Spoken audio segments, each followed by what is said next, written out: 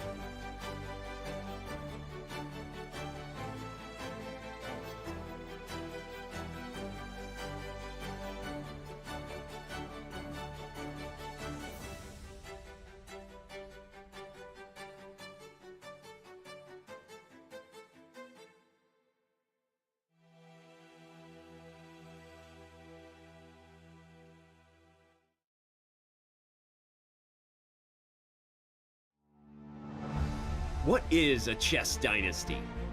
Unceasing dominance, move after move, again and again and again. We have a resignation, we have history. He is the 5-time FIDE World Chess Champion. But a chess dynasty can also be cruel.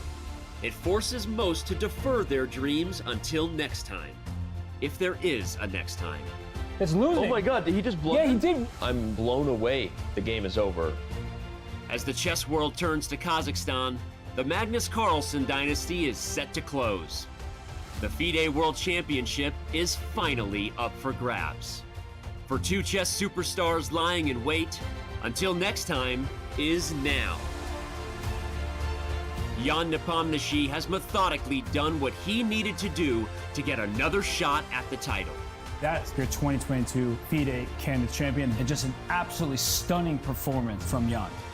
The pressure to seize the moment this time rests heavily upon him. Ding Liren knows firsthand what the end of this dynasty means. An unexpected chance to make history. Can China's best turn his good fortune into eternal fame? Ding Liren has secured second place here. Amazing. What a big last round win for Ding. The legacy of this championship spans across centuries. It reads from the names of chess giants. For the first time in a decade, a new name will raise the trophy and be etched into chess history. It's the 2023 FIDE World Championship. Whose name will next be called champion?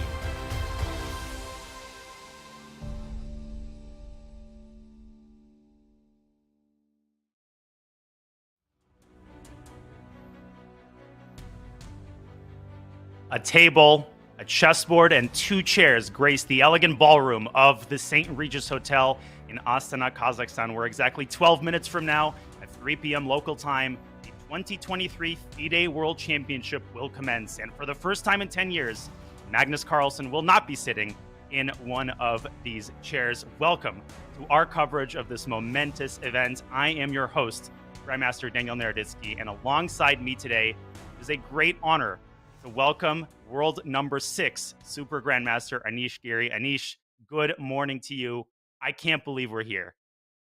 Good morning, Danya. I'm very excited. I can only imagine how nervous the players must be feeling. Even I'm extremely excited, and I'm nowhere near Astana, Kazakhstan.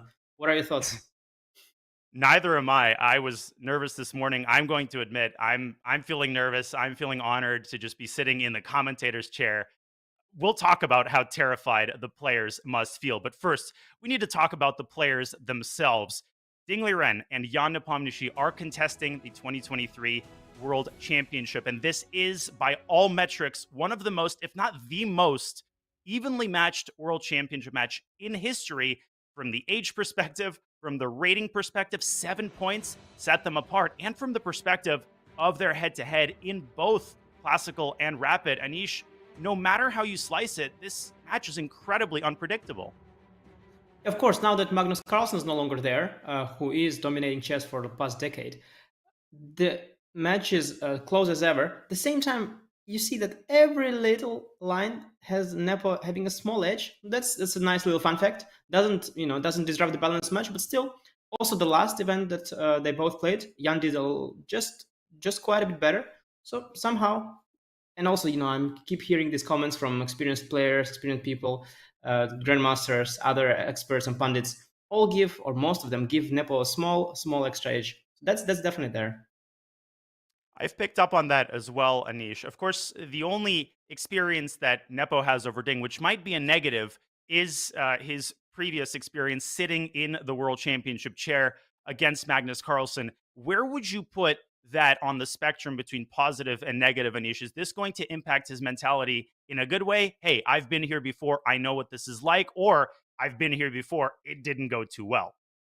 Yeah, it's a really good question. I guess it depends on how it goes.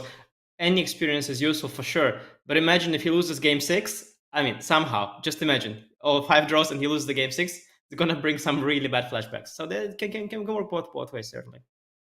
What if he loses it in, I'm trying to remember the number of moves, 137 moves? Well, he lost it to a guy named Magnus Carlsen. This is an individual that we have named a lot in reference to World Championship matches. He has won exactly 5 of them for the first time in 2013, crushing Vishy Anand, defending his title 4 times after that. He's won matches in the classical portion. He's won matches in the rapid portion. The Magnus era was fun while it lasted, Anish. I can't believe I'm saying this, but after 10 years, for the time being, the Magnus era is going to come to an end after this World Championship match concludes. Yeah, indeed, and that's just remarkable. I should though add that these matches, although Magnus won all of them, and he's really been by far world number one. There's no debate there throughout all these years. Some of these matches were a lot closer than you would think. The 2016 match, he was trailing near the end, and he just edged out at the very end in the tiebreak. With Fabiano Caruana was a very close match as well. It hasn't all been easy, but somehow he's got this champion's character. This always, what champions need, and he's always been able to edge ahead. And now, indeed, he stepped down voluntarily, and we will, for the first time in many years, we for sure will have a new world champion.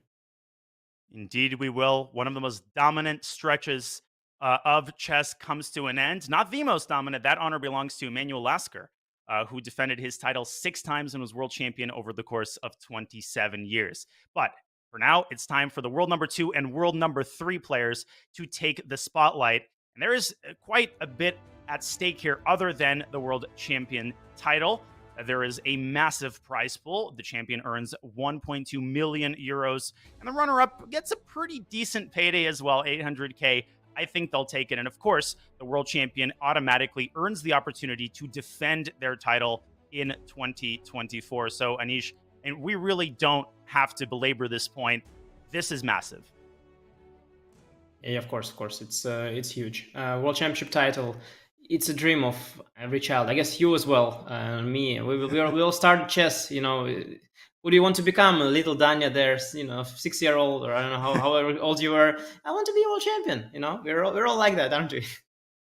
We are indeed, and some of us, only some of us have managed to achieve this incredible honor. And we don't want to sugarcoat it, Anish. It's disappointing that Magnus Carlsen is not sitting in one of those chairs. We're not here to pretend like that is a good thing, but we are here not to pretend, but to claim that this is going to be just an incredible match. World number 2, world number 3. So let's enjoy the moment.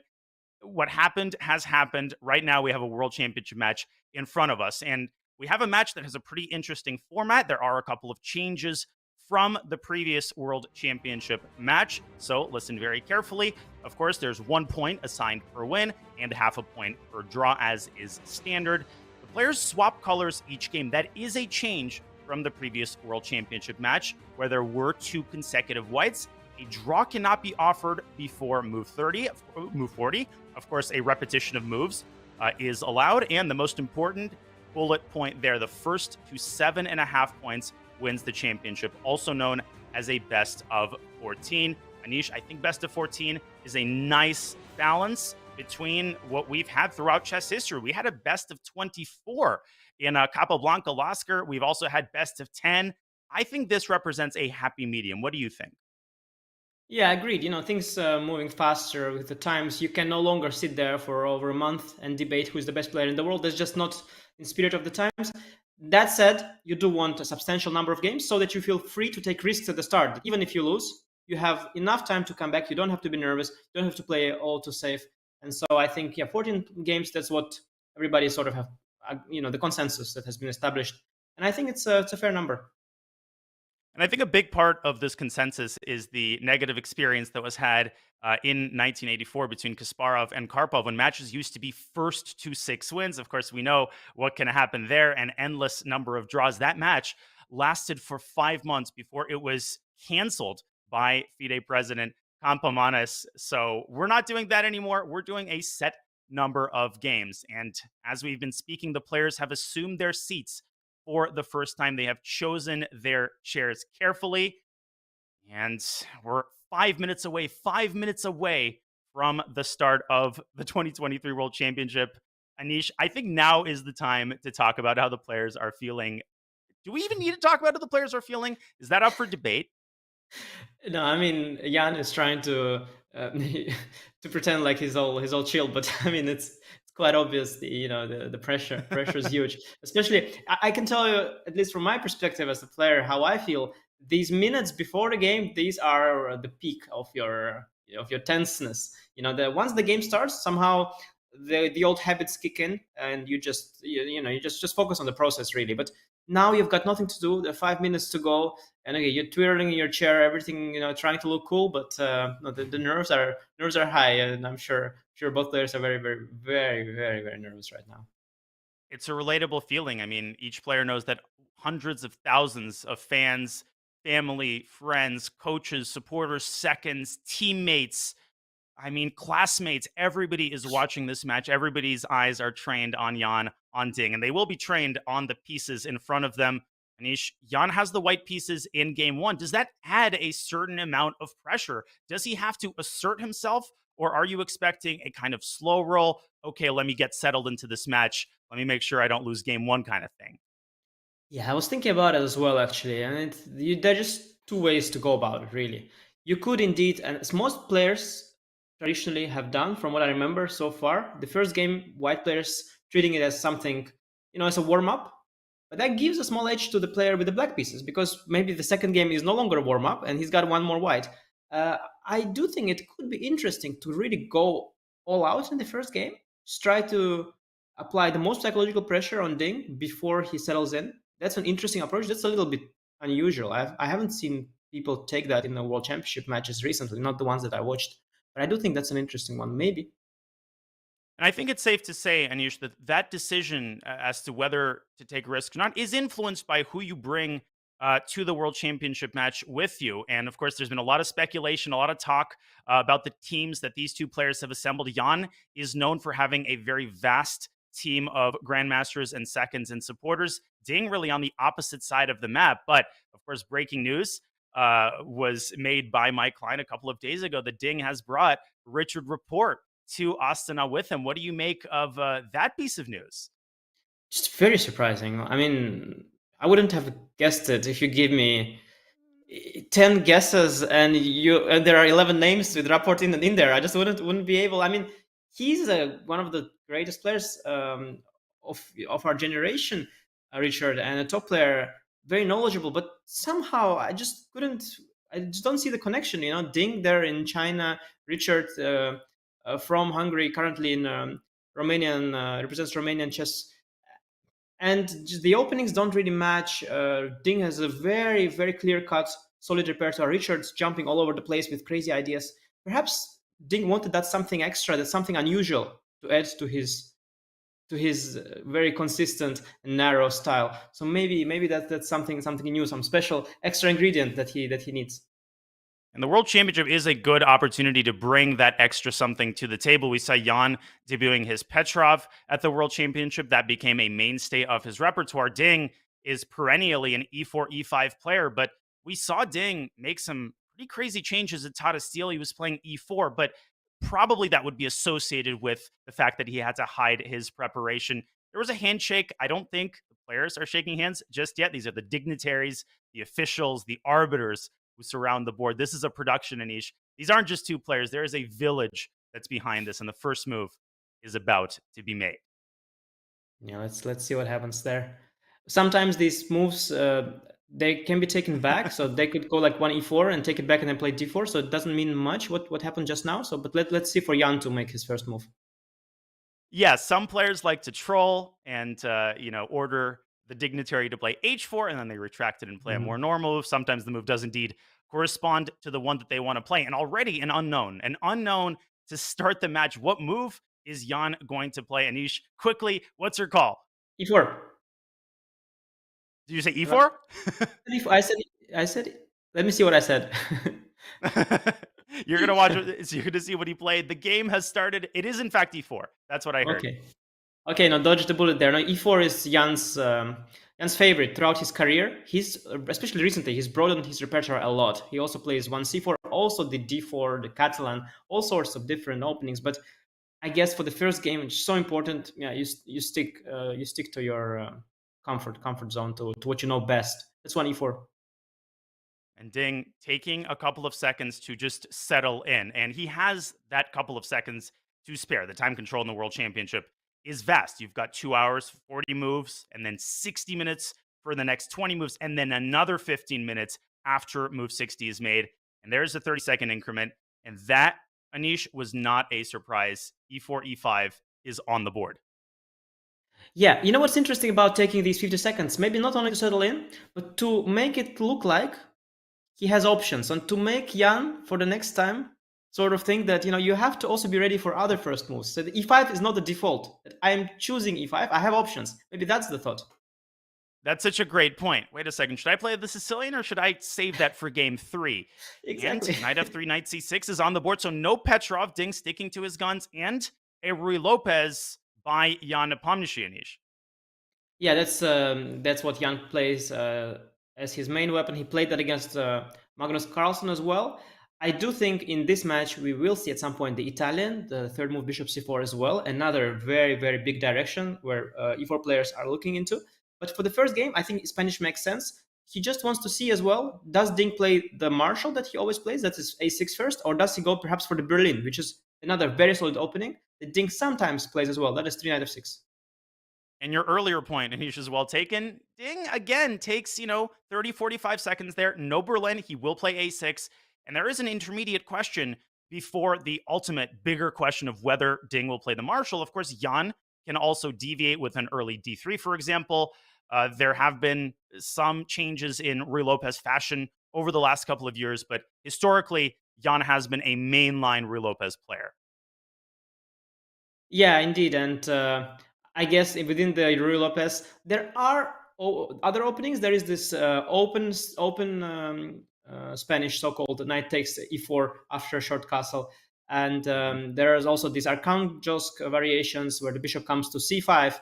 But I do think these Marshall setups are by far the most likely ones, and I expect them to happen today. Let's see knight f6. Jan can play d3 already here, or he can castle first. Still following the main line, he castles, carefully adjusting his rook and presses the clock. The player's executing the opening moves fairly quickly now that they've gotten into the routine. You can almost feel, Anish, the tension subsiding just a little bit. Your point, I think, is very well taken. The jitters have subsided just a bit. They've settled in. Here they are. They're just playing a regular chess game at this point. Bishop e7 on the board, still following the main line. Yeah, no, that's a good point. As I told you, yeah, once at some point the instincts sort of take over, and sitting there moving the pieces. That's our comfort zone. That's what all chess players have grew up doing. Still. Okay, nice. It's I know the Deferred system. exchange. You know who played it against Ding? I don't. Enlighten me. Okay, take a guess. Is it someone named Anish Giri? Someone named Anish Giri did, and I've heard of him vaguely, but I don't really remember what he's known for. Yeah, he didn't really win but any tournaments amongst others, recently. CEO of chess.com, of course, but amongst others, Rookie One. Okay, I have actually managed to beat Ding in the candidates. Not the last one, the one before. In this very system, I played d3. Rookie One. That is a small twist. Point being that you wait for the d pawn. Perhaps it will take a two-step approach and go to d4 at some point. So, and the deferred exchange, and you can correct me if I'm wrong. I'm not a specialist in this line. From White's perspective, is first of all very different from the regular exchange where you take on c6 immediately on in response to a6. This is a different type of structure. It's been it's been played for many, many decades. So this isn't exactly a new line, but I think people have to understand in the early going that you can find new ideas, a new wine in old bottles. You can re-enliven old lines that have existed for a very long time. And that's been happening quite a bit more in recent years as players try to search for relatively unexplored territory. Yeah, indeed. It's really hard to reinvent the wheel in chess, like to come up with an entirely new opening as early as move 1, 2, 3, 4, 5. It's going to be really difficult. It almost doesn't exist. What you do now, indeed, is you go for directions that are explored, and then within those, try to find a surprise. And I have to say that this already is a really big surprise by Jan. I have looked at this move at some point, and surely so did Ding, but it is really a sideline within a sideline, very well hidden, far from what you expect, definitely in the first game. So I think very unusual start and a very interesting start to the match. Ding already taking his time. He might take quite a moment here. It's an important moment as well. E5 pawn is hanging. Bishop g4 is very principled. Then you have to deal with h3 g4 ideas. Well, a lot of things to consider here.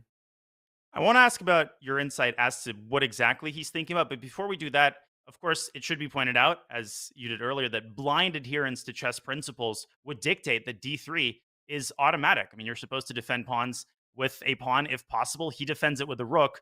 And I think you've made a very important point that he now reserves the possibility of pushing the pawn 2 squares to d4.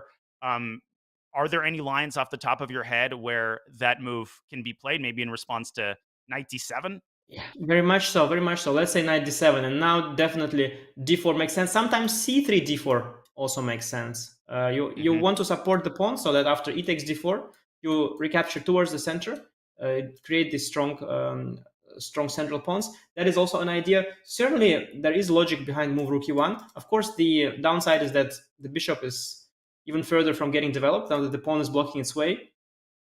I actually had this idea of going rook e1, and yeah, it's already here, very crucial. Bishop g4 is extremely tempting, especially that these pieces are not well developed yet. Then h3, you usually don't want to give up the bishop, right? You go here. g4 comes to mind. It gets tactical very, very quickly, doesn't it? You can sack a knight here very often. It's a typical Imagine idea. if that happens in game 1 of the World Championship. How crazy would that be? And imagine how uncomfortable Ding would be feeling here, facing Jan's World Championship level preparation here. That would be insane. Bishop g6 is also a very common move. Sometimes you can even sacrifice this pawn. Here, e4 sort of hangs. E5.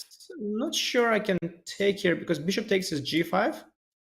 Knight takes is knight g6, so maybe I cannot take. What they sometimes do in these kind of positions, sometimes they sort of play pawn down, because if let's say I take here, you get some ideas. Okay, knight is not probably bad. You want the queen out and castle long. All this stuff could happen. Bishop g4 is definitely the sharpest option. We'll see. But yeah, I think you make a good point that the e5 pawn could potentially be sacrificed. So people should not be shocked if in a certain position Ding sacks the e5 pawn and gains development or weakens White's kingside in return. But let me return, Anish, if I may, to the question of what exactly he's thinking about. He's now taken a good chunk of time, 4 minutes and counting, is Ding Liren spending on this move. Is he trying to remember existing analysis, or is there any likelihood, Anish, that he hasn't looked at this? Would you assign that a likelihood of 0? No, not zero, not zero. There is a chance. So Ding, he is, of course, well prepared. Everybody's well prepared at the top, but I know players that are even more meticulous and more of a sort of a control freak types. Ding, even when I took and played d3 in that candidates tournament, that afterwards he confessed took him sort of by surprise already. You could certainly see him patching up this line and forgetting about the option of rook e1. So I do assign this probability of, let's say, 20%. Much more likely is that he had looked at it. What happened a lot with Ding, in my experience, and also the games of him that I watched, very often he takes, I think it's around 10 minutes usually, 10 minutes after he's sort of surprised. And then he starts playing the variation, that is sort of some forcing variation, without thinking. So he wants to recollect the entire line before showing it on the board, and that takes him usually around 10 minutes. That could be happening. So we could see like a 10-minute pause, and then both players are starting to blitz. Interesting. So the way I'm seeing it, there's almost 2 levels of surprise to what Jan is doing. The first, of course, is bishop takes c6, avoiding the main line rule Lopez, and presumably avoiding Ding's famed martial preparation. And then the second one, within one surprise, there is another, like the Russian doll, Jan playing rook to e1, avoiding the main line with d3, and posing black with an entirely new set of problems. Anish, what is the main move for black after d3? Maybe we can compare specifically the virtues of rook e1 in contrast to d3 as we pull up an analysis board. Yeah, so I should also mention that this position is very similar to the one arising from the anti-Berlin, and I think it's relevant to bring that up as well, just so we compare, because there it's a lot more common. So this is the Berlin, this is the anti-Berlin, not letting the pawn getting captured. Bishop comes to c5 very often, and now White can take here, takes castle. I've seen this once or twice. Yeah, you definitely did. It's a very, very, very common system. Now, there are a few differences. First of all, in the Spanish we have, black has played a6. Mm-hmm. Now that comes with advantages and disadvantages, very, very tiny ones. And the other difference is the bishop there is on e7 and here is on c5. Now, if the bishop comes back to d6, it's going to be the same thing. But it could not, and then there are differences. So in this position, there are a few approaches. So knight d7 is always possible, just defending the pawn. Bishop d6 is also possible, and this bishop g4 move, that's sort of always the most principled yet the most risky one, as I mentioned, because of h3 g4. In this particular position, queen e7 also is a possibility. Now in the position we have in the game, if Jan had played d3, queen e7 is out of the picture. Bishop d6 or knight d7 are the most solid moves, and there is the wicked bishop g4. There is also sometimes the move queen d6. A little clumsy, but possible. If white goes for knight d2, then black can choose between b5 or bishop e6. This also exists. I think the most popular move is knight d7, but in that game that I played against Ding, he played bishop to d6. I can go on. Yes. Just really quickly, from what you're saying, Rookie 1 almost combats 3 moves at once. Queen d6 is met with d4, bishop d6 is met with d4, and knight d7 can be met with d4. Please continue. Yeah, that's exactly what I think is the point. So looking at this sort of logically, you could say that bishop g4 here is extremely tempting. Now, when you say is met with d4, of course, this is not the end of the variation. Bishop d6, d4 does look particularly nice for white, I have to say. But already, let's say the move like queen d6, that is... one second. Instead of bishop d6. Yeah, d4. It's not the end of the world. Of course, you don't want to take and allow the fork. But there are options here. I'm wondering if bishop g4 is a possibility. I think it is. Knight d7 also is one. But bishop g4 looks and if pawn takes pawn, then black takes the queen and recaptures on e4 with an extremely favorable endgame. Very much so, very much so. So d4 is far from a collapse for black. Also, knight d7 is not like d4 is necessarily better than d3. It's sort of an assumption we make that now we can play and we will play d4 after c3 or directly. Did he just play knight d7 as well? He did. Knight d7 has just been played after a pretty long think, right around 10 minutes. Ding has indeed played knight d7. You called it, Anish. He took exactly the amount of time that he tends to take when he gets surprised, kind of recollecting his analysis. And knight d7 is on the board, and now the ball passed right back to Jan Nepomniachtchi. Will we see d4? Will we see a sort of flexible move like knight c3? Or will we see a transposition back into mainstream with d3? That's the least likely option. And we get our answer. d4 is on the board. Yeah, Jan doesn't do these little tricks where he takes a moment or two. He just, when he's prepped, he's prepped. He announces it. I was prepared for this stuff. I've come prepared. I have something in mind, and I'm gonna play it right away. I remember everything. I don't need to think. And he just played d4 directly. I like this. Much more confusing is the approach that some other players take, like Magnus Carlsen. I think he stole it from Grishuk. Grishuk was the OG. He was the OG of this approach of knowing what you're supposed to play, yet taking a lot of time. Sometimes to remember, but more often than not, sort of confuse your opponent. Because imagine you take 5 minutes for a move you know, and then at some point 5 minutes for the move that you no longer know, and the opponent just doesn't know where did the prep end. Is it still prep? It's already move 30, or was it never prep? But how could it be never prep? He knew I'm playing this, and then you're just going crazy behind the board thinking that the prep is lasting forever. That's an approach.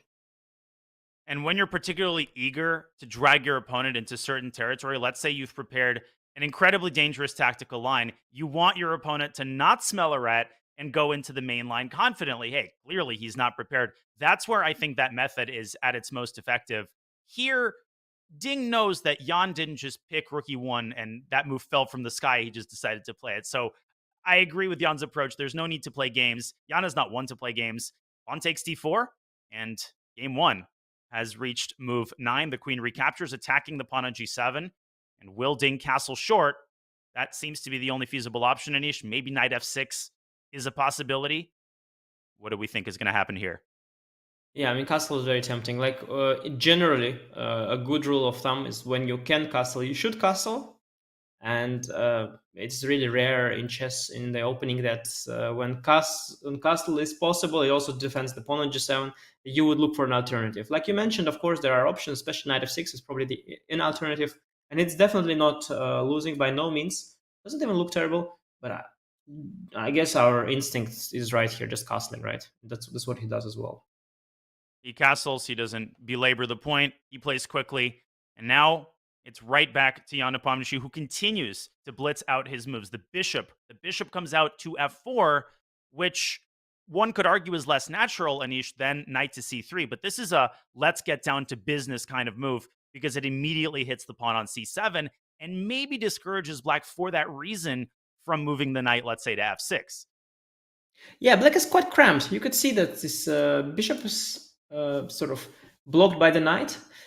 And now the upside of this knight d7 setup in general is that when white took on c6, what happened is white has given up the bishop pair in return for a better pawn structure. Now black has got these two bishops as their main asset. Now when you play knight d7, the bishop is sort of hidden on c8. At the same time, it's nicely hidden from the enemy. So you preserve the bishop pair with this knight d7 approach to later develop this bishop pair and use and utilize the advantage in your position.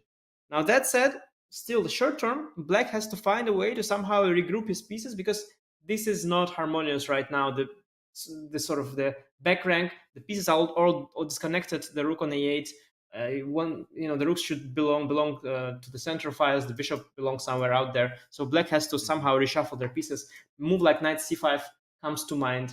I don't know what else. What do you think, Daniel? Maybe rook e8 or something. Yeah, I'm trying to figure out where the bishop, the light squared bishop, can be deployed. Of course, one could suggest a move like b6, but that seems incredibly cumbersome because once you fianchetto, then the knight on d7 is also weakened, Anish. So maybe b6 could be met with knight c3. Then the rook comes out to d1 very quickly. That doesn't seem appetizing to me in the least. Yes, indeed. I want to briefly discuss, pick your brain on why Jan played bishop f4 before developing the knight. Usually there was a rule, I believe it's attributed to Lasker, developing the knight before bishops, right? That was the rule. Yep. Certainly before queens, by the way. To Lasker. But I have come up with an alternative rule in the openings that I believe the queen can be developed to the center as long as it can't be targeted by the knight in this fashion with knight c6. I think the queen does stand pretty well here. Now the question is, why did Jan play bishop f4 and not knight c3? Now the answer is because the computer said so, but the question is, why did the computer say so? Why did the computer say so? Yeah, I guess I think I understand why. So after knight c5, trading queens is the most natural, and now black can recapture with the rook, activating the rook. And in the case of bishop f4 first, if now you do the same, the c7 pawn is going to fall. And so you have to do this less harmonious recapture with the bishop where the rook is still passive. So probably that's the reason.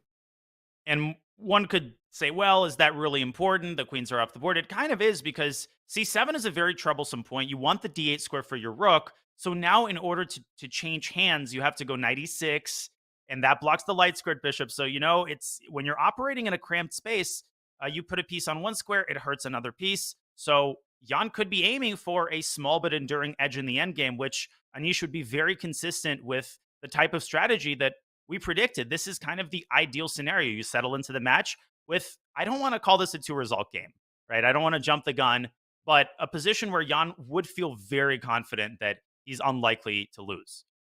Yeah, at the same time, the more I look at this, the more I realize that maybe when you asked me how big a deal is that, I was thinking, yeah, maybe not such a big deal because you will develop the bishop eventually. Maybe knight comes to e6. And what I realized, the other point that bishop f4 has, and that's maybe the more relevant one even, is that after bishop f4, knight c5, I can now tuck my queen away very nicely on e3, just behind this bishop, because if I had done it after knight c3, it would have blocked this bishop. So maybe besides having an option of going to the endgame, maybe the point is to go queen e3, and I think we'll see that shortly. I think queen e3 is the more natural move, and Ding just played knight c5 already. So, and I believe that Jan is away from the board. Otherwise, I think we would have seen a move already. There's no way that knight c5 was not anticipated by Mr. Nepomniachtchi. So an early, exciting moment. Will we see a queen trade? Will we see the queens remain on the board? Queen e3. I like the look of that. It keeps aiming at the knight. Black, it just feels a little bit awkward. And white wants to go knight c3, rook 81, very active, easy play in the center. Guess what? Queen e3. Ding was taking a rest there. Queen e3 is already on the board. And up from the chair again. Yeah, and I have to say, one thing is clear to me, that Ding is prepared. Knight c5 is not an it's an obvious move, but there are options here. You could consider maybe c5, maybe rook e8 in a situation with so much tension and such an important one as well, so early in the match. Unless you know knight c5, you don't play it this fast. So I can tell you that Ding is still in his preparation. The question is how far the preparation goes, how deeply he knows the subtleties after knight c5, queen e3. Jan certainly better prepared for this game. In what sense? Perhaps their files are identical, but Jan knew that this is coming today, whereas Ding had no idea.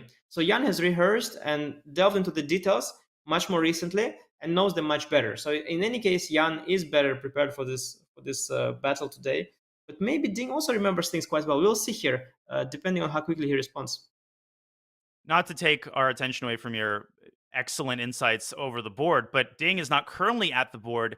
He was resting on a very plush chair in the rest area. He, of course, is aware that a move has been made. Or is he? I think there must be a monitor there that alerts him to the move. That's usually the setup. What do you think? Do you think that he is resting? Is he relaxed? Is he thinking? I'm sure you've played tournaments where you have this kind of setup. You have the option of sitting away from the board and resting. Yeah, you do. So that is a normal setup. Certainly at stakes this high event, this well organized, there's going to be a monitor. And I believe Ding is looking at that monitor thinking. And I think we had seen the same thing in the previous match. Jan was doing this a lot. You might as well think in front of the monitor.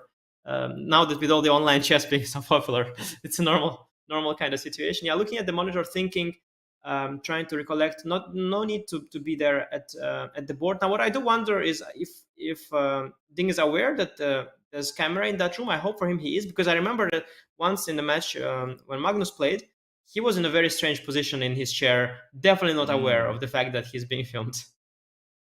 Well, for now, Ding, hands in his pockets. He's kind of sitting pretty much motionless. Hope he's not asleep. It is 3:23 p.m. over in Astana. Of course, it goes without saying that the pre-tournament routine, the pre-match routine, is essential, particularly in the last couple of days. The players have to arrive with boundless energy, and he's particularly given the time control. So I don't want to overstate the case here. He's not asleep. He's thinking. He's trying to remember his file. And I'm with you. Sometimes it's easier to remember a file that you created on the monitor. It's easier to remember it on the monitor. That is true. Now I wonder if he's able to flip the colors and change the board scheme as well to make it even more familiar. Yep. And make it more like chess base, and put in a little stockfish on the bottom. A little stockfish 15. 0.1. No, nice. That's not. Yeah, that's not. I see also some food there. I guess it's always nice, these restrooms. It's a little bit. There's always a little bit of food, a little bit of drinks, a nice couch. Always a nice place to be in. But Ding, yeah, quite motionless. What moves come to mind here, Danya? What do you think? What moves come to mind after Queen e3? It's move 11. It's Black's turn. He's 20 minutes down. If I would go with my intuition, well, there's obviously Bishop g4, developing the bishop, maybe walking into knight e5, but knight e5 isn't necessarily all that great because that creates some problems for white as well. Then there is, of course, knight back to e6, which we've mentioned in several different positions. Then maybe you could revert back to the plan of b6, bishop b7. Once you fianchetto the bishop, you vacate an escape square for the queen, because presumably white will go rook 81 at some point. So that's a problem that Black will eventually have to solve. So that's what I'd say comes to my mind. Anish, bishop g4, knight e6, and maybe a nondescript move like rook e8, although I think Ding has much bigger fish to fry right now than worrying about his rook. Yeah, I agree. My instinct also was bishop g4. I honestly don't quite recollect this position. Maybe it is in my file as well somewhere, but I don't quite recollect it. Like you, I totally agree with what you said. We could add, by the way, that there is sometimes the idea of going f5 at some point. That's sort of a theme, maybe somewhere you could consider going for F5, but I'm not sure if if that feels way too premature here, frankly. Bishop G4 followed by 96 or 96 first, and then developing the bishop to B7. It's a tough one, and I hope Ding knows what to do. At the same time, even if he doesn't, this kind of position, how wrong can it go? It's a playable position. Ding is not going to lose out of the opening, but he could get under pressure. That could happen. And that was exactly the scenario that I wanted to attempt to illustrate.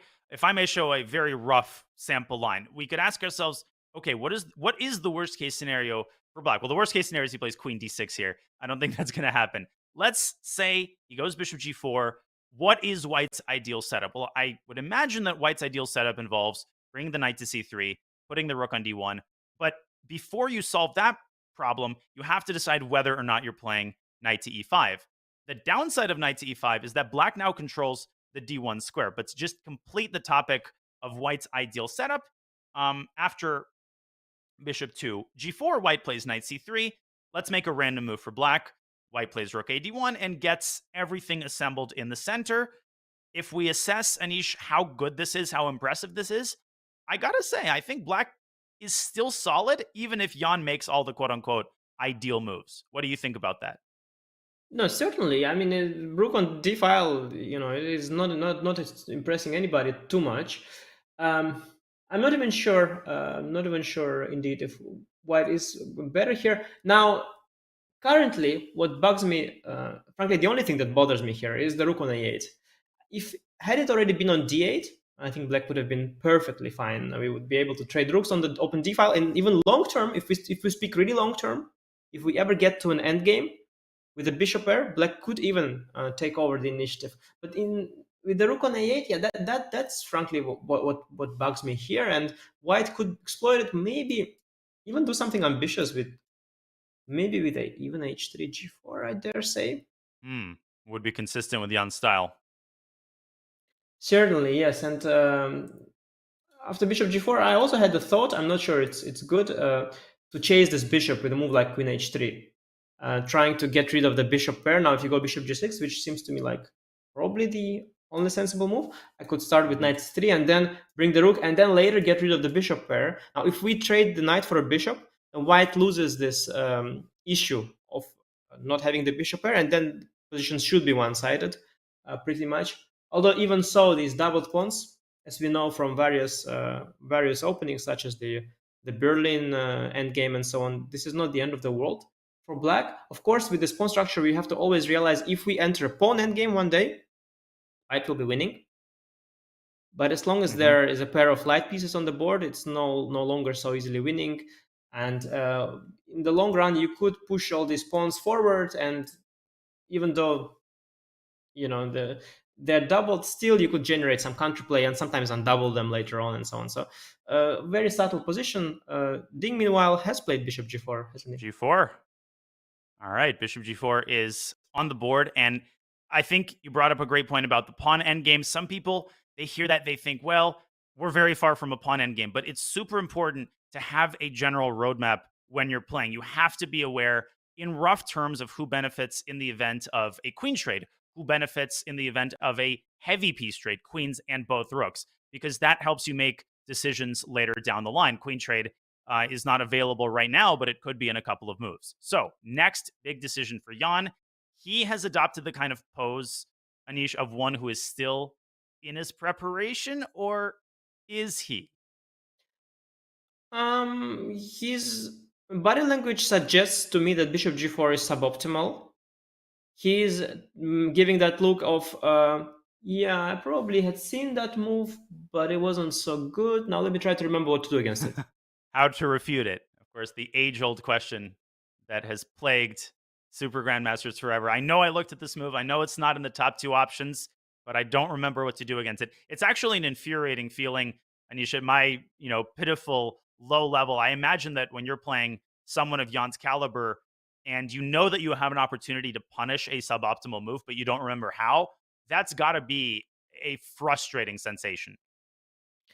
Yeah, that said, in this particular position, since it's so sort of slow and non too concrete, it's not the case of white having to necessarily find that one killer blow, right? There's nothing forcing. You don't have to sacrifice any piece. You don't have to go for checkmate. I mean, frankly, you could choose between knight c3 or knight e5, and whatever you choose, it looks kind of nice for white for the time being. Both of these moves clearly don't win by force. Black's position is extremely solid. There's not that much pressure on Jan, but of course, it would be nicer if he remembered what to do and go for the position with the with the best chances. I assume the answer to this is no. Is there any case to be made for knight bd2, or is knight c3 basically automatic?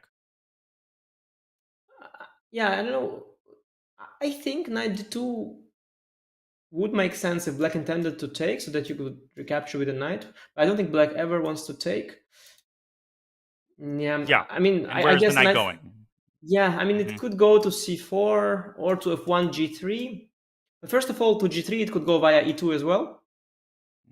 And on c4, I think if the bishop was on d6, you would be sort of targeting that bishop. But given that the bishop is already on e7, I'm not sure knight on c4 is such a great piece. Also, you should keep in mind that there is this rule. It's not a rule you have to live by, but there is this rule that knights that defend each other are not great. They should sort of not really be doing that. And the point is that somehow there's one square less for each of them that they sort of control, because they control each other, if you see what I mean. This is not a rule that always works, but it's a rule, and I think it could apply here somewhat. Knight c3, I guess to you as well, it feels more natural. Whoa. The third move. Knight f3 to d4 has been played in a relatively short span of time. Wow. Yeah, for sure. He for sure remembers. Yeah, he for sure remembers this move, because it doesn't come to mind so quickly. If you don't know this move, you might just not come up with it. It's a little bit odd, but it certainly makes sense. But it's just a little bit odd. Knight c3 is certainly more logical to begin with, but I guess it's prep. So what exactly is the purpose? Well, first of all, white is preventing the option of bishop takes f3, which arguably was not a huge problem. That's sort of the direct thing that this move accomplishes. The knight on d4 could be used as a vehicle for middle game tactics in the event that black plays bishop f6.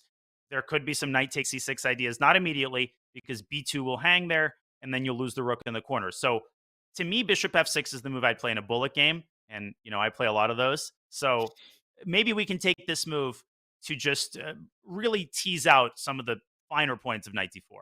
What do you think is going to be white's response here? Is it going to be e5 or something like c3?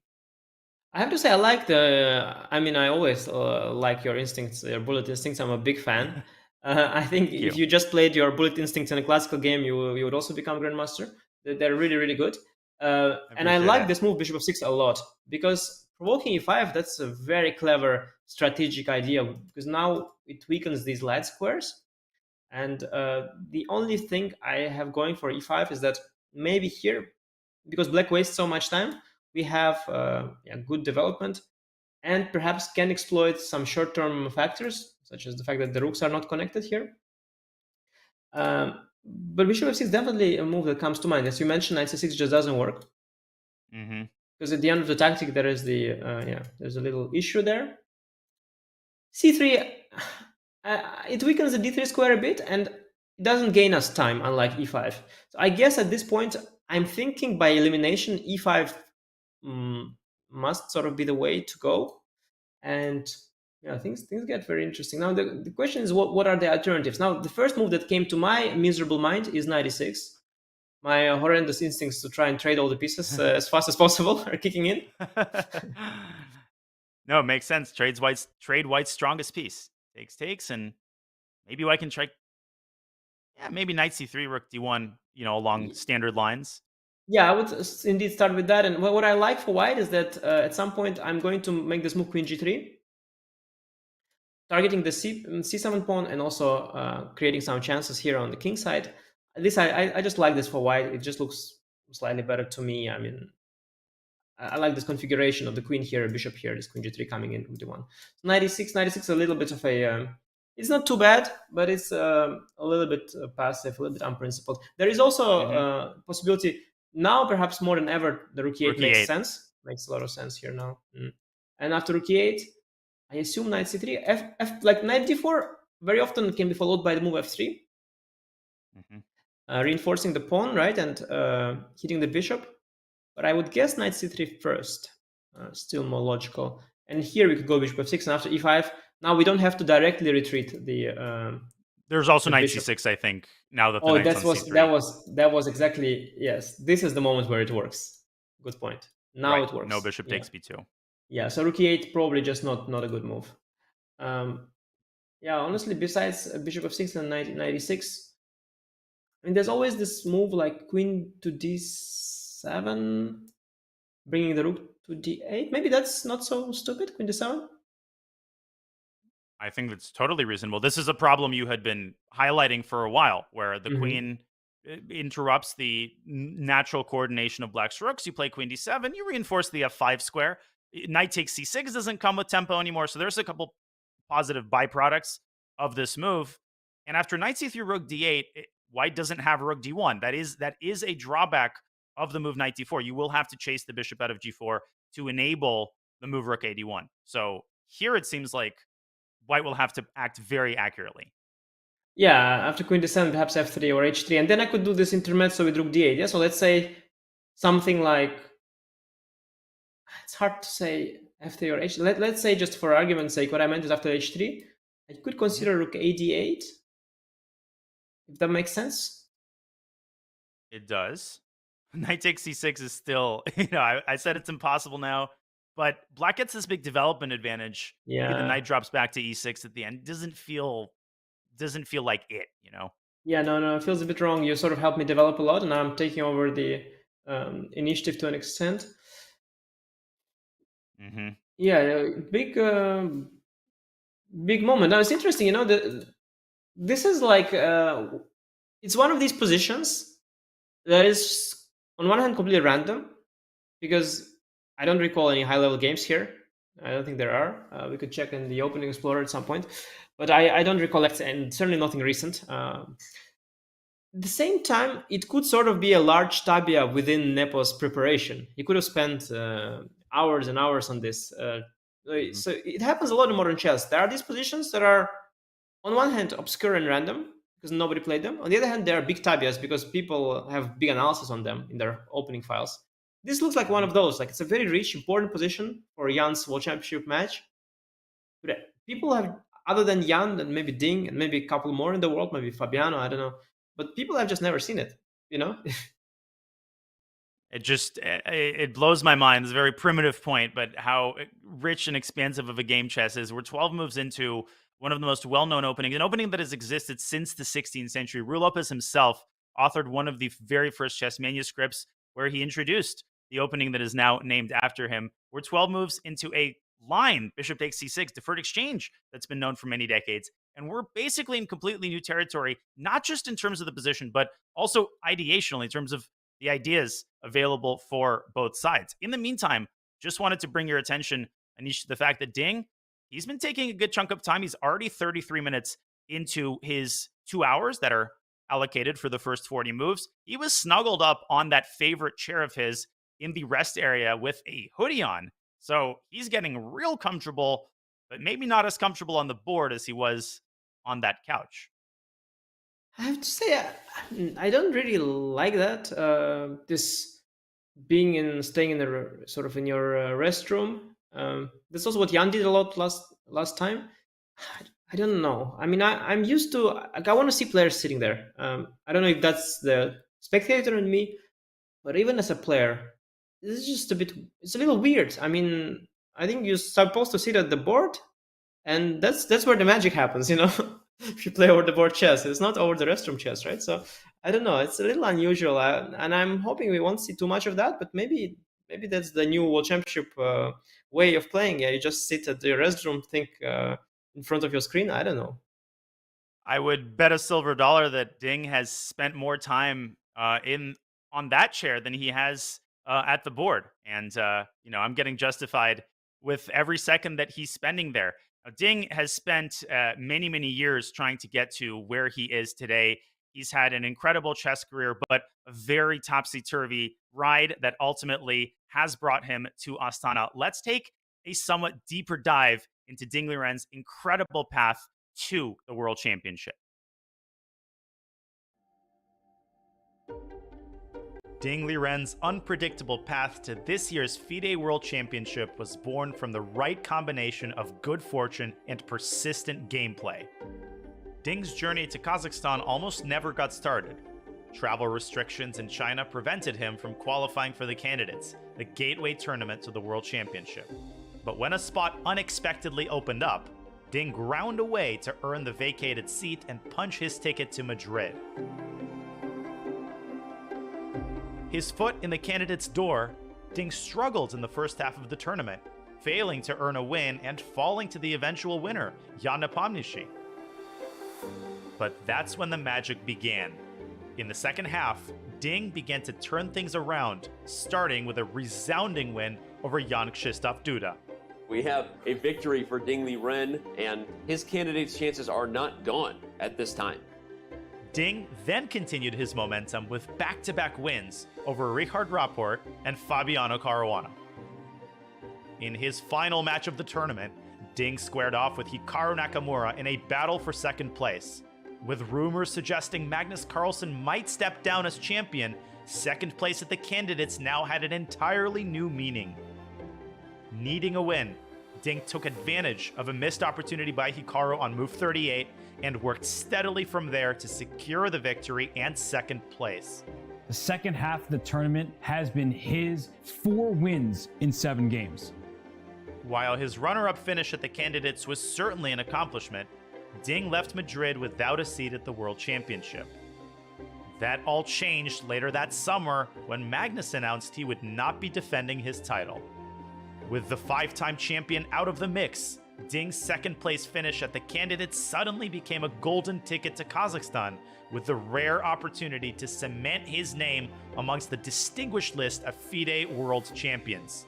Much like his opponent, Ding chose to skip most of the high-profile classical events over the past few months, and instead selected to immerse himself in his preparation to face Nepomniachtchi. Time will tell if that approach and Ding's string of good luck and competitiveness will earn him the most famous title in classical chess. While Ding is a consummate professional, he is extremely well-liked by everybody. Even Jan fans have to admit that Ding is just one of the most wholesome figures in chess. It just feels great that he's finally been able to earn himself a spot to potentially achieve the biggest, most prestigious title in chess, World Champion. But that title is very far away. Anish, as we take a quick look at Ding Liren's career overview, Queen D7, by the way, has been played by Ding. We will get to that move very shortly. But Anish, your insight, of course, is incredibly valuable. You've played Ding countless times. What comes to mind when you look at this short resume? Yeah, certainly one of the greatest players of our generation, been high rated for a consistent period of time, for many, many years. Currently number 3, but was number 2 for a long time. Has beaten Carlsen at various occasions, famously at the Sinquefield Cup. Once they played a tiebreak, and at that point, Magnus has had an incredible record in tiebreaks. He's won all of them since 2006 or whatever it was. For decades, he was winning all the tiebreaks, and then Ding managed to overcome him and win that Sinquefield Cup. It was a prestigious event. So Ding definitely a World Championship challenger already for many years when it comes to his level. And his rise recently, it's been sort of a combination of bad luck, because he got stuck in China due to the pandemic, couldn't travel very much, but also this unexpected good luck where he somehow got all these opportunities. He got into the Candidates thanks to the rating spot, where somehow the things just came together and he played just enough games in China to get eligible for that. And then finishing second, which usually doesn't bring you anything, and now just was good enough. So the combination of sort of having a bad luck and then having good luck somehow propelled him to the world top. But he's always been at that world top for many years, and one of the greatest players. And especially when he is at his best, some of the games that I played against him when he was at his best, it felt like playing against the computer, and afterwards I looked at the games, and I've lost a couple of games against him, and it's just like you face the computer. They were perfect. I didn't play bad. I didn't play too badly, but he was just so accurate, and his understanding of the opening was so deep. But that certainly comes through all the hard work. It's a hardworking player that he is. So definitely a very impressive player. One of the most just memorable experiences that I had commentating the candidates in Madrid was just watching Ding share his analysis after his win against Richard Report. The way that he demystified a position that we could not grapple with at all. He just seemed to know which lines to calculate. He calculated them with machine-like precision, and that is indeed the Ding Liren that we have come to know. And the Ding Liren that will have to show up here in Astana if he wants to deal Jan Nepomniachtchi his second World Championship match loss. And as we mentioned that, we also need to mention that Queen D7 is the latest move played here in Game 1. 12 moves have been played, and Jan Nepomniachtchi, he has adjusted his sitting position. He's actually at the board, Anish, which is a pretty big step for these players thus far. Yeah, it's a big deal. Now, I had a chance to peek, when we were watching this marvelous video about Ding, I peeked into my files. I was also curious. I couldn't resist. Ooh. And I can tell you right. with a little more insight of what actually happened there in the opening. Yes, please. Now, indeed, I have a file on the Move Rookie 1, and there are indeed a bunch of options, 97 being one of them. And again, there were all the options we mentioned, C3, C3, all possible. D4 also one of them. ED, Queen D4, Castle, Bishop F4. Actually, reasonably known, very few games. In fact, this Move Rookie 1, it hasn't been played at high level at all, apart from one recent game by Vasif Drarbayli, a Azerbaijani player. Not quite a top player, but a very known 2600. Competent, strong GM. Very competent, certainly a very strong GM. Just not a top 10 player or anything like that. But definitely. But that was just one game of him, a very obscure variation. So no reason why this would come up in your preparation as something urgent. But the computers say this is possible. It's more or less equal. And the new move came here. Indeed, Bishop G4 is very rare. It's not been played at all. In fact, the 6 to 10 games that have occurred here went 96. And in my file, one of the variations goes 96. And then the what you mentioned, not B6, but even B5. That's what computer prefers. Ooh. B5, a little bit more active, and then developing the bishop here. That is estimated by the computer as sort of roughly equal, and that is also what the games suggested. Bishop G4 is playable, but a little suboptimal according to the computer, and just no games here after Bishop G4. And after Knight D4, I peeked. I have to tell you, the line here is very beautiful and very difficult as well. Everything would have been okay for black if not for a nice little trick. And I will let you spot it after H3. Uh-oh. Rook A8. In fact, okay, I'll let you spot it here. In this position? Yeah, I'll let you spot White it here. White has the move in this position. Is it bishop takes C7? It's slightly, it's a tricky one because it's not a trick just yet. You have to set up a trick. You have to set up a trick, okay. Yeah, you have to set up a trick. I can sense, I look at this position, I can just smell it. I can smell that there's something. All right, give me a second. It's a difficult one. I'm curious if you find it, because I don't think I would have found it if I knew not known it existed. But the computer pointed it out to me, so it's a nice one. Also for our viewers, the more advanced ones, to try and find the best move. My excuse is still 549, but please continue.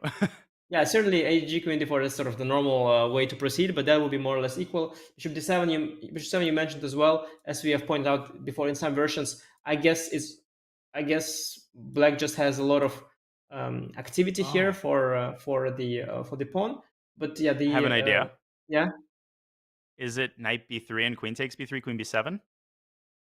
No, that's greedy again. No, this okay. It's I'm really trying hard. to go for the pawns. I'm putting you on the spot here. I'm really sorry because it's just very hard.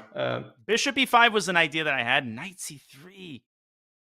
Knight C3. That did not. I mean, I saw that this existed. Queen D4.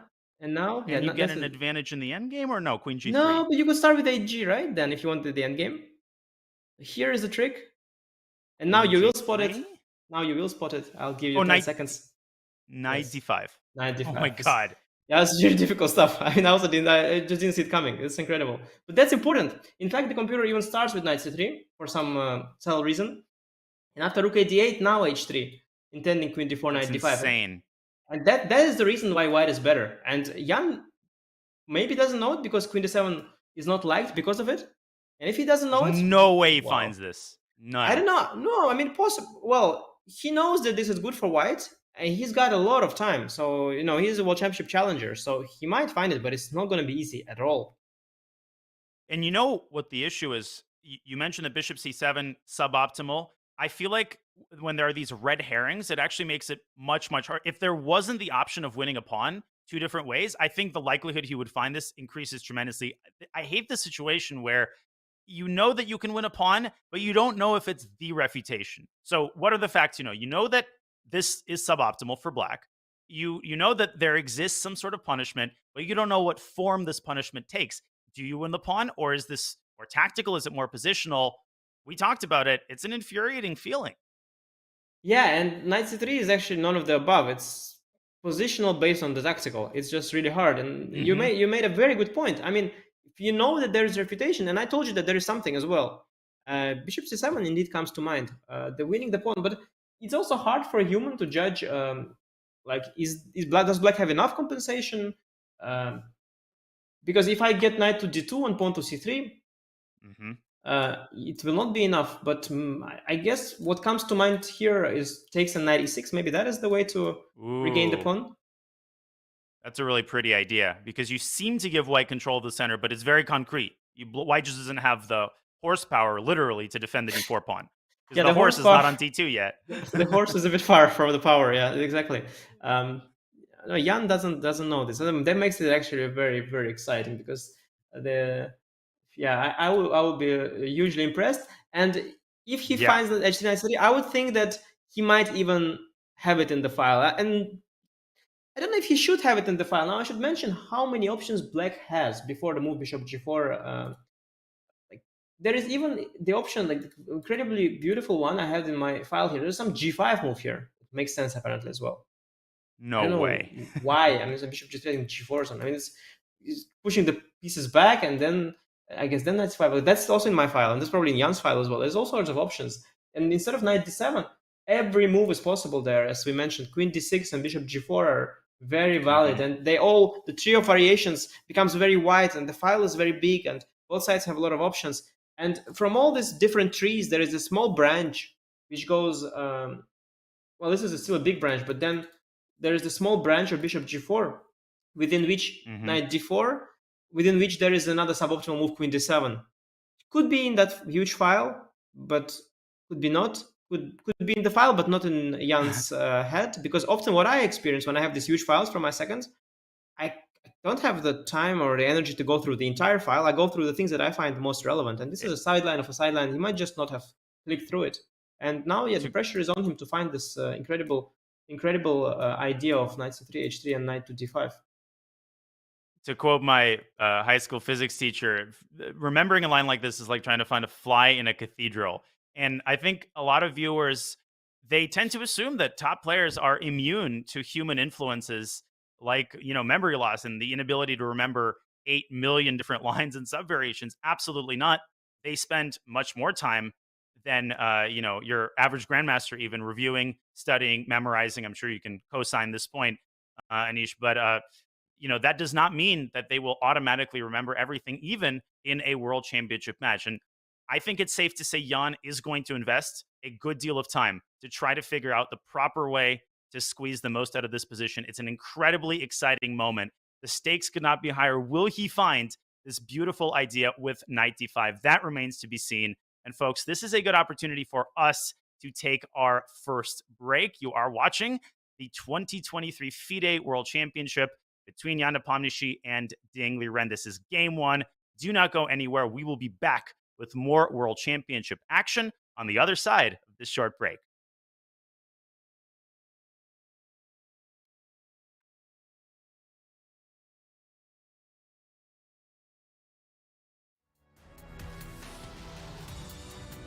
Sorry,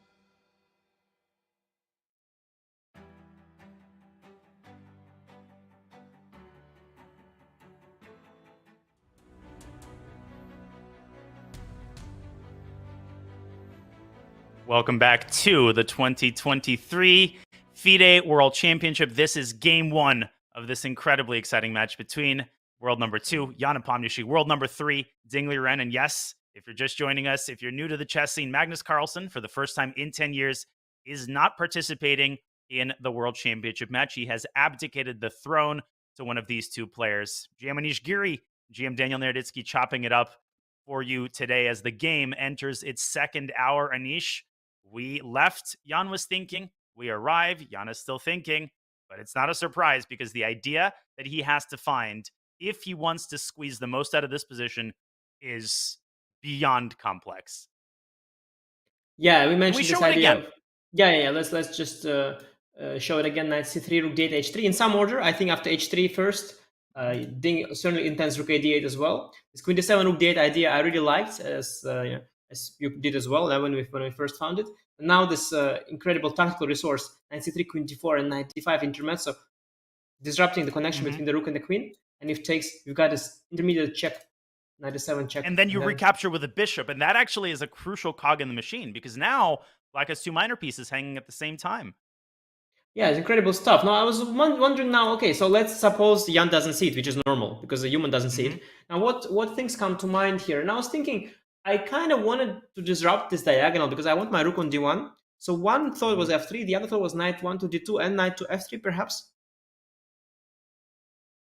Yeah, if I may, before I get to that, just wanted to clarify one very small point, which is that after, and you can correct me if I'm wrong, you are the one with the incredible file.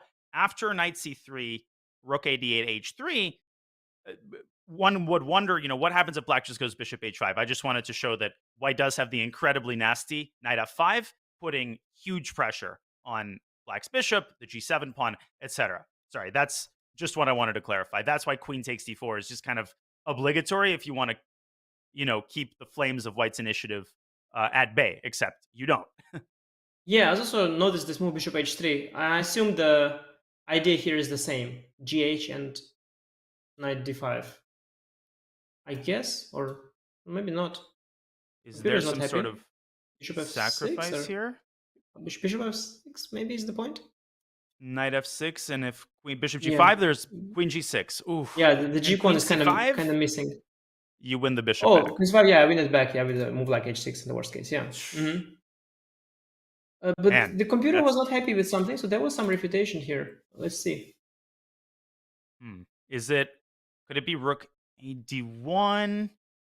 Could be setting bishop up g4, bishop g4 f3, yeah? Bishop g4 f3 I've got. And then I got knight f5 discovery. Yeah, nice. Yeah, all these once knight f5 comes. Not obvious, when you don't have the bar on the left telling you that it's all good. It's not obvious. You have to think about all these things. Really not easy.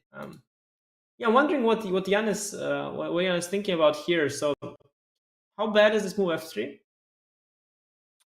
I was thinking there might be knight e6. I forget if we already discussed this.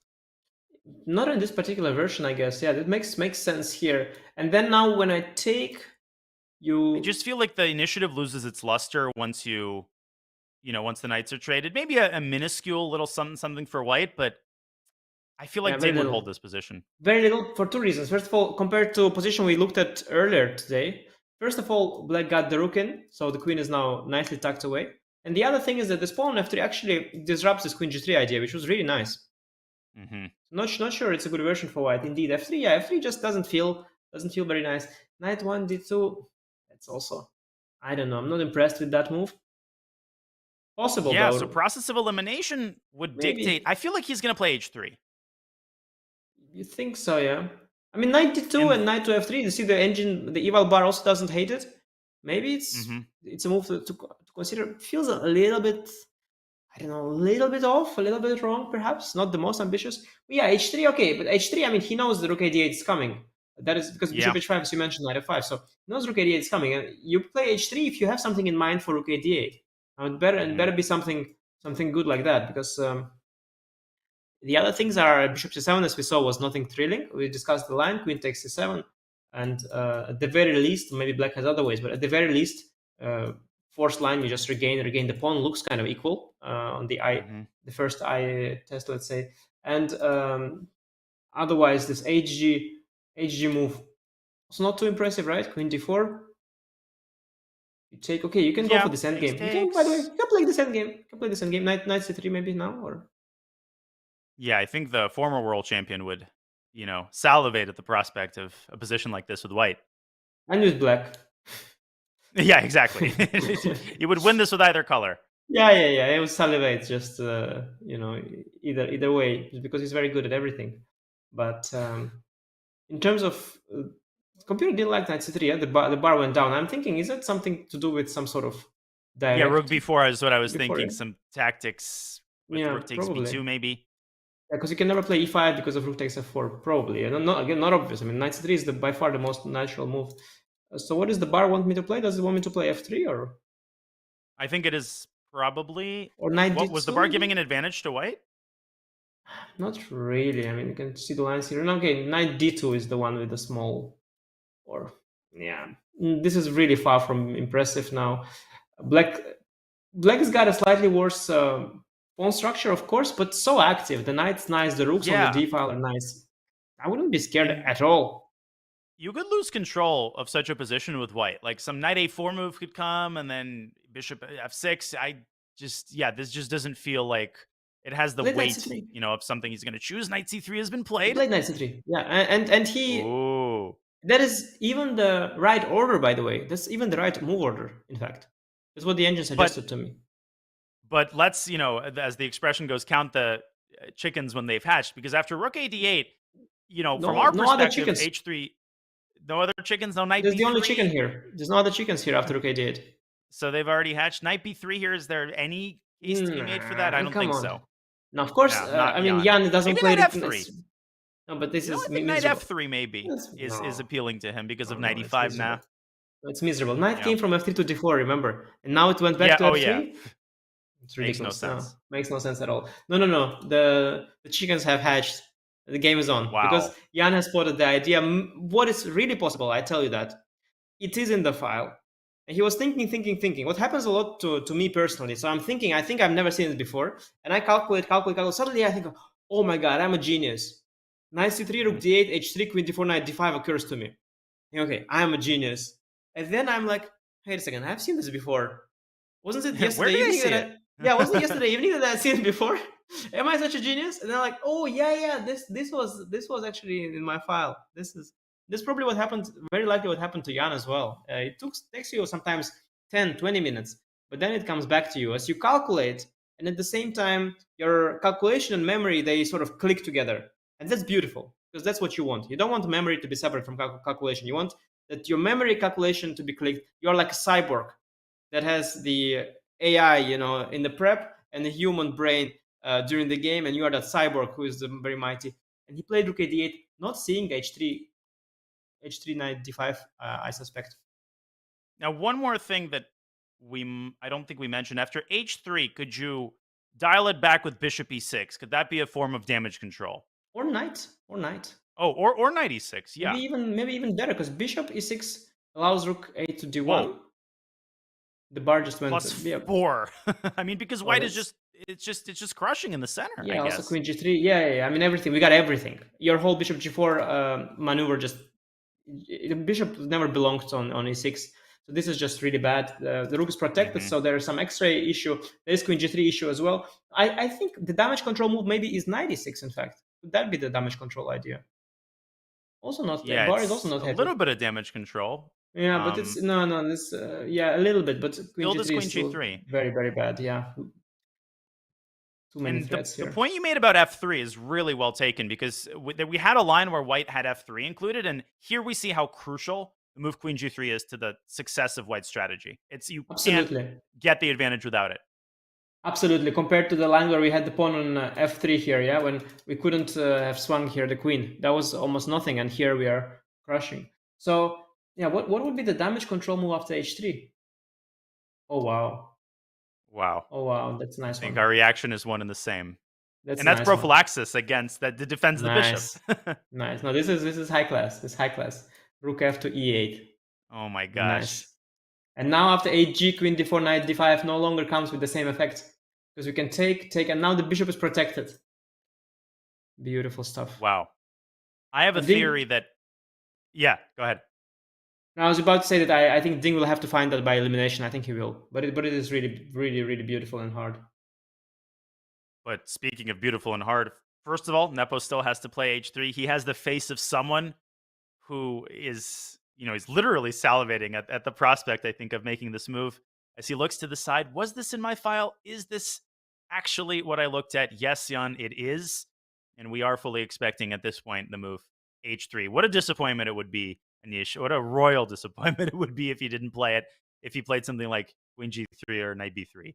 Yeah, I noticed knight f5, by the way. That is also an alternative.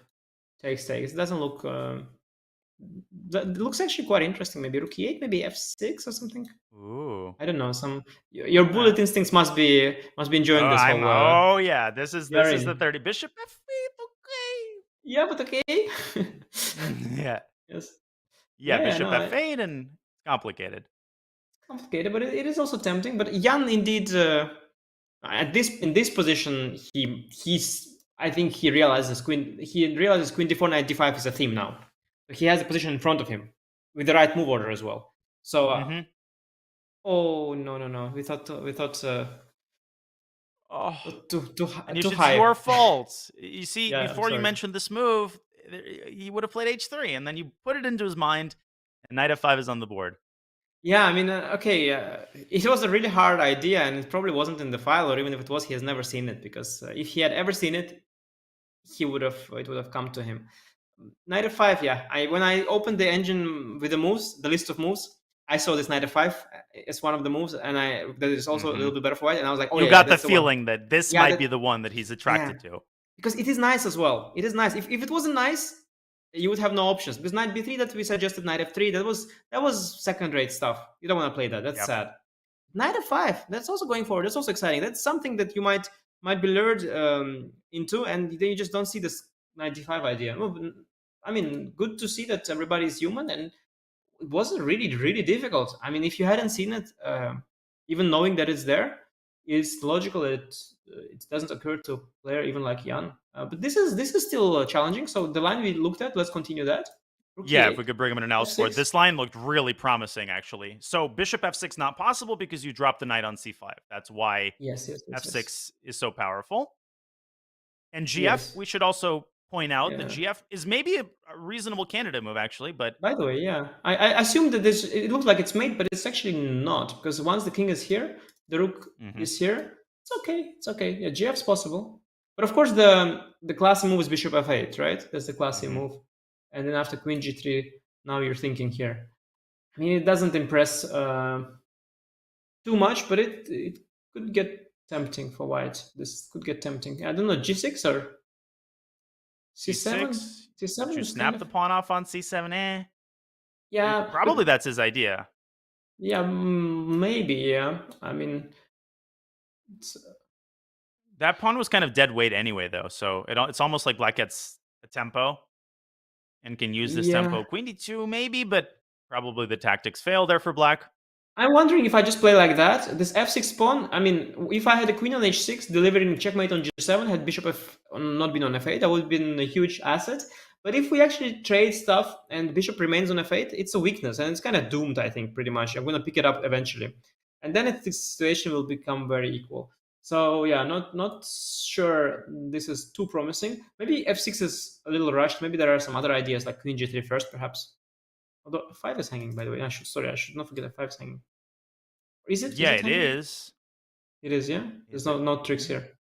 I don't see tricks. No rook e7, no rook e5. Everything's protected. Bishop c7 is possible, but again, it's never impressive. If white has to resort to this move, you know that white is out of aggressive resources. Yeah, I mean, trading the f pawn to the c pawn actually will what is the word, like symmetrize the structure again. It will go back to symmetry, which is not very not very impressive. And rook d1. Wait, rook d1. Can I play rook d1? Rook d1. So now queen f5 impossible because of rook takes d8. But I think there might be bishop d6. Yeah. It is possible. Bishop d6. Yeah, bishop d6. I was hoping for some kind of something, but c5. But no. This definitely doesn't work. Even rook e1, unpinning the queen. Yep. And if I move the queen, yeah, where do I? Well, in fact, the problem is you will take on e1, and I will have to take back with the rook, and then there is no more pin on the bishop. So yeah, rook d1 was a mistake. Yeah, I think f6. I think he's putting his eggs in the f6 basket. Yeah, I guess so. I mean, just move like queen h3 doesn't make much sense. I'll go bishop to f6. I guess it's the f6 is the basket. Now, as we funny look at thought. Some queen sack. How ridiculous is the queen sack? I was thinking about it briefly. Rook e3, gf first, of course, and then you, I assume, wanted to recapture the rook and go for some, or the bishop, and go for knight e4. Recapture with the rook. Yeah. I'm wondering also if black wants to recapture with the rook or the king. Maybe the king, keeping the rook active. Okay, these are subtle things, but because if rook takes, like you said, maybe a rook takes. Yeah, but even like I feel like knight e6, although that yields the 4 square, Yeah, there's some aggressive ideas here. Some, but I don't think that this kind of stuff is more than equality for white, unless there's something concrete. Because material is just really not in white's favor. You've given a queen for only rook and the bishop. Even if you have a pawn, it's not quite enough. And black king is not that poor, especially once the pawn appears on f6. It's quite safe. Of course, you don't want to allow like the infiltration, but I don't know. I'm not sure this is like Nepo's idea. I think he sees it, but I don't think that is like the main point of his play. Maybe in a rapid game, but it feels like a solvable problem with the amount of time that Ding has. I had a more general question, but I didn't, don't want to take us away from the analysis. Let me float it to you, and you can mull it over.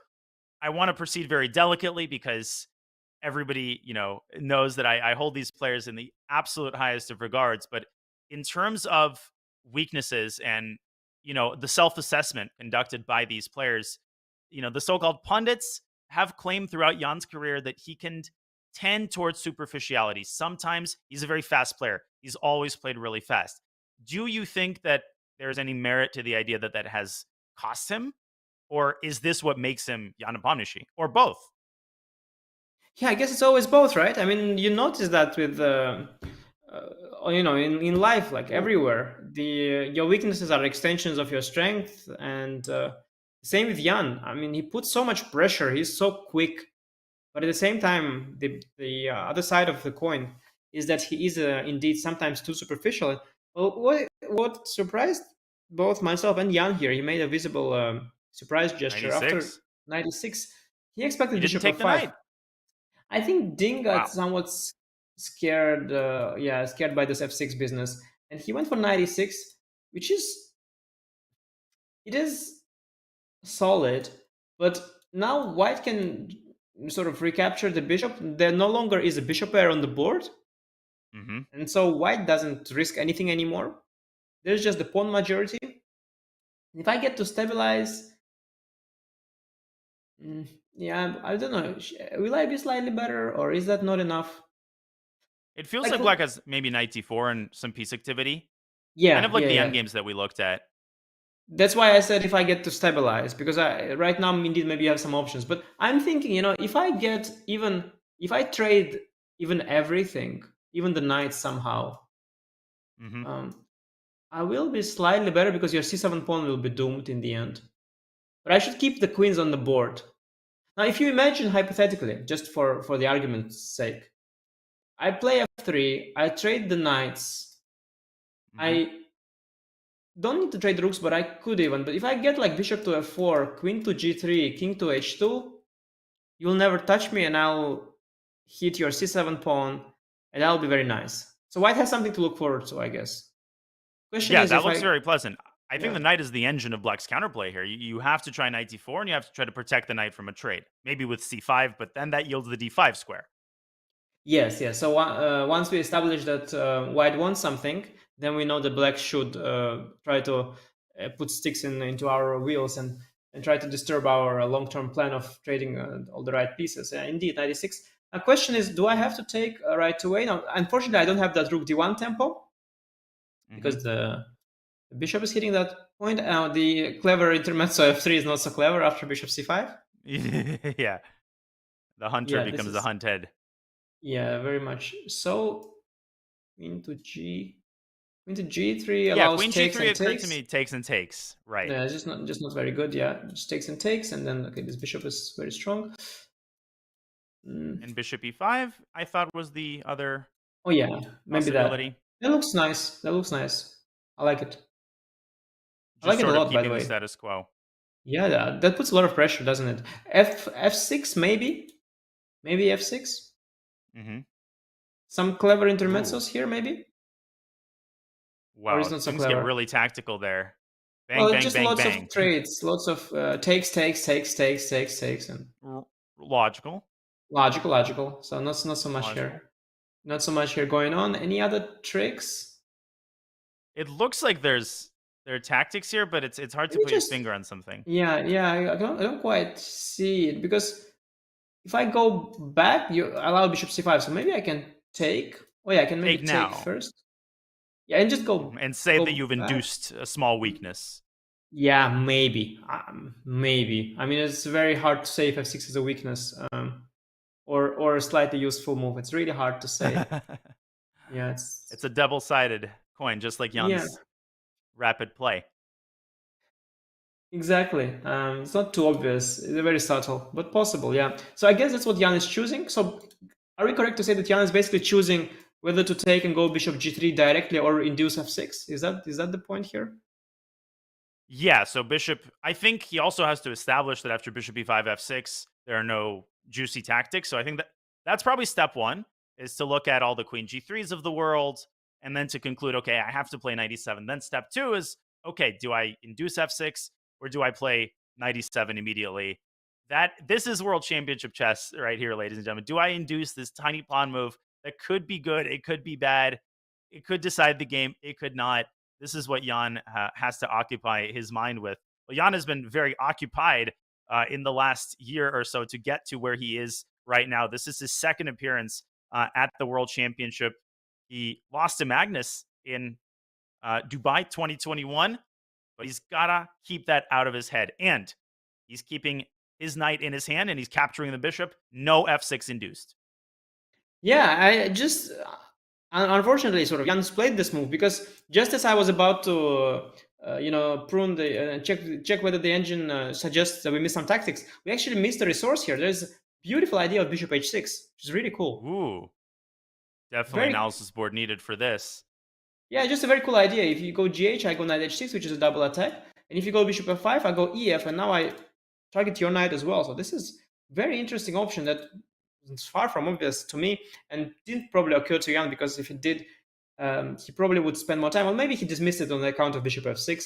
Either way, he just went for a solid small plus with knight e7, queen e7, and I told you I like that. I like that. Knight d4 you mentioned. Honestly, Rook c1. not scared too much. No, rook c1 and Yeah, and what? Let's something say. queen b4, but that seems Yeah. like it Okay, it fires into thin air. b3, let's say. Yeah. No, I see what you're trying. Also, c7 pawn was hanging, by the way. But let's say I didn't see the c7 pawn was hanging, and bishop c7, bishop e5 probably was very good. But even if I don't see it, I mean, yeah, it's very limited how much counterplay black gets. And after f3, okay, knight on d4 is nice, but I will try to trade it with knight e2. I anyway wanted to trade it. No, white Not, setup is lovely, and the rook on e1 stops queen takes c3 here, which is kind of a nice detail. yeah, I mean, I really like Jan's chances, but it's also because I am often biased towards positions where things are very one-sided, that are risk-free. So I tend to overestimate the risk-free advantages, which also comes back in my style. But I'd really like this a lot for white. It's just a very clean position. Everything is balanced apart from the pawn structure, which is to my advantage. So this is really lovely. Like everything's balanced. The only unbalance is in my favor. So just a slightly better position for white and nothing for black. And a very unpleasant start to the match for Ding. It's very unpleasant. Yeah, I think for the first time we can state clearly that the position is unpleasant for one side, because before we didn't have sufficient clarity to be able to make that claim because it was all contingent on one side finding a certain move. Now we can say that Jan probably has more than one candidate move in each position. You pointed out f3. I think that's very likely to shut out the bishop and make the move knight c3 to e2. possible in response later on to knight to d4. Of course, you're going to have to defend the c2 pawn first, as we had discussed. So f3 is a clear candidate move. Anish, are there any other clear ways to improve your position? Like you said, yeah, we've reached a position that's quite stable. We can delay f3. We can start with another move. Let's say h3. But in essence, I do think f3 is a good move to start. I think the danger for white is to sell the advantage a little too short. So in pursuit of trading all these pieces, you could by accident land in a situation where you have to also trade the queens somehow, or you somehow focus too much on trading all the right pieces that black at some point jumps to the queen side of the queen before and generates enough counterplay for a draw. So the danger for white is that you just might sell it too short and play slightly too inaccurate and give black good drawing chances. So you could try to be very subtle here with white to go for the maximum advantage that you have. But essentially, the price of a move is very low, and you can just do whatever you like. The only question is, what's the matter of choice, really, what you do? I would stay away from the idea of f4, which is tempting. But I think this is how things can go wrong for white. So if you, let's say, you sort of spot that f5 is met by ef, which is very nice, but maybe you will allow a knight d4 first, right? And then f5, and then black gets to control these light squares, and the bishop gets shut off. So I would stay away from this. Other than that, I think, all the moves like f3, maybe h3 first, maybe b3 first, maybe rook c1 first are good. I wouldn't start with knight e2 because I don't think I want to allow this trade. I think the knight is a very good piece, and I think I want to keep the opposite color bishops. I want to trade the knights eventually and not give black the opportunity to keep the strong knight. And why give black that option? And I just wanted to clarify that black's position is solid. We're not saying black isn't solid, but the position can be solid and unpleasant at the same time. You pointed out that the price of a move is pretty low for white. Guess what? It's relatively low for black as well. We're not expecting Jan to win this in 3 moves. We're not expecting him to win this in 33 moves. Maybe he won't win it at all. The only thing we're saying is that, comparatively, white's risk is very low, and white has a clear path toward improving his position. Better pawn structure. Objective metrics indicate that white is slightly better. And this is exactly what Jan Nepomniachtchi, what the doctor ordered for him in the first match game of his second World Championship. So speaking of his World Championship experience, let's take a listen to Jan Nepomniachtchi's path to getting to where he is right here in Astana. The story of Jan Nepomniachtchi's return to the FIDE World Championship and the mounting pressure that perhaps follows him in Kazakhstan began 2 years ago. It was then, at the 2021 FIDE World Championship, Nepomniachtchi faced Magnus Carlsen, who was in search of his 5th straight title in his prestigious event. Nepo gave Magnus plenty to handle through Game 6, which proved to be the longest game in event history, ultimately taken by Carlsen. And that is Magnus Carlsen taking the 3.5, 2.5 lead. After that, Nepo never recovered and failed to win a game for the rest of the match.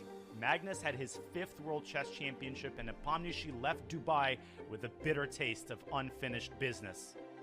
His loss to Magnus behind him, Nepomniachtchi entered the 2022 Candidates Tournament last summer in Madrid with a renewed sense of purpose.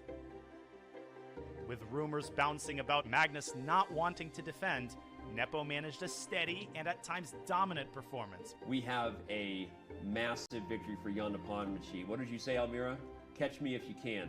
With 4 wins under his belt from the first half, Nepomniachtchi cruised through the second half with another win over Firouzja and a string of useful draws to secure the bid as challenger. Undefeated in Madrid, Nepomniachtchi had earned his return trip to the World Championship without truly knowing who he would face or prepare for. Who do you want to play in the World Chess Championship? Literally, I don't care yet. The question of who his opponent would be was answered later that summer when Magnus decided to step down as world champion. The door was now open for Nepomniachtchi to capture the most coveted title in classical chess. At the candidates, in a foreshadow of things to come, Nepomniachtchi squared off twice with Ding Liren, drawing as white and winning in a dominant 32-move fashion as black. Nepomniachtchi has given Ding little to prepare off of. Nepo has played sparingly over the board since Madrid, dropping just one game at the Sinkfield Cup and playing in only one other major tournament. Fresh, rested, and with World Championship experience from his clash with Magnus 2 years ago, Nepomniachtchi is considered by many to be poised to become the first FIDE World Champion, not named Carlsen, in over a decade. Only time will tell.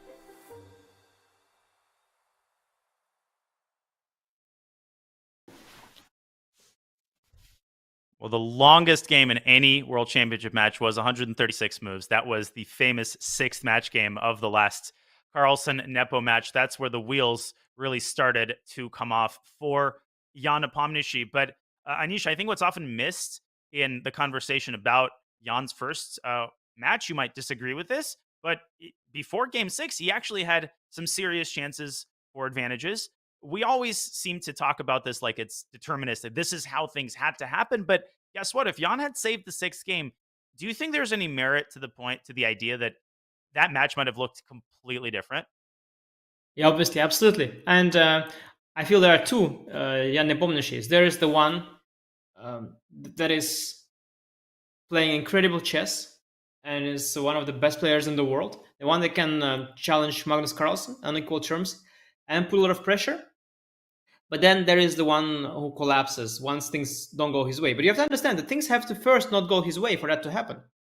So if the entire tournament or a match goes without any major issues for him, from start to finish, he might just play very well on sort of one breath. He's not known for his comebacks, but if there's nothing to come back from, he will just be there and he will just win. And that could have happened, yeah. That Game 6, in fact, if you remember, it was not just that he could save it. He had multiple opportunities in that game to even take over the advantage. At some point, he was even close to winning, or actually, objectively speaking, winning.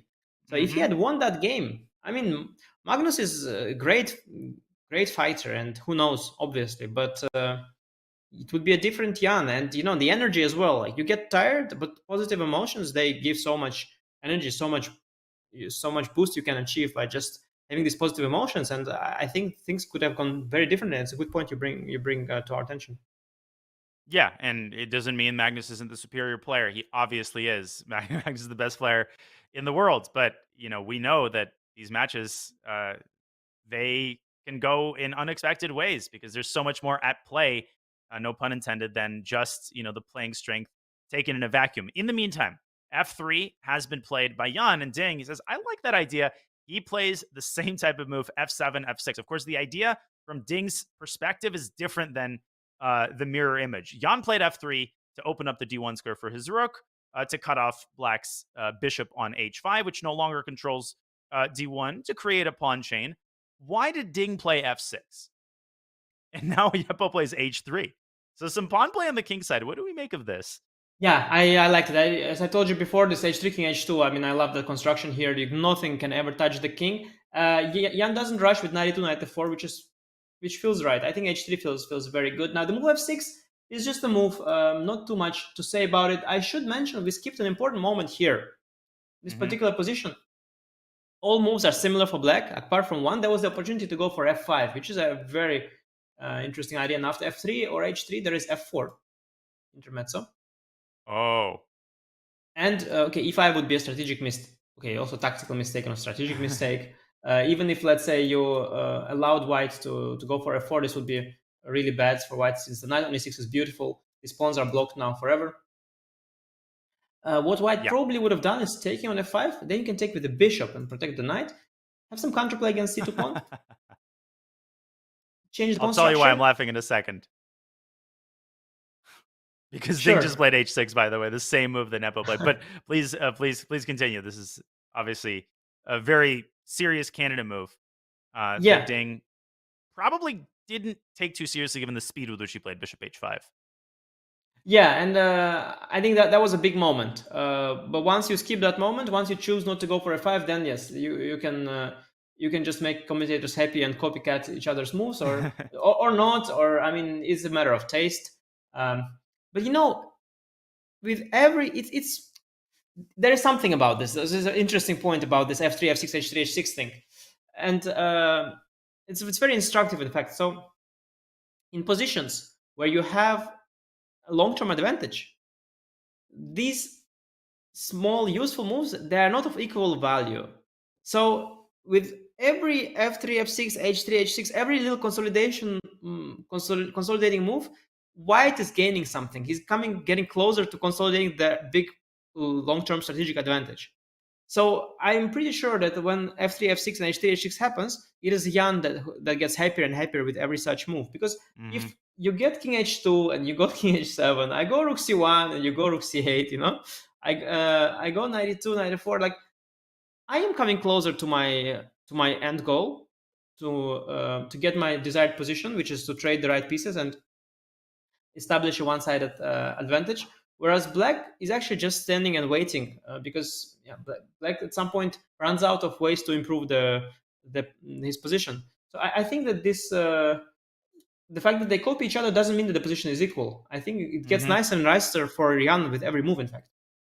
Well, it's almost like, to make one of my usual awkward analogies, it's like Jan has more money, invested in the market, and then they each put the same additional amount in, but obviously that additional amount, it compounds because you had more money invested initially. So maybe that's one way to understand it. When you improve your position, the side that's better to begin with benefits more from that improvement. And King H2 has been played by Jan. So we have transferred the play completely from the center / queen side to the king side. And now 3 moves in a row, improving white's situation on the king side. F3 and H3, we kind of decoded. So H3, King H2, that's kind of one unit. What does that accomplish exactly? Is that to make the king safer? Is that to prepare something aggressive? Or is it just sort of one of those surface level moves that can't possibly hurt? Yeah, I think I don't think it's a preparation for something concrete aggressive. I don't think f4 is really ever on cards. I'm not even sure, even if you get f4, f5, I don't think it improves your position at all. It only weakens your e4 pawn, if anything. So I think this is just a way to safeguard the king now, and look at how incredibly safe and untouchable this king is. If it was on g1, there would be some check, potential check opportunity. But on h2, there's just no way you can ever touch that king, and it's so wonderful because black cannot say the same, because after king h7, bishop g6, it's not quite the same. We have various ways to get to the king eventually.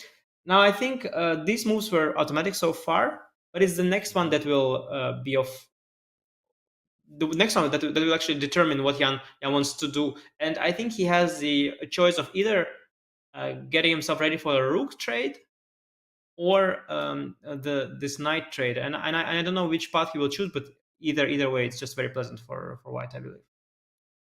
Is there any chance that black plays g5 in response to knight e2, or is that just way too drastic? I think this g5 idea. Yeah. But let's say we inverse the move order just for argument's sake. I think that I don't know about you. I guess it could be a matter of taste. The bar didn't flinch very much, but I personally think that this is an unnecessary further weakening, because you're not going to attack, right? Or you say that you could. Maybe you could. Nah. Too many weaknesses to begin with, I feel like. Black is just operating from an unstable base. Yeah, exactly. And white can initiate too many trades really quickly with rook ad1. Yes, and I feel that there is this sort of rule, don't play, which is also, by the way, very ambiguous, and you should not abide by it always, but there is this rule that says don't play on the side of the board where you're weaker, and I think this sort of probably applies here. But again, this is very abstract. Not sure. I think g5 is not going to happen. I don't think that's the approach. Maybe to go back to this f5 idea, g6 f5. I do like the fact that we would be able to target the c pawn. I think black should be happy to generate some sort of counterplay that has to do with something on the queen side. So I guess bishop g6. But then you wonder why he played f6. In fact, so it was here. Yeah, you could play h6, h3, and bishop g6 if he's so pleased. So if you had wanted to play f5. Yeah, exactly. I don't know why you play f6. But mainly, as we've said, the price of a move is not too high, and it's sort of a more slow, long-term game. But the one where white is definitely in control. Yeah, so it's Yeah, black Yeah, has Ding. options. Ding's moves have been consistent with his sitting position, just sort of meditative, slow. And it's also easy to procrastinate when you're on the defending side because nothing's going to happen to you on the next move. So it's not, it maybe lowers the temptation of playing a move like F5 or executing an idea like that. When you're getting attacked, you know that you have to act immediately. Here, you're still solid. You still got your knight on E6. So it's suffering, but it's bearable suffering for the time being. Yeah, it's hard to say if it's what's better. On one hand, there is indeed no pressing questions that you have to answer, and you know that you can't go much wrong right now. At the same time, you do know also that the problem with that is that sooner or later there will come a question, and it's going to be a hard question that you'll have to answer, and you just sort of delayed. The effect is delayed. You know you will suffer, not on this move, on one. You will suffer long. It's If not, coming. and at some point there's going to be a question. At some point, Jan will ask him a question like, "What do you play?" And Ding will have choice of 2, 3 moves, and he has to pick one, and it's only one will be right. But for now, yes, you can for now postpone that moment, and you can play rook to d7. You can, I don't know, put pawns b6 a5 or not, or put a king to h7 or not, or bishop to g6 or to f7. Or price of moves now is not high, but something at some point will happen to you, and so you shouldn't relax. Yeah, the White Walkers. Winter is coming. The White Walkers have been spotted. And right now, the players kind of crossing their T's. No, I always get this expression wrong. It's dotting your I, yes, and crossing your T's. And presumably, they kind of will continue to do so for the next couple of moves. Many, many ways in which Black could try to build up a more robust defensive foundation. And we will take this opportunity, Ding, taking it to adopt his new usual sitting position in the rest area, kind of continuing to meditate on the best way to continue defending. Folks, we will take a short break. You're watching the FIDE World Championship 2023. It's Jan Nepomniachtchi against Ding Liren here in game one. We're almost 2 hours into the first game. Don't go anywhere because there's so much more action ahead. We'll be right back.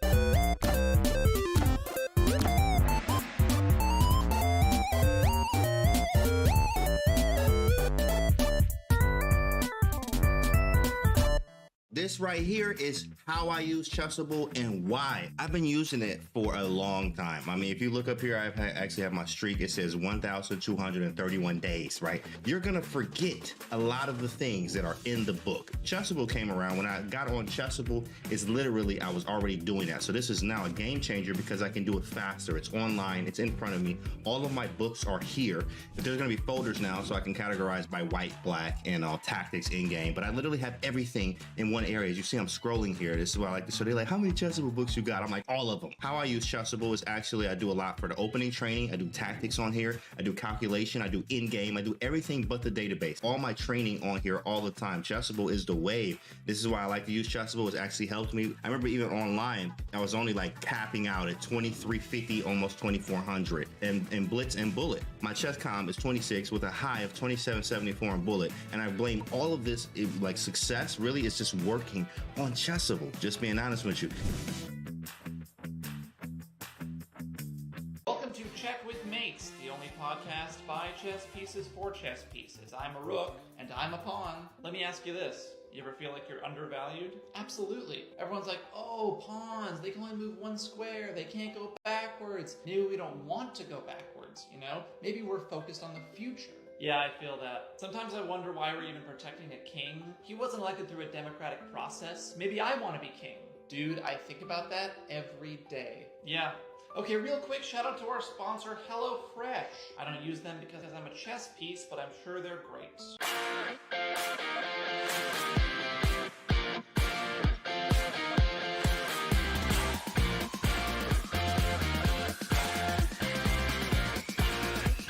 I do recommend Meetup to a lot of my friends that are looking for different things. Wine tasting, movies, book club, meet a lot of new people, a lot of new friends, and it will make you more social.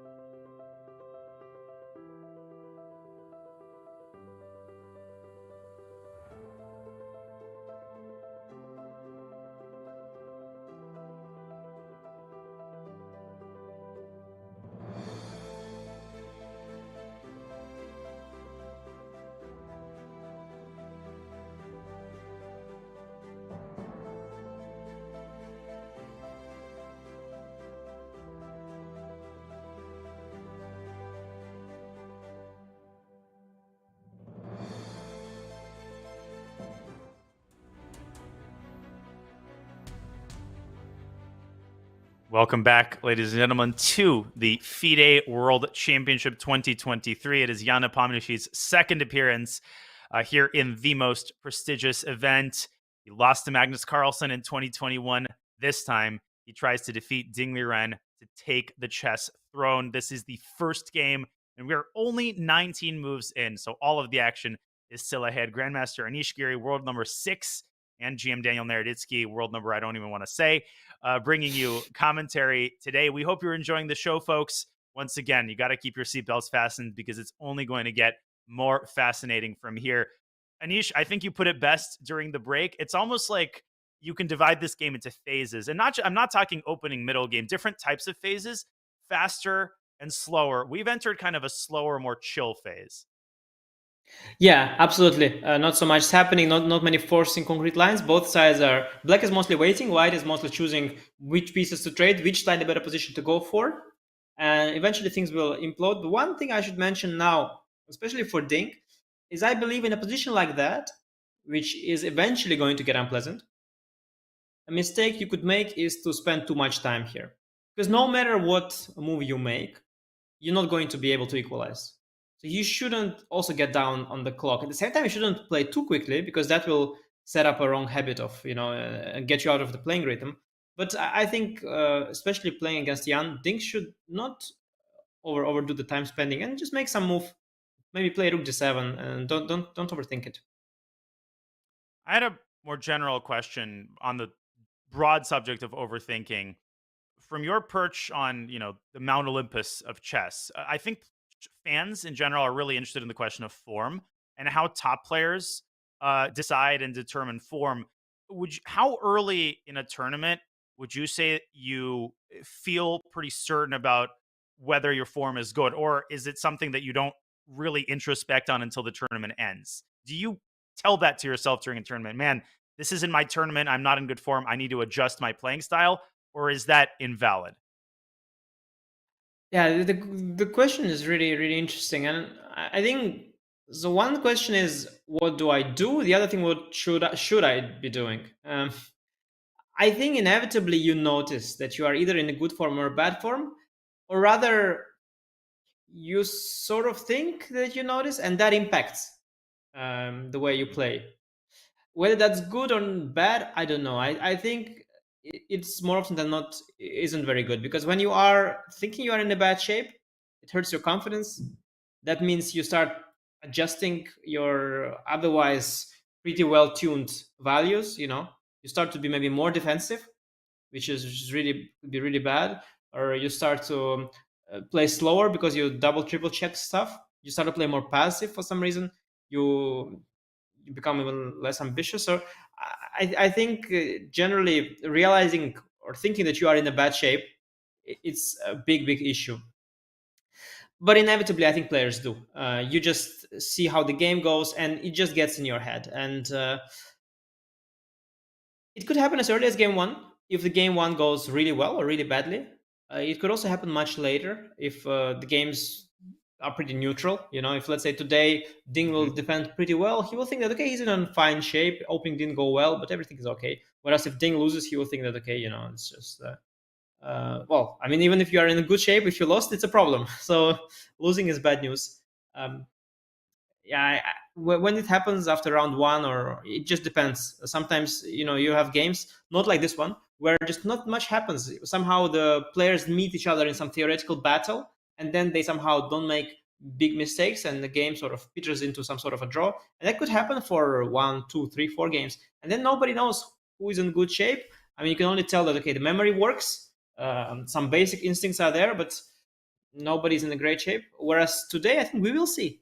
We will see today actually who is in what kind of shape, because the game is already imbalanced. So if Jan will ruin his small advantage, then it's a bad sign for him. If Ding will not defend this position, it's a bad sign for him. So already something will come out. There will be some feedback based on today's game, because things are already imbalanced, and Jan is in a very good position.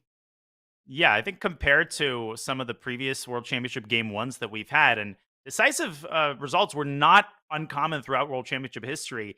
In the 80s and 90s, 9 out of 16 matches featured a decisive game one. So we might see a reprise of some of the old school matches where the players just went after each other. But one player who's not going after anybody is, of course, Magnus Carlsen. And I said this at the beginning of the show.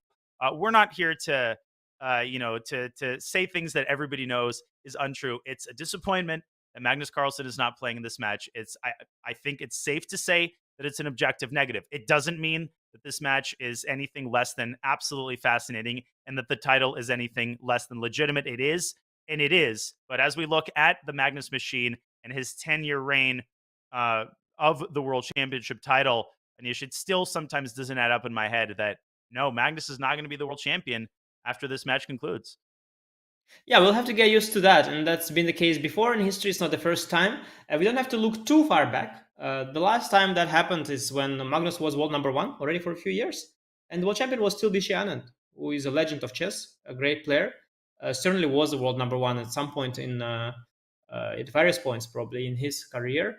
But towards the end of his reign as world champion, Magnus was growing up, both in terms of his rating, but also literally growing up. He was quite early at the party, and he was maturing as a player. And already it was clear by the time we speak year 2010, 11, 12, Vishy was the world champion.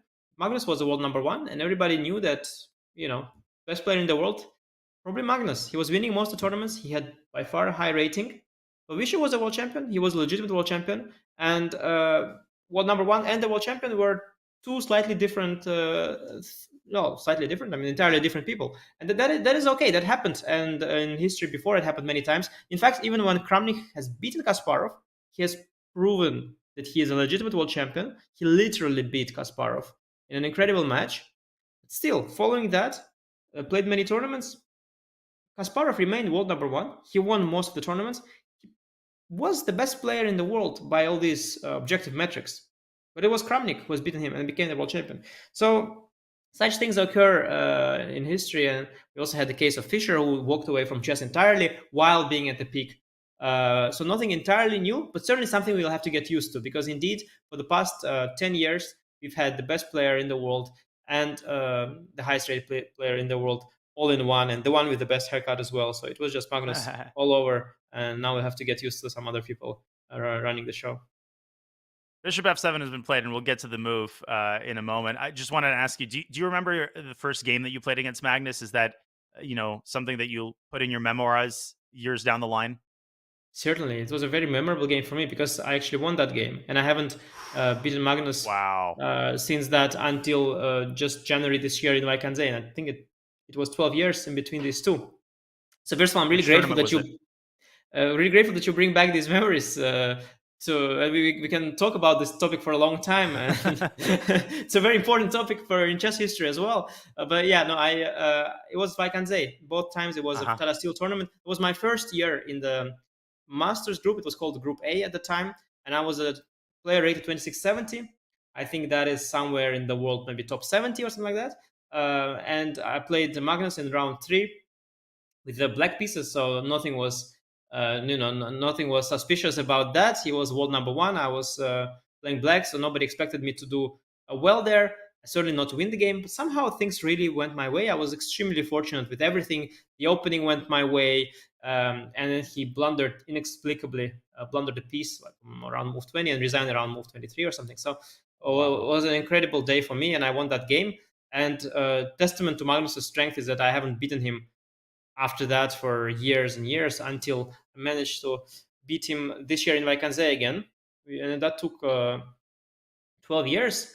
So certainly, my relations with Magnus goes way back, and for the most part, it's been painful for me, of course, as he is the best player in the world. He has a plus score against, I think, everybody at this point. And I had a plus score for a long time because after I beaten him, I managed to make a lot of draws after that, not losing a game. I was lucky in multiple of those games. I was losing in many, but I didn't lose any. But of course, finally, the fact that he's a better player, eventually, it was you cannot be lucky forever. And sooner or later, I lost a bunch of games to him, and he's got this big plus score against me as well. And now, of course, there's no doubt that he's proven to be the best player in the world for so many years. But in this event, he's not there. Well, your most recent game against Magnus and Tata Steel is, of course, what everybody remembers, but everybody will remember the 10-year streak that is now over, and it will be replaced by either the Nepomniachtchi era or the Ding Liren era. Will it be an era, or will it be, a little segment, just like a year or two? That remains to be seen, and the result of the first game also remains to be seen. We've had a couple of moves played in the meantime, still very slow, nothing really changing, but we have had something concrete happen, something actually in the center, Anish, happened. So they've shifted finally away from the king side, again toward the center. A rook trade has been offered. So presumably Ding is seriously evaluating the prospect of taking on d1 and then putting the other rook on d8. Yeah, let's look at it at the analysis board here after takes and rook d8. Now, indeed, this is a decision first by Jan to allow it, and then will be by Ding whether to go for it. I think, so one thing is clear, white should not trade everything but the bishops. Because if you do that, even if you win the c7 pawn, it's well known the opposite color bishop's endgame is a draw. As long as you keep some pieces on the board, it could be just queens or even just rooks, white will be significantly better. And whether the trade of rooks is I don't know which side it necessarily benefits. It's so hard to say. I think probably both sides don't mind it. Yeah. My instinct mutually beneficial. Yeah, I mean it's just a natural follow. I mean, there is what's very common is when you have an open file, the rooks get traded there. It's just like it's like a gun that's there in the play, and it will eventually shoot. That's kind of the thing. Like the file is there, the rooks will get traded, and doesn't benefit anybody, but it just will happen. I had this, I don't know, my instinct was to go for the knight trade maybe first, but I'm not sure if that's the correct instinct. And also, having traded one pair, Jan could not trade the second, and it's often very smart. Like one of the things we learned, there is this famous example of Vasily Ivanchuk in a game, and then also a few examples by AlphaZero. You're talking about the game with Kasparov? Ivanchuk's, I think Ivanchuk's example I have in mind is against Levon Aronian in the position with the against the isolated pawn. At some point, there's one open c file, and so it goes like rook takes c1, rook takes c1, rook c8, like in this case, trade a pair of rooks, and then another rook to d8, and then there is one open file, and suddenly Vasily just moves the rook to like b1, like behind a pawn, where it's extremely passive, but he does so just to keep these rooks on the board, to reactivate it later. And we had seen the same in many of the games of AlphaZero, because previously the old Stockfish was programmed by humans, and humans input open files are good. So the engine is like, okay, open file is good, I bring the rook there. But AlphaZero has figured out, because it's self-learning, that open files are not always crucial, and sometimes you can give up the open file because nothing will happen there, and it's much more important to keep more pieces. So there are cases, I'm not sure this is the one, but there are cases where it's beneficial for the side that's putting the pressure to just walk out of the trade. And in the meantime, this rook is better than this one. But in the future, as I regroup, I will eventually manage to activate my rook. So this could be a thing. But most likely here, the rooks will just get traded. And then, yeah, it's a question how the play will proceed. I don't know. What are your thoughts? Yeah, no, I mean, you brought up some amazing points about AlphaZero and Stockfish, which, there's a great philosophical discussion to be had. We're not going to have it right now, just about the sort of notion of spatial advantages. We think of an open file as an inherently good thing, but you could almost say that an open file is an illusion. It's just space. It's a square cannot be good inherently. You can, if you fast forward everything, why would a square be good? Well, it's because you're attacking something when you reach that square. So, you always have to kind of deconstruct your assumptions, right? You assume that an open file is good. You assume that squares in the center are good, but you always have to tie down those general considerations to the concrete, the specifics of the position. But my thoughts on whether the rook trades are going to happen, I think the answer is likely yes. There's just such a pull to take on d1 and play rook d8. It's just such an automatic thing that you do, as you're saying. If black doesn't take on d1, the question would be, is there a move that keeps the status quo and slightly improves the position? Maybe b6, as you're pointing out, to prevent queen a7. Is that something to consider? So one thing indeed, maybe there is a queen a7 somewhere, maybe. And the other thing I was thinking about, it happens also a lot in these kind of showdowns or stand-downs, whatever the word is, between the rooks. Now, especially when that happens, when both sides don't mind the trade, you might wait for a move. So you could take with black and play rook d8, but maybe if you choose to make a useful waiting move like b6, maybe white will take and play rook d1. And then you had gained 2 tempi. It's not worth much because nothing's happening anyway, but it is nice. So maybe Ding is thinking, we will trade the rooks, but let's do it on my terms. Or at least let's wait. So what's likely to happen is that we will have waiting moves from both sides. Let's say black plays b6, white also plays knight e2, black also plays king h7. Both sides are waiting. Who doesn't want to lose the tempo on the trade? And that is certainly likely scenario. Yeah, that's an intense situation. Normally, you could also make what's called a collinear move, where 2 rooks or 2 bishops are staring at each other on a file or a diagonal. It's a move that's on that file, but it's not a capture. So rook d2 and rook d3. I mean, rook d4, it would be a collinear move, not a very good one. But those types of moves are very common when you're trying to wrest control of the open file. Here, I think it's highly ineffective to try to play rook d2, for example, because black it's going to have the opposite effect. Black's going to take and play rook d8, and you don't want to occupy an open file with a queen typically, because it can just get chased away with a rook. But you do bring a very important point, and it is not relevant right here because of rook d2 indeed it takes rook d8, but after knight e2 that I suggested, then it's actually very relevant. Then you could play rook d7, because now after takes, there is no rook d1, because knight is not on c3. So you bring indeed a good point. So when this square is not protected, this, I didn't even know that word you used, what it was? Collinear, and I didn't know it either until I read an article. Okay. I read some collinear, yeah. Because I thought it was like colonial, yeah? Okay. Similar. Yeah. No, I mean, I'm well aware of your of the breadth of your vocabulary, so I'm here to learn. I'm ready for it.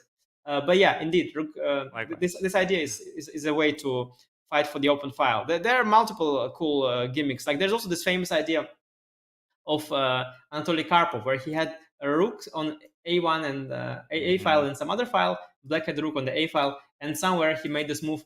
The a file was open, so these pawns were not here.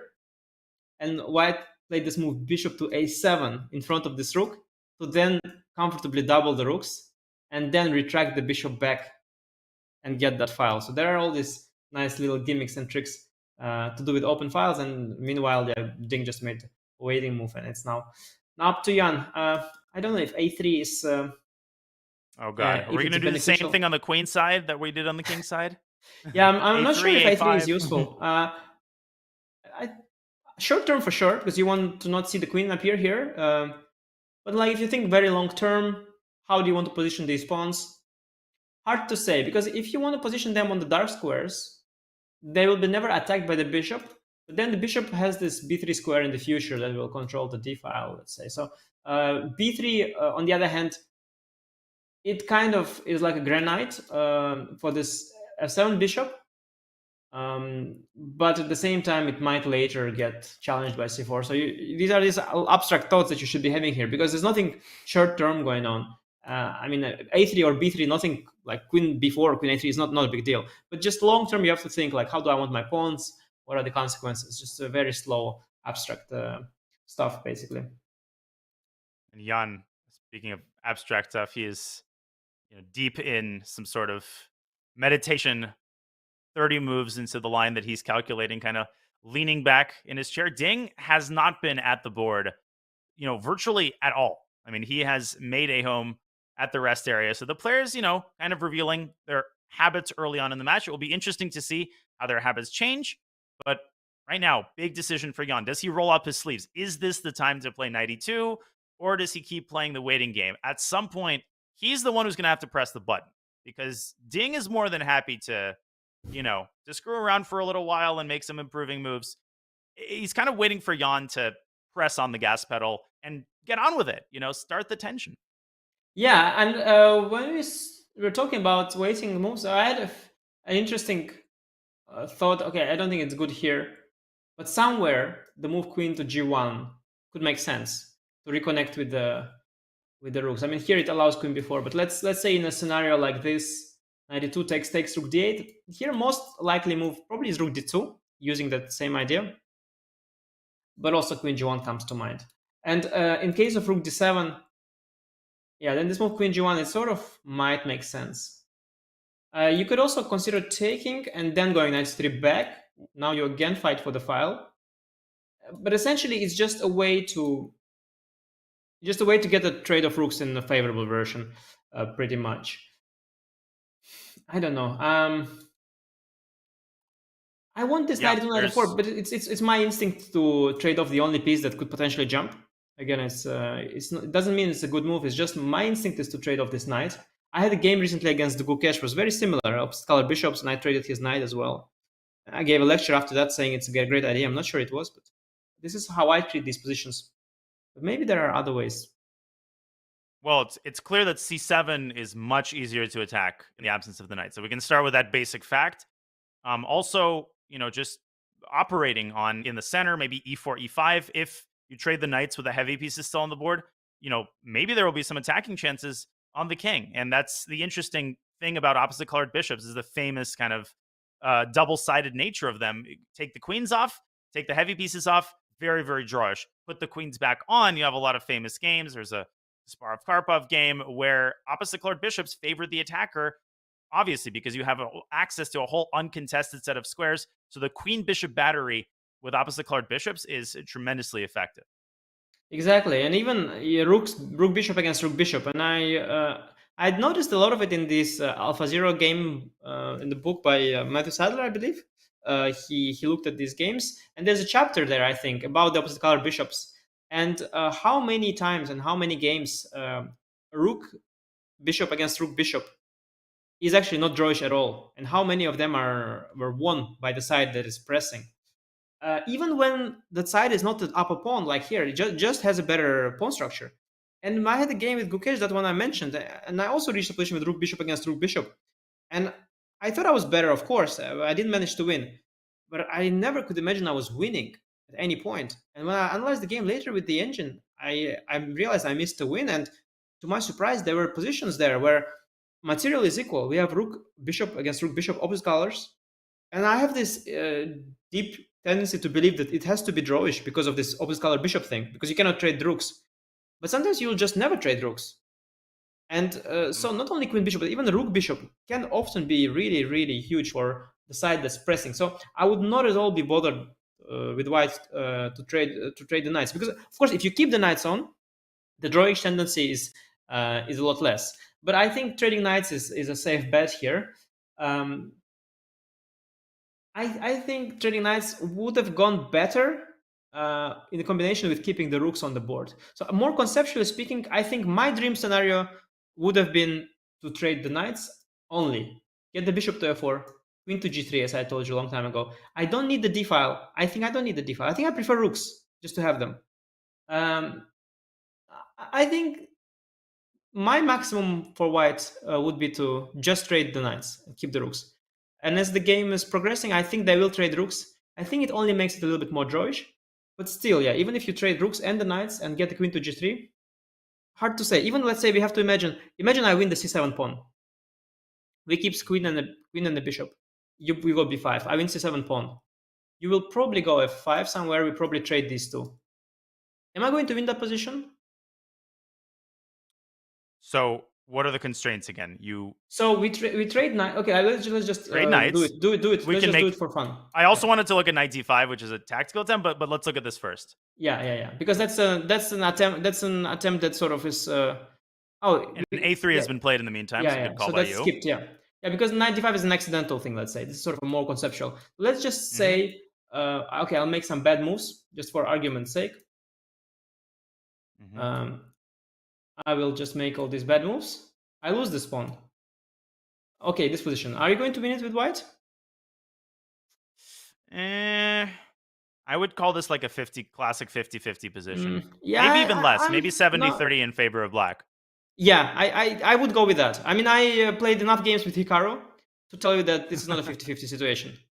I mean, I haven't... With white, I would be playing for a draw against Hikaru. Yeah, I mean, this is a typical Hikaru position. I don't know why, but I had like a lot of games with Hikaru, which are like that. And he never loses. Just never. I don't know why, but position is just very drawish. And I think if we imagined rooks here, rook e3, e1, let's say, e2, e1, let's say, and black rook somewhere here. Oh, that is a winning position for sure. Completely, yeah, because e5 is possible and attacks. So I think, I don't know what the engine is saying here, what are the short-term considerations, but I think long-term considerations are such that I think the trading rooks probably does not favor white because of this reasoning. But by that reasoning, black should take on d1. Yeah, but I think that will eventually anyway happen, so they're not... Look, not rushing with it. He moved the rook. Or not? Oh no, he didn't move. No, it's still there. He played a3. He just played a3. Yeah. No, I think but the question is, of course, maybe white will not trade the second rook. And then play rook e1 or Ivanchik style rook c1. Yeah. But rook. Yeah, because that scenario that we discussed, one pair of rooks is enough to make it a winning position for white. Right. I believe. Two even better, but one is enough. Yeah, you have a rook on e1. I have a rook on e8. I think I'll win this position with the rook somehow, because the rook will eventually have many more chances. Oh yeah. But I mean, I would estimate the position with the rooks on the board. I would say it's a winning. It's technically winning position. So yeah, I think black conceptually wants to trade both rooks, and then the situation is just very drawish. Plus, something like a6, a5 would be consistent with what Ding has been doing thus far on the king side, which is to basically keep the ball in Jan's court and say, listen, if you make these, tiny improving moves, I'm going to do the same. But the fact that he's thinking, I think if he wanted to play a5, if he was set on it, he would play it immediately. So he's clearly thinking about the rook trade. My guess would be he's either going rook takes d1 or a5. I don't know why I'm so set on a5. It's not like white wants b4. Maybe it's a bad move. Maybe it's weakening. I don't like a5 because in that position we discussed, remember when I took the pawn on c7? Oh, it's on a dark square. Yeah, you could go b5 there, and now you would have to also get a4 in somehow. So I'm like hesitant. I'm not sure a5 is an automatic. I'm not sure it's an automatic. I think you don't. It's far from given. So I agree that he might do a waiting move, but maybe that move is a move like king h7, maybe king h8, because king h7 there is some ghost of a check somewhere. Maybe on h8 just to wait, or even rook fe8 you could wait. Not a useful move, but just a waiting move. And maybe just prevents knight d5. Yeah, so is this knight d5 thing? Knight d5 thing. Let's talk about the knight d5 thing. Is that here? It's not a thing, yeah. Yeah, here the rook is undefended. Yeah, so I can, the worst case, I can just move the queen and it's over. Yeah. I was thinking instead of a3, to be honest, and I actually couldn't, off the top of my head, figure out how to equalize after cd ed. If just rook fe8, just give back the thing. A5 has been played, by the way. Sorry, this is a blunder. But there is here, I can play king h8, I think. Then I take e6. Yeah, and then I think I can just... Oh, no, c7 is thinking. Wait. But there is some move here. I think there's some move here. Yeah, there must be some way to equalize. By the way, Ding has played a5 in the meantime, but let's see. We'll get to that in a moment. You played a5, yeah? Maybe rook d6. Maybe rook d6. I don't know. Okay, sorry. Sorry, I'm jumping too much. Let's just discuss that because that was actually interesting. Rook d6, bishop d6, queen d6. That's brilliant. But king can move. King h1, yeah. King h1, yeah. No, but here, okay, come on. This has to be some. There has to be clean. Rook d8, b bishop e6 is an option. What about say that a rook d8? Rook, which one? What about queen c5? d6 and queen e3 doesn't work. Doesn't work for white, yeah. Because I take with the king on f7. Yeah. This gets ridiculously complicated. Why is black not winning here? Because I have rook. Because of rook takes d8. Oh my gosh. But it's not good complicated for. Okay, I guess ef rook d7 is a draw, and rook e7. Or maybe whites are playing for a win. This just gets tactical over instantly. Why are we talking about let's go back to the game because but it's interesting. Forever remain behind the scenes. Yeah, but actually relevant, by the way. It could have happened. Knight d5 was relevant. There should be some clean thing. Let me think here. I mean, just so curious. You suggested moving the king, but that doesn't seem to, because the c7 pawn ultimately is a big weakness. Yeah. That's not terrible, but I'll lose a pawn, so I'll have to suffer there. So the threat is de, rook d1, ef. Check, right? Yeah, but check. Yeah. Solving the problem of that being check is still not enough because So because rook, how bad is rook d8? Yeah, I'm worried about some move like queen c3. Because d bishop e6 is okay.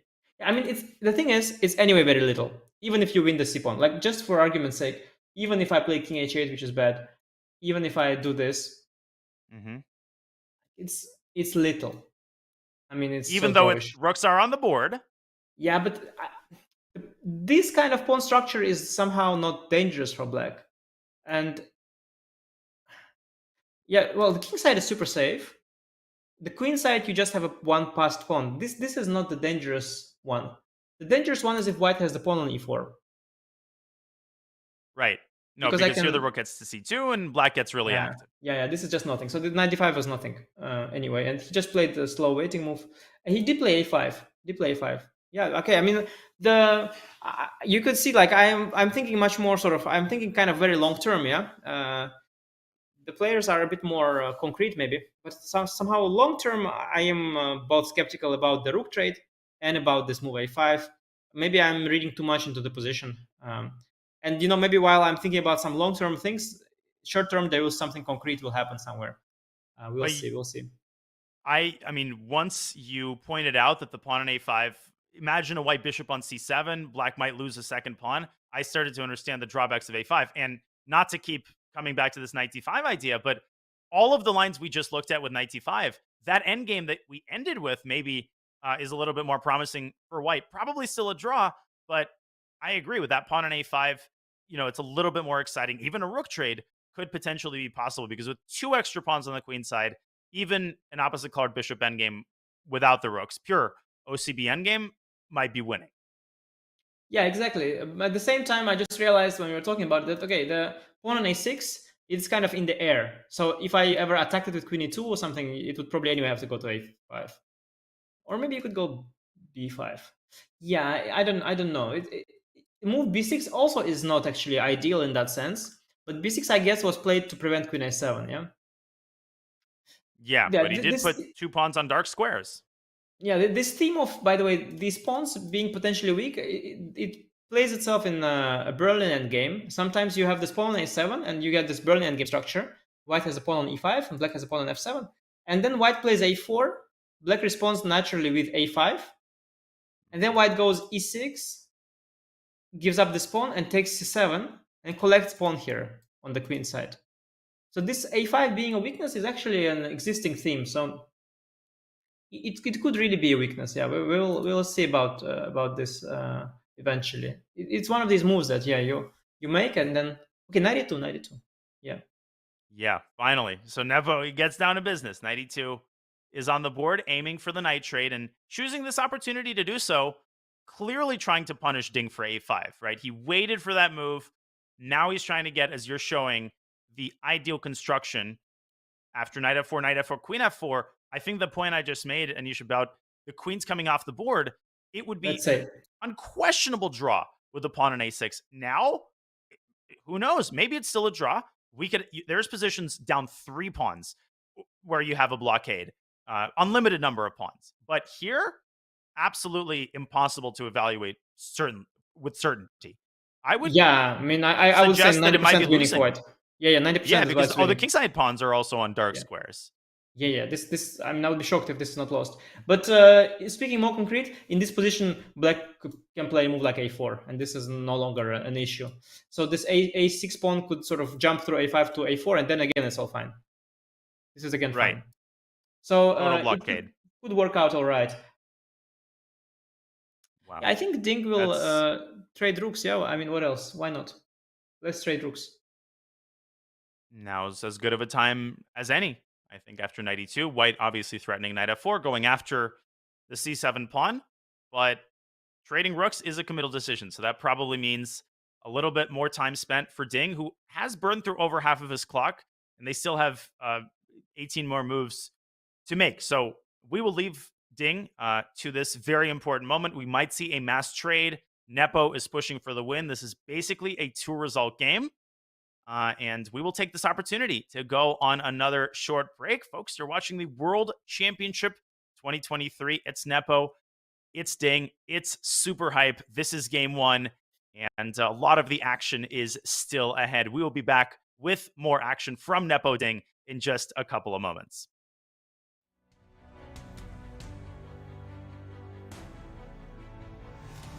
Hi, everybody. International Master Danny Wrench here, Chess.com's Chief Chess Officer. We are here and excited to be collaborating and partnering with World Quant as an official partner of the Champions Tour in the year 2023.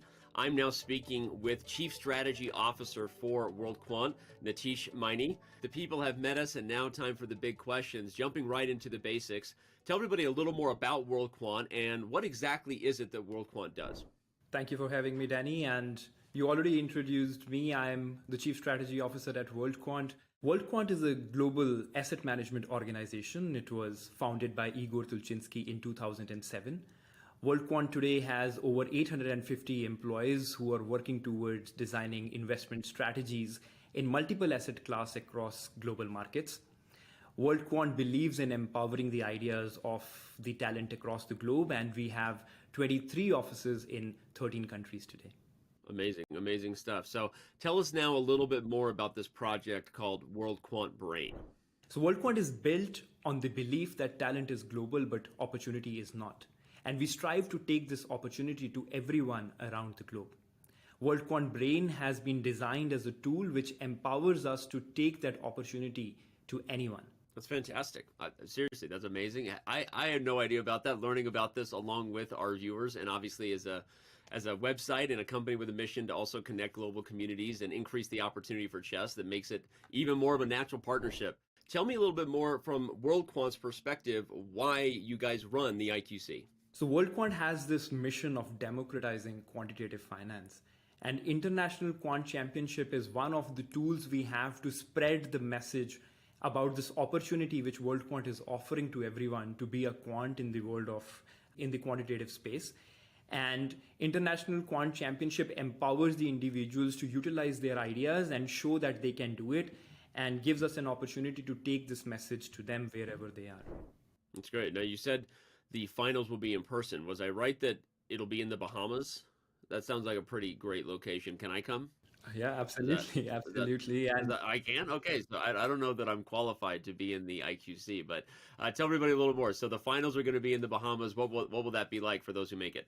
yes, so the finals, as you said, is planned to be in Bahamas for the IQC. So World Quant celebrated its 15th anniversary last year in 2022. To celebrate that occasion, we are getting the whole World Quant organization together in Bahamas this year. And we decided that we will organize the finals of IQC at that event. So this will give an opportunity to our finalists to meet the World Quant team in person. It will give them an opportunity to watch the culture and rigor of the organization. And we are very excited that everybody will be able to get together at that event in Bahamas. Well, this has been awesome. Nitish, thank you so much. This is where I remind everybody it's their chance to get involved in the IQC, the International Quant Championship. You can use the command IQC. You can visit the World Quant Brain website. We encourage you to do so ASAP. Registration is open until May, so it's time to jump in. And maybe you'll get to meet the CSO and others in the Bahamas. Maybe I'll be there. If I'm lucky. I don't know, but it sounds like a great time either way. And Nitish, the Chess World and the Champions Chess Tour, thanks World Quant for their partnership. And we're looking forward to the rest of the year together. Thank you, Danny, and good luck to the community for participating in IQC.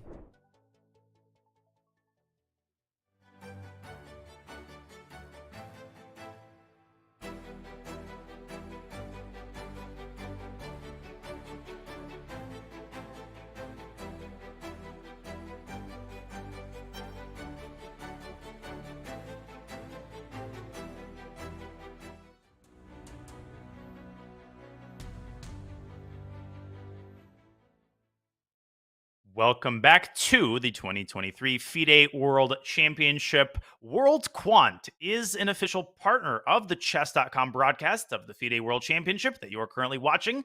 They are a global firm that builds complex mathematical models to identify market inefficiencies. Now, World Quant Brain is bringing together its International Quant Championship and the chess community to hunt down the next generation of quant finance specialists, because nobody knows how to analyze a position better than a chess player, right? If you think you have what it takes, register for the International Quant Championship. Head to go.chess.com/IQC or use !IQC in chat. Thank you to World Quant for being an official partner of this broadcast. We are Grandmaster Anish Giri and Grandmaster Daniel Naroditsky, bringing you coverage of Game 1 of the World Championship between Nepo and Ding. The game has slowed down considerably. Anish, that has given us the space to talk about a lot of different things, to really look at the position from many, many different perspectives. But I feel like things are finally beginning to head in a somewhat, shall we say, more concrete direction. Yeah, possibly, because now as the trade of knights is on the menu, at some point things get concrete, and you want to not lose the c7 pawn under bad circumstances as black. And I was thinking actually a little bit about what I said before, because I was sort of making a point of not trading rooks. But then I was thinking, okay, why did Jan not do it? And I realized that it was not so simple. So just perhaps it's interesting, because it is a big decision. So maybe we could sort of discuss what would happen if that wouldn't be the case. So let's say I go a3 first, b6, and now knight e2. Now black has the opportunity here to double on the d file, which does two things. First of all, it's just nice, because then rook maybe one day can penetrate. But the other thing is that after knight f4, if we do get this kind of position I was talking about, which is nice, I'm not going to lose the c7 pawn any longer, simply. So I'm just never losing permanently defended. Yeah, exactly. So that was like a dream scenario I was talking about, that I would not trade rooks and win the pawn, but it just doesn't happen. So that was one thing. The other thing I realized is that with the rook controlling the d file, black has this idea of knight d4, which you wouldn't have if the rooks are gone. So while it was sort of idealistic to try not trade rooks, I do understand why Jan was open for that.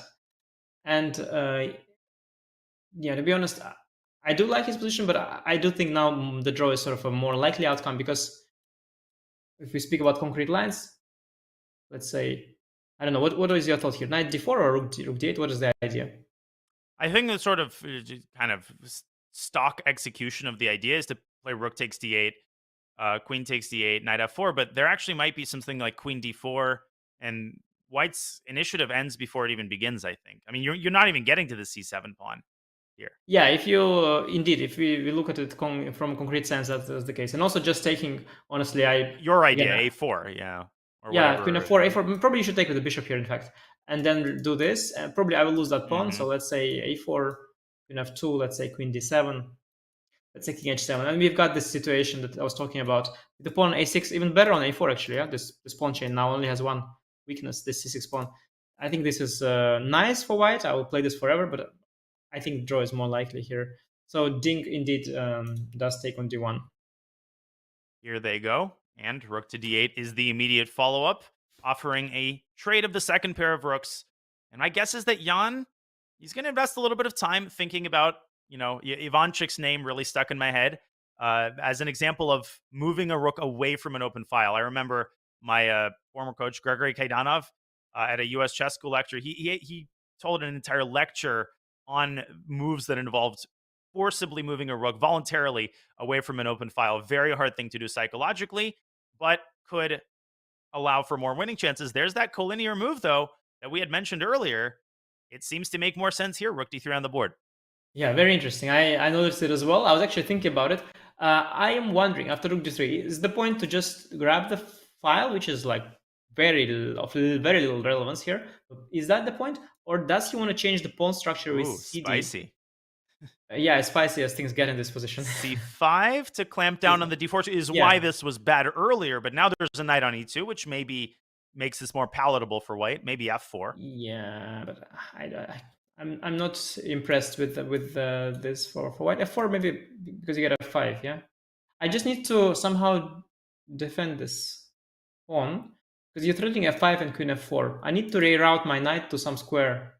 Maybe that's like c6 e5, something like this, like knight d8. Positionally, bishop h5 made sense, but actually, even though the knight gets to d4, I feel like White might be able to attack c7. Like f5, bishop e2. Yeah, it's a beautiful move. I think that's good. I didn't see it. f5, bishop e2. Yeah. But and then still, it's fine for black now. I think more or less. You mean here and then back to? But at some point, I can also push the pawns a little bit. c6, b5, a4. Yeah. Whoops. Here. Also, I've got knight to maybe a4. Queen f4. Yeah, with such a knight, you shouldn't be losing here. I have queen d7, queen f4, knight e2 idea. Yeah, nice. it looks like black's position has improved tremendously. I don't think that's going to happen. I'm thinking maybe he just wants to recapture with a queen. Actually, maybe that's that thought. And kind of make it hard for black to make a move. Obviously, queen d8 is impossible because you lose all of your queenside pawns. Yeah, that queen infiltration of the queen side, right? The queen used to be on e3, threatening to go to a7. Black played b6. Now it's on d3. Maybe black plays b5. I don't think so. I'm just, drawing a parallel. Yeah. No, it's possible. I mean, queen a6 is not near as annoying as queen a7 because queen a7 was targeting the pawn. Now the pawns are protected. But there is this idea of going queen a8 and then maybe queen c8 and then maybe trading the knights like that, or after c3, knight d4, and then getting to the c7 pawn under more favorable circumstances with the queen on c8 instead of g3. So this is all possible. I think Jan has sort of taken a very stable route to a very small advantage. And it's understandable. It's first game. He doesn't want to do anything crazy. He just wants this very small edge that he got. I think he's happy with the rook trade as well, and he will try to milk it a little bit. Yeah, I do like that. We haven't talked about the time situation all game. We remind you that the time control in the World Championship is very expansive. You've got 2 hours to 40 40 moves, then another hour is at a tier clock, then another 30 minutes after move 60. But 34 minutes right now, it's only move 24. Black hasn't made his 24th move yet. Do you think the time situation is going to play a role, or is the position too simplified for that to happen? I think it might play a role because we have no increment, right? And no increment, that is always very stressful, as you know better than anybody. Mm-hmm. Playing so much no increment chess online, you can just lose on time. So that always brings that extra element, something to worry about. And you know, he doesn't have much questions to answer right now. But by the time we approach move 30, 35, and by the time his clock approaches 10 minutes, maybe, that's when he will have to perhaps take a certain decision with black. He will be asked a question. C7 pawn will get attacked, and yeah, time situation could play some role here. But as things go, I was very enthusiastic at first because white got an advantage. But now that I've sort of calmed down a little bit, and I look at how big is the damage that black has endured, I think I've liked white's position probably a little too much, and now I would fine tune my evaluation to just better for white. But I think black is very solid, and that prospect of losing the c7 pawn, yet keeping opposite color bishops and the queens on the board, I think that is just still quite solid. And I think, yeah, with accurate play, Ding should eventually make it. But time is one of the factors potentially. Quick correction, I misspoke. I said 30 minutes. It's 15 minutes added after move 60, and the increment only starts on move 60. So from move 60 onwards, there is an increment, and that is done in order to avoid flat out crazy flagging. The 30-second increment is implemented past move 60, but flagging, very possible. You can't do what you do with an increment, which is you can leave yourself, with 30 seconds to make the last 5 or 6 moves. If you believe the position is simple enough, very commonly happens. Here, can't do that. And will we see any crazy flagging fests in any of these games? I mean, I won't complain, but you already know that. Yeah, I mean, I don't think that's going to happen in this game, but it is likely to happen eventually. And one other thing I wanted to mention, just sort of why we are here and why the game got kind of unbalanced, why Jan got an advantage. And I think compared to his match against Magnus, his approach is just very different. I think he's just much more confident because there, deep inside, he and his team, they knew that if they get a playable position that is roughly balanced, yeah, the odds are not in his favor because Magnus is the better player. But here, he was much more comfortable going for a position that is little explored and full of life.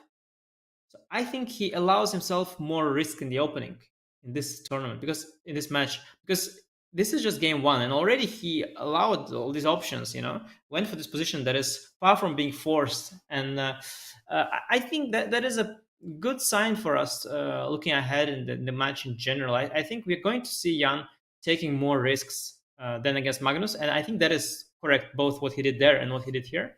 And I think that there's just one extra reason to look forward to the rest of the match, because I think we'll see a lot of very interesting games as Jan is ready to go for more open fights after the opening and doesn't feel the need to be as constrained as he was against Magnus. We talked a little bit at the start of the show about Ding's choice to bring Richard Rapport with him as a second. Who would have guessed, right? But we haven't talked as much about Nepo's team. Nepo's team is known to be vast. It's expansive. He's worked with Grandmaster Vladimir Potkin. He's worked with a lot of different grandmasters in various capacities, and he's been open about it. Some of them more moral support, like Ildar Hayrulin, his close friend. Others more, serviceable. They do the work, they do the opening work, and they analyze with him. I've also heard, Anish, that Nikita Vitugov, who's one of the strongest Russian GMs, recently joined Nepo's team. What do you think about Nepo's choice to have as expansive of a team of seconds as he does? Does that impact directly his decisions in the early going of this match? Well, yeah, it's definitely it's a positive sign that you can afford to have a big team with a lot of knowledgeable players. You mentioned indeed. So let's name the names of the people that we sort of know that have been spotted as part of his team throughout the year. So there was, of course, Potkin, his head coach, matching against Magnus. Vitigov is here as well. Hyrulin, you mentioned. I saw him at the tournament with Jan. There was Evgeny Tomashevsky and some picture, a strong Russian grandmaster. I saw Maxim Matlakov at the tournament as well with Jan. And Peter Liko has been involved in the team as well. So that is already a lot of names. I guess not all of them are with him now, but certainly some of them remained. Some are new, as he said himself in the press conference. Said, okay, things changed. So definitely some changes to his team. But yeah, it's of course, if you have one training camp and you've got this many people, it might be a challenge to manage all of that. Also, the social aspect of it becomes like very loose. It might start to resembling a party more than a work environment. Yeah. You know what I mean? Especially if everybody's friendly with each other. Mhm. While if you work of- in a so that is there. But I think if you manage that well, quantity can turn into quality. And I think having more people, it just means more hands on deck, more input, different input. And I think Jan has definitely done a great job so far as assembling such a big team and having worked with so many different players. And they all bring something different to his game. You know, he worked maybe half a year with Madlakov. I don't know if he did, but let's say he only worked half a year. Still, he's got Madlakov's vision on different openings, and he has Vitigov's vision on different openings. He's got Tomaszewski's vision, and all these people, they have different inputs. Maybe somebody told him there's something interesting in the Italian. Somebody told that there's some interesting in Spanish. Somebody told him, well, there's an idea in the Catalan. So all these different people bring something new to him, and I think his team is one of his main strengths. And with Ding, we don't know as much. We only know a report, which was, as I mentioned earlier, very surprising. Like nothing like it's great, but nothing wrong with it, just surprising. I didn't know where that came from, but with Ding, we don't know. There might be also many people who knows. Yeah, I mean, I think it'll be demystified as time goes on. Particularly if he wins, it's kind of traditional to reveal at least part of your team. In the meantime, c5 has been played, a move that we considered after rook takes d3. Ding decided to play it immediately, and Nepo responds with queen d2, which I think confirms, Anish, your theory about which piece he was planning to capture with. Now, obviously, after rook takes d3, it doesn't make any sense to recapture with the pawn. Then why did you tuck your queen away behind the pawns? He's going to take back with the queen. What do you make of this early c5 by Ding? Is this possibly overly committal? Are there any... I mean, it weakens the d5 square, and White's knight can decide to change its mind. I mean, maybe knight e2 to c3 is conceivable, especially if black plays a4. So I think a4 is inadvisable because the knight hasn't committed to f4 just yet. Yeah, I mean, again, another pawn on the dark square, we could start seeing disadvantages of that. But I think we should, not exaggerate these long-term factors. And okay, short-term, White is yet to trade the knight, and White is yet to attack the c7 pawn.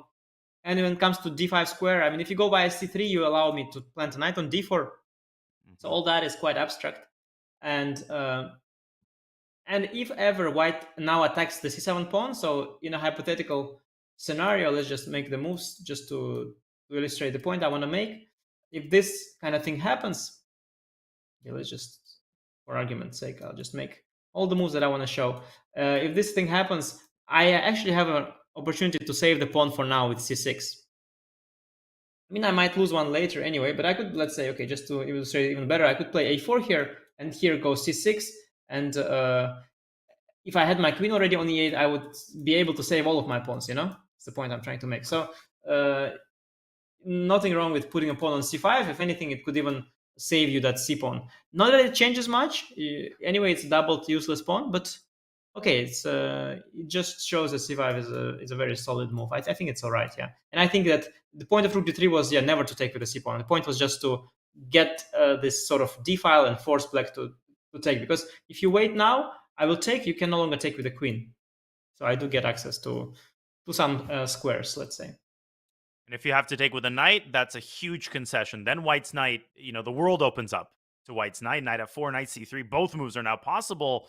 And again, nothing happens too fast in a position like this, but this is how things start to go wrong for black, right? Knight gets to d5.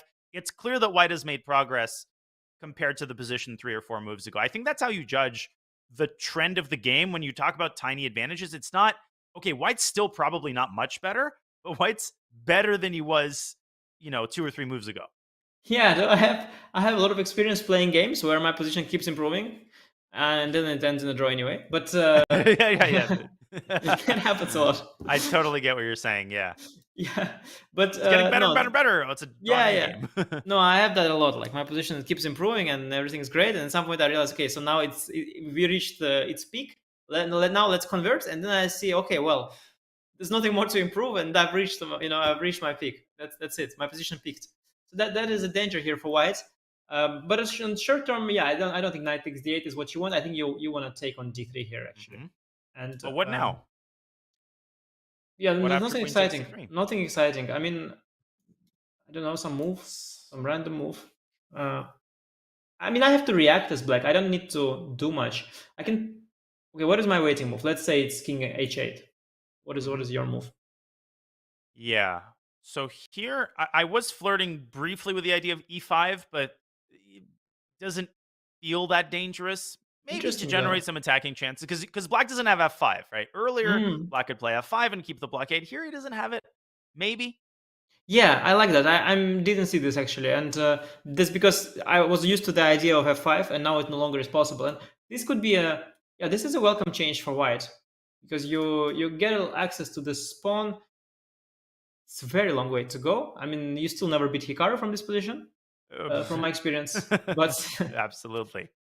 But it's nice. It's nice. I could prevent that, by the way, if I wanted. Let me think how. So king h7, it's counterintuitive. Ooh, I see what you want. I didn't like that square, but surprisingly, after if I've checked now, I have bishop g6. Mm-hmm. Or even no, I think I stick to that.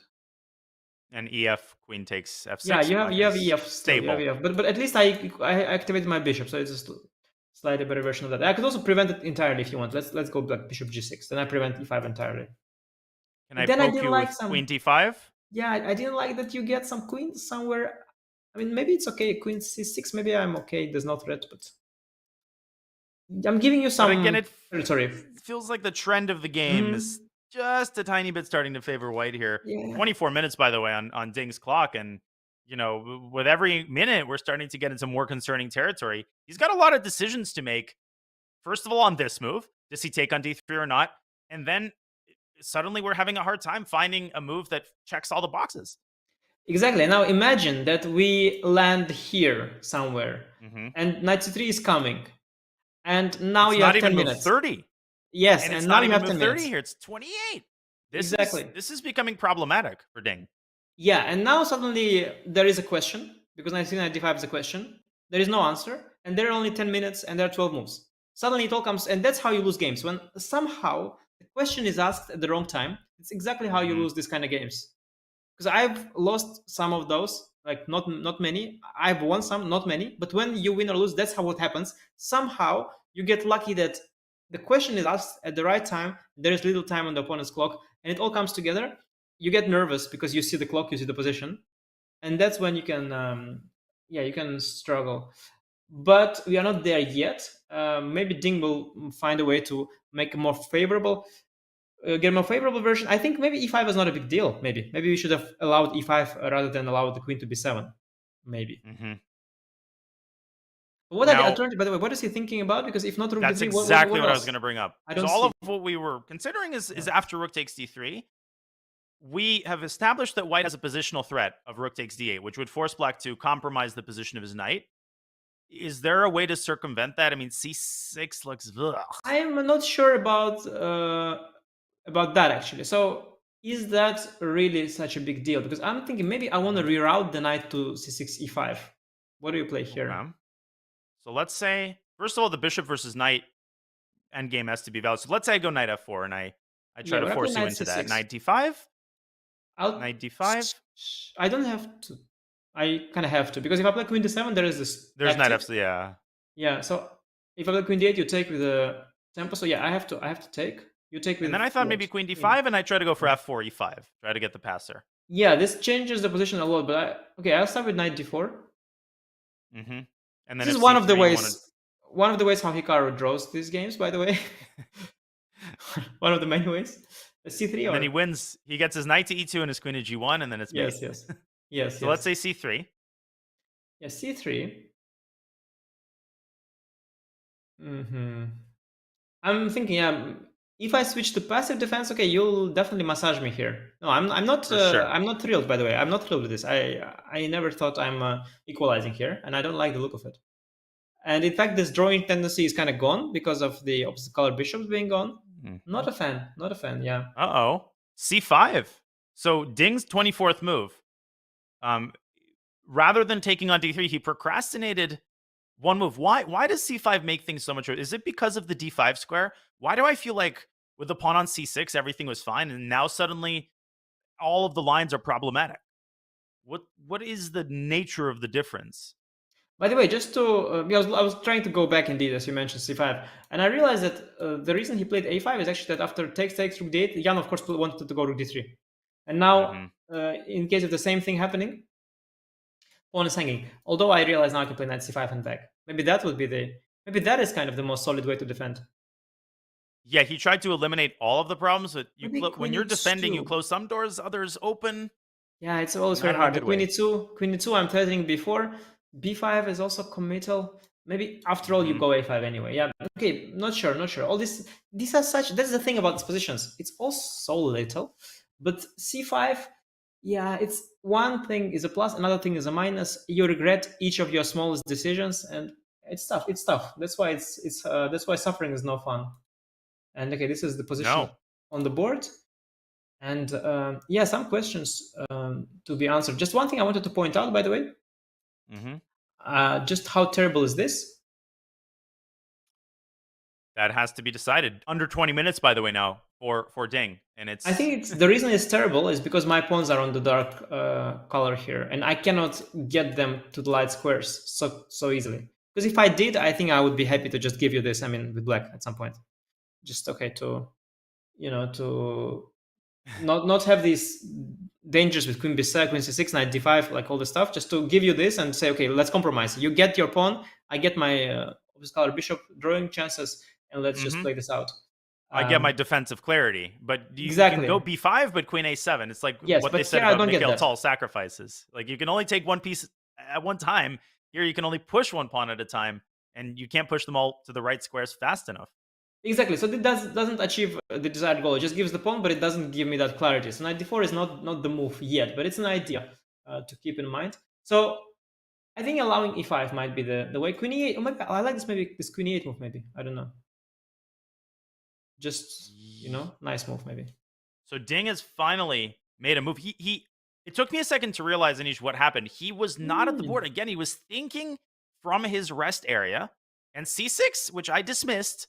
Because in my mind, it weakened the d6 square, has been played. It's just a very ugly move. On the clock. Yeah, I'm not sure it's bad. Probably, and we know why. We know why he got there. He had these issues with the d5 square, but it's just a move that is a little bit ugly. So you just sometimes not see it, happen. So bishop d6 is possible, but yeah, but then the rook is a bit lacking squares, c4 right? So after maybe becomes annoying. Yeah. After I move the queen, the c4, these pieces are all cramped here, and somehow the rook lacks a little bit of space. You could go queen d1 though. You could do something like this, and c4 you have rook d2. It's possible, by the way. Not stupid at all. Really nice prophylactic idea. Bishop d6 not stupid at all, actually. Maybe I have knight d4 there, but no, then so let's say queen to, I don't know, e8 or b7. E8 maybe a bit more normal, yeah? So let's say queen e8. Queen d1, queen d1, for instance. And then maybe black goes, knight d4. Yes, sometimes, bishop c7? Yeah, you're right. You'll go bishop c7. Probably, yes. Suddenly everything's collapsing. Like Ding has tried to put his pawns on the best squares. He's put his pawns on the worst squares. But it was not easy for him. I mean, like, what do you want him to do? Magnus says. No. I would It was not be. easy. I Yeah, would it have was lost not this a easy. long time ago. When a7 was coming, then after b6, the a6 pawn was hanging with queen being on d3. So it was not obvious. Then after this, now he's worried that after knight f4, he will lose these pawns, and this will fall. He doesn't want to go a4 because it's soft as well. So then he went c5 to be able to go c6. Then he went c6, and now he has a hole on d6 on it. So it all happened naturally, and I think it's just a consequence of having a unpleasant position that it eventually gets unpleasant. I'm not even sure we needed to go bishop d6. If we take, by the way, queen d8 still not possible. We don't lose the pawn directly, but we lose it after Bishop bishop c7. Yeah, No, that's a problem. And to borrow your terminology, now's the time to ask questions, because just to quickly clarify, for those just joining, Ding has 18 minutes to make 14 moves. That's less than a little bit, a smidge over 1 minute per move, which is nothing at this level. Please continue. Yeah. Nepo takes the rook. Okay, he queen f4, very tempting. Queen f4, queen b8, by the way. Queen f4, very tempting. I like this queen f4 move. Very nice. Man. He's gonna play. It's a Jan move. It's a Jan move. Jan likes infiltration with the queen. That's Jan's favorite topic. And he likes to do it fast. Yeah, Jan move fast. Yes. He smells blood. Watch this. I know this. There I know my man. I know my man. He loves queen f4, queen b8. This is how he beat Wang Hao in some game. He loves this queen infiltrations and trying to be annoying from behind. That's his kind of style. Yeah, I'm not liking this at all. I love what you said about the questions being asked at the right time. And Ding does not have the time to answer them. 18 minutes, queen b8 is threatened. You could end up losing 2 or even 3 pawns on the queen side in the blink of an eye. Does Black have a move here? Or are we now talking, are we in the territory of having to give up material? I think not just yet. I think also we should not over dramatize the situation. 18 minutes, that's still something. And the question is not yet like unanswerable, but we are getting there, let's say. I think queen b7 would c7? be. Oh, I c7 forgot. anyway? Sorry, I forgot that queen c7 was a threat. I thought queen d6. Queen c7 is a huge thing. Yeah. Oh yeah, I'm collapsing here. What about that completely? Wow. Okay, so wait, queen c7 is a threat actually. Wow. That is It's actually even the threat. Stronger than queen b8. Yeah, I didn't realize the idea was not queen b8 but queen c7. Okay, so maybe it's b5. b5 only move, yeah. b5 is the only. Then you okay, give b5. up a pawn. But Which White one? does not want to. I think White does not want to take a5 and allow knight d4. Yeah, I mean, I think we both assume that knight b7 is not going to happen. Yeah, because that's awful. Well, I missed it, but yes, I'm assuming it didn't happen. Yeah, I don't know. Like you missed it, or you're just such a high class player. You don't even see such horrible moves. Okay. Right. It doesn't even occur to me to put the knight on. You'd get kicked out of a Soviet schoolboy camp for putting a knight on such a square. Yeah. No, that's the famous Jan Timman also. Whenever he would miss a move and it would not be good, he would just say that it's just my subconscious just sees that this is wrong. Rejects moves of this low. Yeah, no, I guess caliber. knight b7 not the end of the world, because I'll go c4 and the knight could eventually come out. It's a very ugly endgame, but that said, it's an endgame and it remains somewhat drawish. Mm-hmm. What are other? Okay, b5 I think is the only move. Yeah, simply the only move, not to lose material on the spot. And is the Jan thing to do to go queen b8 quickly to just keep as much tension on the board as possible?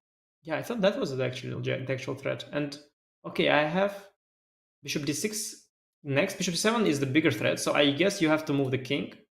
Now I can infiltrate here. Am I not just winning a pawn? I believe you are. Keeping now the Black can knights. try or some counterplay, but like this. But yes. Or queen d2 maybe is more what you meant, yeah? That's queen d2, but I don't believe in it because the dark squares are under White's control. Maybe knight d4, but then knight e6. Yeah, but that's another way how Hikaru holds these kind of positions. So we're back to there are resources. If you're resourceful, you have time. There are resources in these kind of positions, such as this one.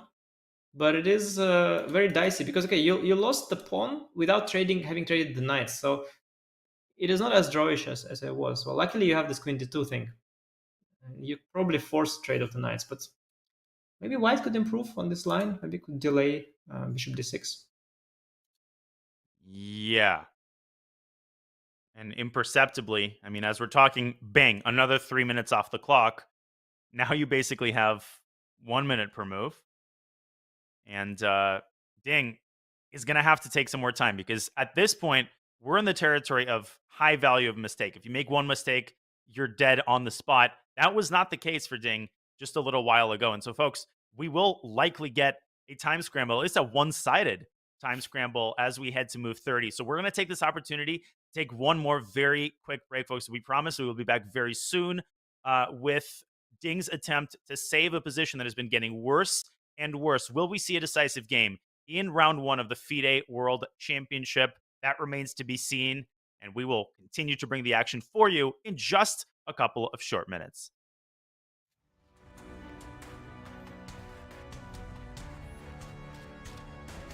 What's the best way to follow any chess event, from the World Chess Championship to the Candidates, the Speed Chess Championship, Title Tuesday, and so much more?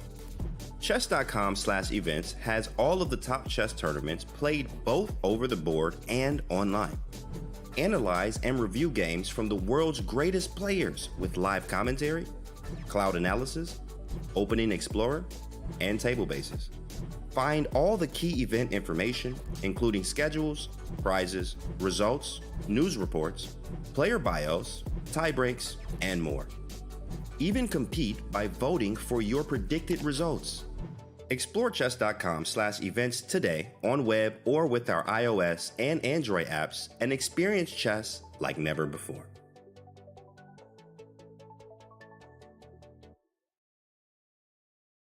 Chess Kid is fun. Chess is great for the brain, but it's also fun to play. And Chess Kid makes it easy to have fun.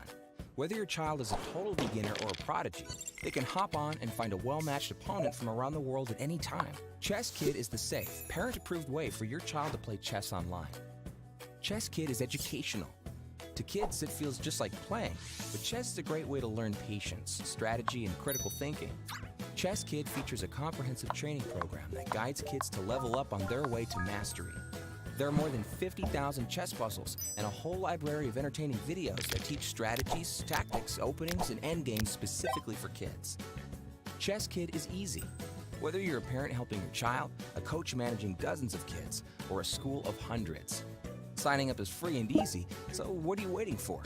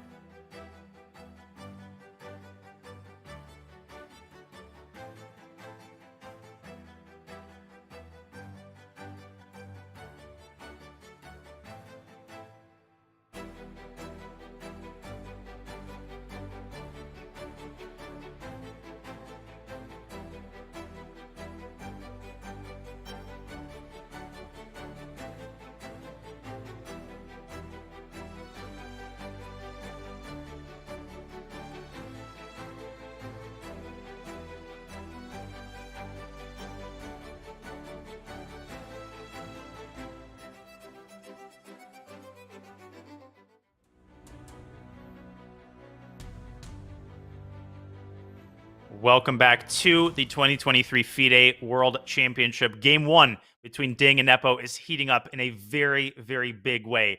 It's a deja vu moment for Ding Liren because at the Candidates Tournament, round 1, there was a similar game arc where his position got worse and worse and Nepo ended up grinding him down. Will we see this happen again? Grandmaster Nishigiri, we called it. Queen to b8 has been played almost instantly by Nepo. He is accelerating the pace of his play. He is going to win a pawn on the queen side. I feel like that's not up for debate. The question is, how many is he going to win? Which one is he going to win? And will Ding be able to produce any kind of counterplay with this queen and knight? Yeah, it's a good point. And actually, I'm getting quite excited here because the bishop d6 line we looked at seemed to give Black enough counterplay after queen d7 and queen to d2, followed by knight e6. This I felt is kind of reasonable for Black. But this move, bishop c7, that we didn't cover yet, that looks a lot more promising. Now after knight e6, bishop a5, your queen is not active at all. The only question I have is whether knight d4 perhaps is good enough. And it is very, very close. Now, first of all, queen e5 is never going to happen because pawn will afterwards be collected. Maybe if Black is in time to trade the d pawn, then I think it's drawish, although it changed from how it was. There is symmetry gone here a little bit. There is a potential for passed pawn now. And the other thing is, yeah, long term. And the other thing is, maybe I can even prevent d3 from happening somehow. I don't quite see how, but yeah, maybe I can. Like, no, not easy. Bishop b6. Well, when you say d3, in which situation? Yeah, I mean, like queen d7 and d3. Yeah. Well, you could try to trade queens, but I think their Black has bishop a2, bishop b1. Yeah, but even that. So just to show that, okay, I assume that is a draw. But even that, it is no longer trivial because I have a potential to, let's say hypothetical. Let's say I bring my king here, I go b3, a4. I have a passed pawn here, then I have a passed pawn here, and then I win. It's not easy because you do like bishop f1, you start bothering me everywhere. But it is possible. So I think the situation is very, very dangerous for Ding, and I think he blundered. You know what? I think he blundered. I think what he missed is that I think he missed queen c7 as a threat. It's what I missed. I saw queen b8. I didn't see queen c7. I think he might have missed queen c7 because that explains why he thought so long here. He probably planned something like queen b7, queen d6, knight e6, which would have fully defended if it were not for queen c7, because queen b8 is completely innocuous. Obviously, Black has the time to defend his pawns. Yeah, I think queen c7 is over. I think he when he played c6, I think he missed queen c7. Somehow I also missed it. Because usually you think a queen trade without even winning a pawn is okay, but suddenly you win the b6 pawn, which is crucial. And so that's why he started thinking so long about the only moves that are b5. Yep. And then king h7, which is also absolutely obviously the only move. But he spent time because it wasn't planned. And he's thinking like, okay, how big is the damage? Like, what have I done? Am I still okay? Is there plan B? Like, I think he's in a very bad spot. Bishop c7, bishop a5 being a serious problem. And as you pointed out, there have been games before that Ding lost to Jan in this kind of fashion. Not feeling optimistic for him at all. I mean, a confident Jan who smells blood, who has the time advantage, I mean, is a Jan to be reckoned with. And I don't mean to keep harping on this, but Ding is still not at the board. He is sticking to his guns. He is staying in that rest area section. You know, whatever it is about that spot that's conducive to thinking, but he might have to change up his routine soon enough. So the choice here, Anish, is between bishop d6 and bishop c7. We believe those to be the only two feasible candidate moves, but we're leaning toward bishop c7. Yeah, I think this queen d2 infiltration was an issue. White maybe has other moves, but I don't think they're as good. I think you do want to take the pawn. The question is which one. Yeah, I think that position we discussed is extremely important. Bishop c7, knight e6 takes. I think if you don't go knight d4, you just lost the pawn. We keep the knights on the board, and you just lost the pawn. You didn't get any closer to the draw, and you'll have to suffer. And long term, there is not only you lost the pawn, you lost the wrong pawn, because I have the potential to create a passed a pawn here, right? Could I try queen d7? Or is that, I mean, obviously it's I'm not hiding my intentions here, but queen d1 is not that easy to stop. Even tempo down, yeah. In that line, you could even a tempo down. You still try to activate the queen. That is actually super annoying. Actually, it's super annoying. Queen d7 is very good. Yeah. Thank you. And White would want to play queen d8. Unfortunately, that's not possible. Yeah. So do we have to trade knights like that, or how else do? Maybe knight f4. Yeah, is what I do. Right, and everything's nicely coordinated here. Black's queen doesn't have as much to attack with the knight on an invulnerable square, and when the knight's off the board. Now we enter a situation where I would say, a reverse of what it was before. So I wouldn't say it's a 30-70 draw. 30-70 being white win, 70 draw, but I would say it's like a 70-30. I think it's more likely white wins and black draws because of the way the pawn structure on the queen side is. If the pawn on c5 was on a6, as in some lines we demonstrated earlier, I think it would be much more likely to be a draw. Now, because of the potential to create a passed pawn here and here, very long term, of course, there even the simplest bishop endgames are no longer obvious. They could even be lost already. So definitely unpleasant. And this queen d7 doesn't solve all the issues, nor does knight d4. I think Jan just should go for this pawn. Yeah, I think he will, because this other one's much less tempting, right? Queen d2. That's also, it's a wrong pawn to take, because now it's a symmetry here. It's just position. It's just the wrong pawn positionally. Yeah, it's just the wrong pawn to take. Not even if black played the move like a4, it's still a wrong pawn to. Although bar somehow shoots up, but I mean, conceptually speaking, I would still think that black is happier having these pawns than having the doubled c pawns, because white cannot create a passer here. So I think Jan is taking his time, but the a5 pawn should eventually be the one captured. And there's no chance that there's some third Canada move he's contemplating. I thought briefly. Yeah. That we talked about? Yeah, I think we talked about knight d7. Option, yeah. Yeah, but this endgame, by the way, is also juicy, because here I'm not up a pawn, but here black will never be able to trade the knights. So you just suffer. The knight is stalemated by the bishop. It's a juicy endgame. Yeah, I think this is the alternative. Yeah, I think that he's weighing his options, because this endgame is very juicy, I have to say. Wow. And then you can... I would have... Yeah. No, it is juicy, but how... this is some of the hardest decisions to make, not just on the defensive end, but from Jan's perspective, it's just as agonizing to have to decide. Personally, in these types of situations, the moment I decide on one thing, I immediately start regretting it. The second the hand is released from the piece. Yeah, it's the same. It's a I think it's our problem more than the problem of the game. We should stop regretting. But I also have that a lot. I mean, whenever you have a choice between two seemingly equal options, it's very easy to regret the move you made, and that's the wrong approach. But that said, look, if we zoom out, it's game one, and it's a risk-free position.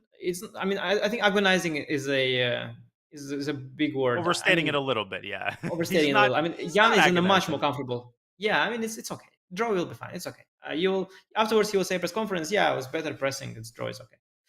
While for Ding, I mean, it's losing it first game. It's a big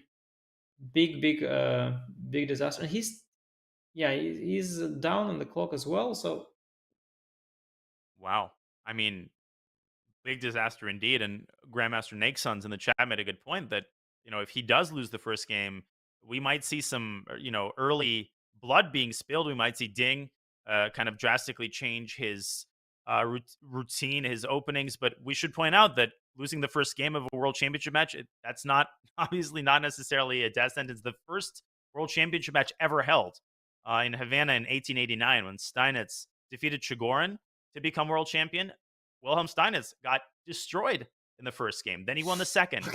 Then he lost the third. There was only one draw in that entire match. The first 16 games were all decisive. Yeah, Daniel, I mean, you bring up that match. I mean, that was an entirely different time. If you look up the games between Chigorin and Steinitz, this was some wild stuff. I mean, it's different game they played. It was such a different time. They're blundering left and right. And was The crazy amount stuff. of blunders is staggering, honestly, but it's They were how making their we have first steps, changed. Yeah. We I mean, they stand were on the shoulders discovering of giants. exactly, and they were discovering the game pretty much at its like initial stages. It was a completely different time. The example that came to my mind as well was the one between Anand and Topalov. That's the match that I already followed. I Slightly more think that was recent. yeah, 2010 we speak here, I think. 10 probably. I think Non 2010, 9 or Olive. 10. I think 10. Yeah. Yep. And there was a crushing opening defeat. Topalov crushed Vishy in game 1. And Vishy came back in game 2. And Vishy eventually ended up winning the match. It was a tense match. He won because he won in the last game and he edged out there. But I think a lot depends on Ding's how much prep he's done with the white pieces, or rather not how much, but how successful it has been. Has he found certain interesting ideas with white? Because when you are down after game 1, I think what you want is you want to go back to your hotel room and feel like you have something ready. You want to have something ready for the next game, because if you don't, you're already in a bad mood that you lost, and there's nothing improving that mood. But if you have something to look forward to, some opening idea, it's okay. You'll think, okay, I'll come back tomorrow maybe. And a feeling of comfort that you know what you're playing. You have to get excited about the ideas that you come up with. You can't be impartial to what you're playing. You got to bring your absolute best, what makes you happiest to the World Championship. And yes, I need to correct myself. Steinitz-Chigorin was not the first World Championship match. That was Steinitz-Sugertort, Tengi Hikaru in 1886. This was the first Steinitz-Chigorin match, and there would be several, as Mikhail Chigorin never managed to take away the throne from Steinitz, despite some incredibly agonizing defeats. Did Hikaru correct you on that? He did. So Hikaru is there backseating, yeah, and fact-checking our stream. Okay, it's good to know. Good to have, personal fact-checker in the chat. Yeah. Speaking of facts, Nepo was spitting some facts in an interview that I conducted with him a couple of months ago. Let's listen into some of Nepo's amazing insights. Here and there, but there are like 4 games, 6 games. It's not quite the same. It's not the same level of excitement, involvement, and preparation. So probably this will favor me.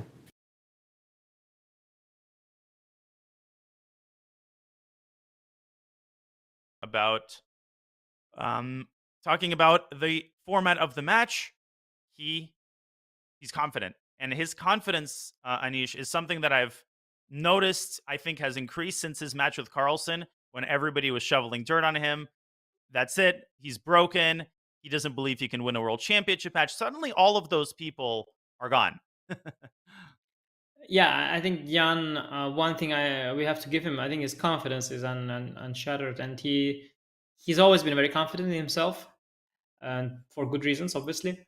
Tremendous talent and a great player. And I think nothing can break him. If that match didn't break him, then nothing will. He is unbroken, and he knows that things could have gone differently. He attributes all the bad results to individual mistakes. I think there's nothing wrong with him. He even in the interviews afterwards, he said there's nothing wrong with his mindset, nothing wrong with his psychology. At times, maybe he's even too confident, and maybe he's even somewhat wrong with that. But that doesn't mean, doesn't change the reality that he is very good and very confident. And confidence, I think in chess they say it's better to be overconfident than underconfident, and I think that is true. And we apologize for that. The little segment cut off. We promise that's not all Nepo had to say about his level of experience and how the Magnus match impacts his state of mind. Let's try that again. Here's Nepo. I mean, every unsuccessful game is a lesson, and of course, the main thing I took away from this match was my experience, and experience was quite sad. But maybe that's why it was quite useful.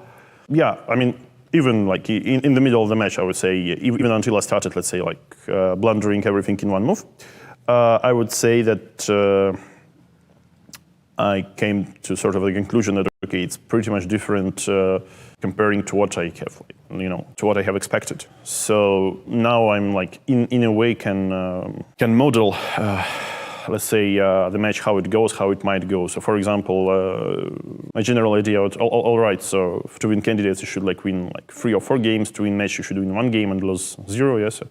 I mean, it's also quite quite a childish approach, I think. Yeah, so speaking of the upcoming match, it's, surely I think I wouldn't say it's my only advantage comparing to Ding, but it's one of very important things that already, okay, I have more or less a bitter experience, but nevertheless, that's an experience. Mm-hmm. I'm not sure if he's pretty much used to, this type of chess. Of course, he's playing some matches here and there, but there are 4 games, 6 games. It's not quite the same. It's not the same level of excitement, involvement, and preparation. So probably this will favor me. A little bit more context about that, what 4 or 6 games refer to. So Nepo, he believes that his experience is a net positive. Right now, the way that the first game is going, his words have aged pretty well. Anish, bishop d6, though, is on the board. Big decision there, which is a move that we looked coldly upon compared to bishop c7, but you could double back. After queen d7, you do have the option to play queen c7 and go back to that endgame, which you call juicy. Yeah, though when you play bishop d6, you probably don't intend to follow it up with queen c7. Because if anything, you give black maybe, more options, so to speak. I mean, queen c7 forces queen takes c7, right? Bishop d6, queen d7, queen c7, there is an option of bishop e8 or bishop e6. So and once you decided on bishop d6, also you get one step move closer to time control, which is not beneficial to you, who has more time and better position. So he doesn't intend queen c7, he will not do it. Unless he here really changes his mind, which he might now do, because he probably will realize that bishop c5, queen d2 is an issue. So I have to say that, yes, I liked both bishop c7 and queen c7. Bishop d6 is my least favorite of all 3, because I did not see a good follow-up after queen d2. I do not see a good follow-up here. I mean, knight to d4, knight e6. Mm-hmm. Just briefly thinking of some weird tactics, but I don't think they work. Something knight b7, but you can even move the bishop probably. This motif occurred to me. I don't know if it makes sense. Perpetual. Okay, if the king goes to f1, you get mated. Yeah, this is a draw because you can go to f1. Yep. But maybe bishop b6. Wow. And then I guess c5 doesn't do anything because the queen defends f4. Yeah, no, this is just pretty. But I guess knight e6, yeah, is the. I mean, this position I think is acceptable for black. I think this at this point, Ding is happy with that. I mean, very limited damage here. You put the pawn to a4. You bring even if you were forced to bring the queen back, because white somehow scared you with bishop f8 or something, it's okay. It's very drawish and it's very safe, and you are worse, you have to suffer, but it's okay. Draw is still within reach. But yeah, the same couldn't have been said about bishop c7 or queen c7. So I'm not sure what Jan missed. He definitely missed something, because queen c7 is the most. He's thinking. He's the only move, and now he realized that he missed. I think from afar he might have thought about knight e6, when he wanted to do, let's say, I don't know, queen d6. Let's say he planned, and now he suddenly realized he suddenly realized there's queen d2, and he maybe missed some detail somewhere down the road here. Maybe he missed some detail, and that's why he's thinking. Because of course it makes no sense to play bishop d6, and after the only move queen d7 to then think. To start thinking, because where did you expect him to go? Did you expect him to not move the queen d8? So it's clear. It's a clear tell when you make a move, your opponent responds in an only move fashion, and then you adjust your sitting position. You go into a deep think. Clearly, he knows queen c7 is an option. It's very hard to evaluate. That endgame, incredibly hard to evaluate whether it's winning technically or is it a technical draw. So very difficult decision now for Nepo. And Anish, correct me if I'm wrong, but psychologically, I think it's also hard to course correct. Well, we're saying that, right? Especially because then you're regretting not playing that in the previous move. Maybe that extra move would have been the difference between Ding making time control and drawing and making a mistake on move 40. Yeah.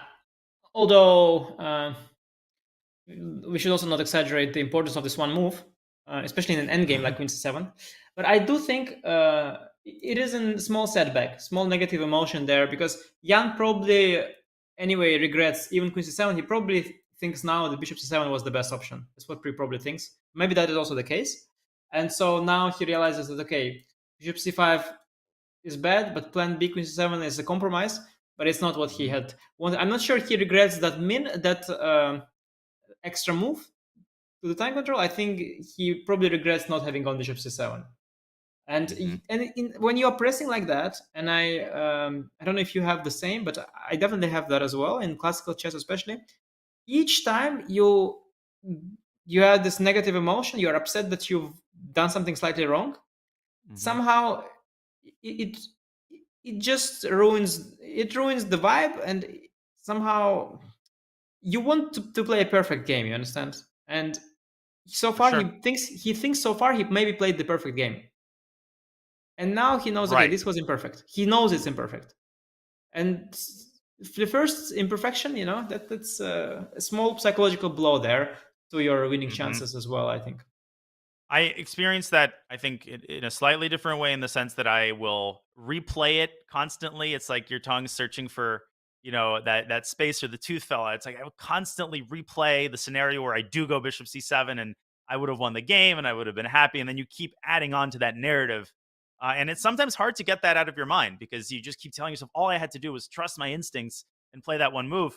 Whereas you still have a game to play and you still have winning chances, but you're too busy exploring the alternate scenario. And obviously the regret just increases when you flesh that scenario out. Yeah, I think what you mentioned is even... what's happened. Yeah. I think what you mentioned is even worse, because luckily I don't do that much. I don't go for alternative reality, because that is really, really harmful. But even that, just a negative feeling, I mean, I try to brush it away, but deep inside I know that it was there.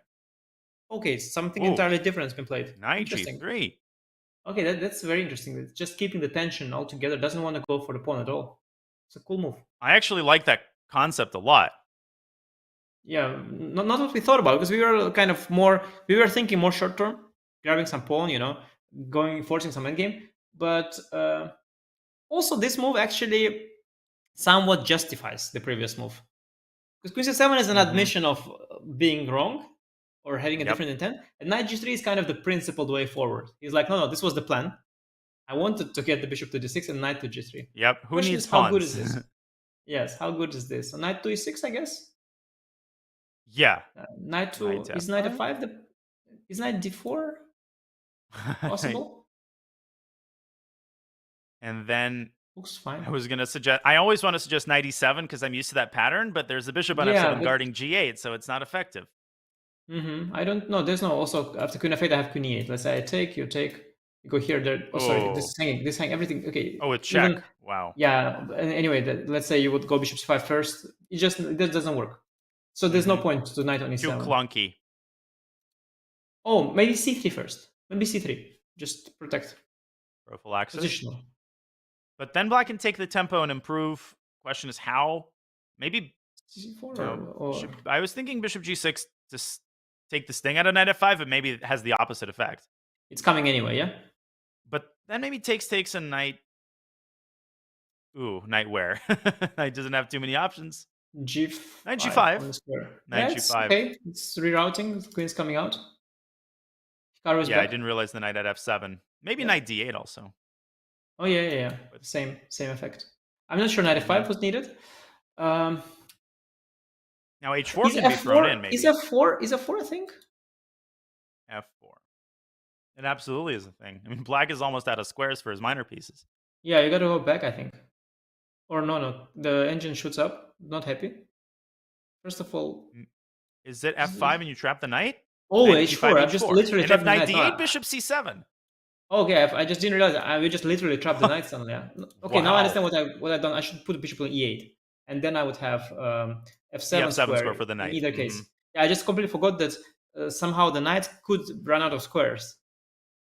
It's incredible. Knight E6 has been played in the meantime, and also in the meantime, Nepo is down to 20 minutes himself, which is not time pressure. Again, not exaggerating, but listen, this is not the 45 minutes he had just a couple of moves ago. We remind you, for those just joining, once move 40 is made, 60 minutes are added to the players' clocks. Then after 20 more moves, after move 60, an additional 15 minutes added, and that's when the increment kicks in. There is no increment until move 60. All right. Yeah, here we go. And psychologically, it's a very different situation. So, as you will probably agree, 20 minutes against 11 or 45 against 11, that's like Earth and night and day, Earth and basically, yeah, it's just a completely different story. And now it's sort of a mutual each time trouble. While if you are 10 minutes against 45, it felt like you're just getting crushed, to be honest, on the clock. F4 has been played. He didn't play C3. Why is the question and mark? Why did we reject this? Did we consider F4 immediately? No, we didn't consider F4 yet. Knight D4 could be one thing. Knight D4 at the very least is okay. Is that also why the bar is so happy? Bishop C5 and Knight F. Just Knight C2 simply. No, Knight F3. I was also thinking, I understand what you mean. Yeah, some pattern there. I don't think it doesn't that work. works. King G1, King G2, and Bishop F2. Yeah. Yeah. Everything already. This is the most solid. Yeah. Oh yeah, King G2. You're right, because Knight F1 is Bishop C4. But I think simply Knight C2 and Knight is not so bad. It's wait a second. Queen D2, Knight E1 is checkmate. Hello. Yeah. Hello there. Maybe time for Queen D6 and a draw for there. Yeah, you mean right here, yeah? I mean, this is very little. Oh, that's nothing actually. Yeah, no. Wait, 93? Okay, you have to be accurate. Declined. Let's play on. Jan. Yeah, okay, of course. No, White of course doesn't run any risk, but you have to be accurate. Yeah, let's say Queen A7 maybe is the one. Oh, also that bar doesn't like it also. And Ding is up from his chair. He's definitely surprised by this move. Yeah, it's a clumsy thing. I mean, Jan clearly something's gone wrong here. Something's gone wrong. There were two great options, and somehow he missed something, and now he's just slightly lost the thread. Now, I might have zoned out for a second. After Knight D4, if C3, what did we? Yeah, we didn't look at it yet. Yeah. Where does the knight make its home? It's actually hard to decide. The default is B3, of course. That's the normal square. But I'm wondering if there is some resource that we are missing. But I think it's just B3, I guess. And White can't make easy progress because anytime the bishop moves, the queen infiltrates, and bishop on F7 is an amazing defender. It's just holding all of the key squares. Exactly. No, but the thing, when we pushed F4 in our line after C3, the point was not to just push F4. The point was that we are really going after the knight on E6 that had no squares. Now, the knight's kind of comfortable on the other side of the board. And F4 in itself is just a weakening of the light squares more than anything else. So I don't think you're like happy to push F4, although, of course, he will try to generate some kingside play. That's probably his idea. But whether that can work is a completely different question. And also, Knight D2 is coming. I can target your e-pawn. It could backfire. Yeah, sharp. I mean, to say that it's getting double-edged and like White has to worry about things is maybe overstating it. But, it does. It does a little bit. And Jan could be tempted by Ding's clock. He could try to initiate complications, and then it truly will become, once again, a 3-result game. F4. A mistake due to Knight D4, and Ding has to find this move. I mean, this is on a silver platter. This has been served to him. Something else. And he hasn't done it. But I wanted to mention one thing, Daniel. Maybe Bishop C5, Knight C2, Knight F5 bothered him. Maybe he was bothered by some concrete business here. Ooh. Maybe this was Jan's plan as well. It's easy when the eval bar shows zeros, but there's mate threats circulating against black king as well. Yeah, Knight is weird, and okay, let's H5. Knight E1. Oh, but there's Bishop D6. Yeah, there is nothing here. No, there is nothing here. But Ding has made a move on the other side of the board. He's gone H5. And probably not that bad either. I think what happened is he trusts. What sometimes you do is you have little time, you trust the opponent. You think, okay, obviously he's on Knight D4. Obviously he has some plan. He just spent like 20 minutes in the last 3 moves. he has some plan. You just think, okay, it's dangerous. What are my options? Oh, h5, maybe not so bad. And you just dismiss the main move because you just trust the guy. You have little time, and you just play the second move, which is, by the way, decent. The computer doesn't dislike it. Yeah, h4 is the idea, pushing the knight forward, giving the king some room. So how is this line? h4, knight f5, Knight bishop f5, bishop g6, knight e7, take, and king h. Bishop e7. Yeah, I was just thinking, can I afford that, or is just checkmate? That there must be. There's a queen f7, knight g8, knight f6. Yeah, this is a hard one. I mean, this is also not. This is also scary. Like, this also will be scary. You have to just. You go back here. This is also barely holding, but this queen f7 move you mentioned, that's just a killer. You threaten this knight g8, deep puzzle rush style checkmate here. Yeah, that is, Ray Robson would find that in, 1 millisecond. Yeah.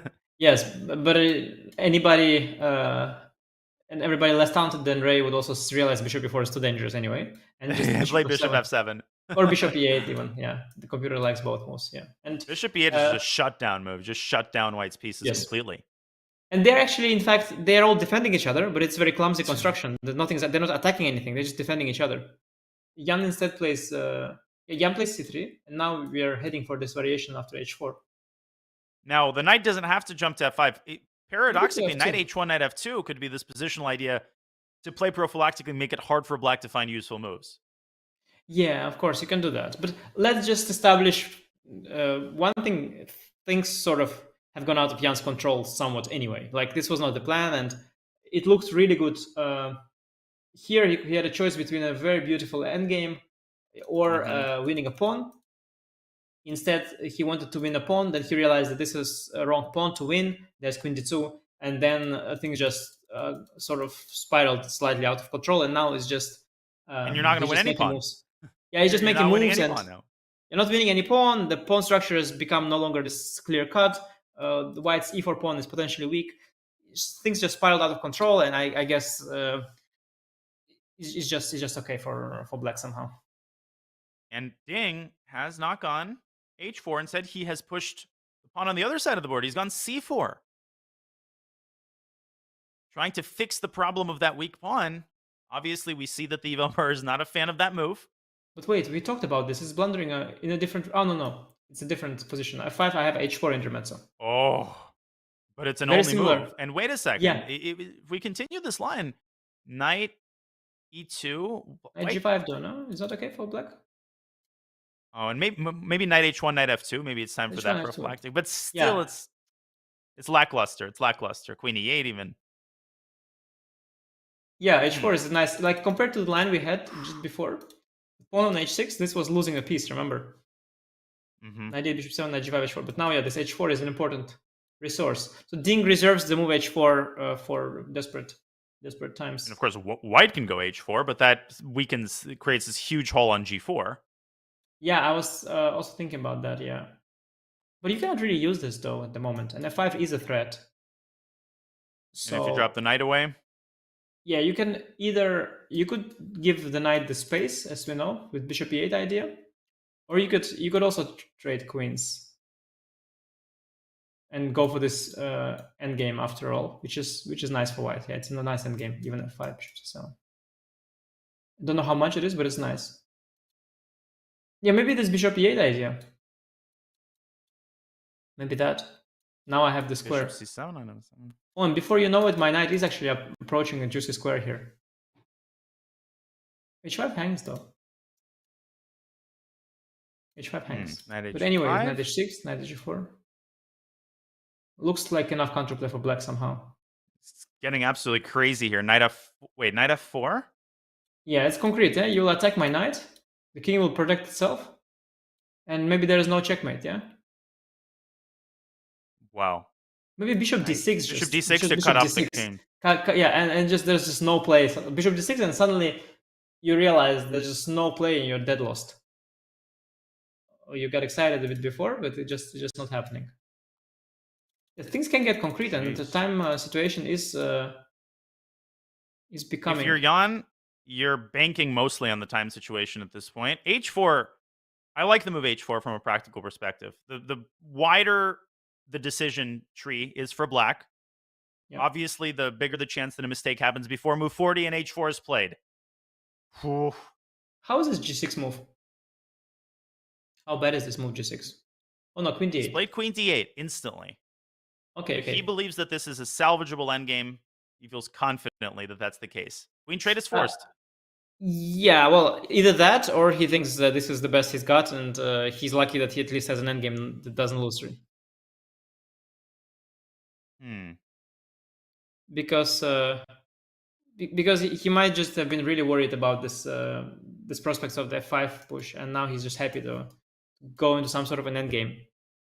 And he knows it's an unpleasant endgame, but he thinks, okay, first of all, the other endgame with Queen C7 was worse, because now he's got a good version of things. He managed to push the queen side a little bit, and white weakened himself with F4, got a G4 weakness here.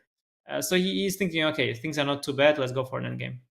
And he knows he'll make move 40 in one piece, and then he will have that extra hour that he can and will use to ultimately probably hold the draw. I think he's over the hump. Yeah. It's important indeed that once the position clarifies, these crazy lines we just looked at with knight coming to E7 or F5 and all this stuff, there you need a lot of time. Once you take queens off the board, you don't need time. You could just play things by hand, and not much can go wrong, or not much can change in any case. Yeah, I tend to agree with you. Probably things will probably end okay for Ding, but he will suffer. He will suffer here. But I guess Jan, to continue that thread from earlier, Jan has to put out of his mind the idea that he could have gotten a much juicier endgame with Queen C7. So the irony is that in a roundabout manner, they will have reached an endgame, and one that is just incomparably more defensible for black. Yeah, I mean, I'm wondering how big a difference it is. We can just take a look here just to compare briefly. So, okay, bishop c7 is even knight e6. So we have this endgame, let's say, versus...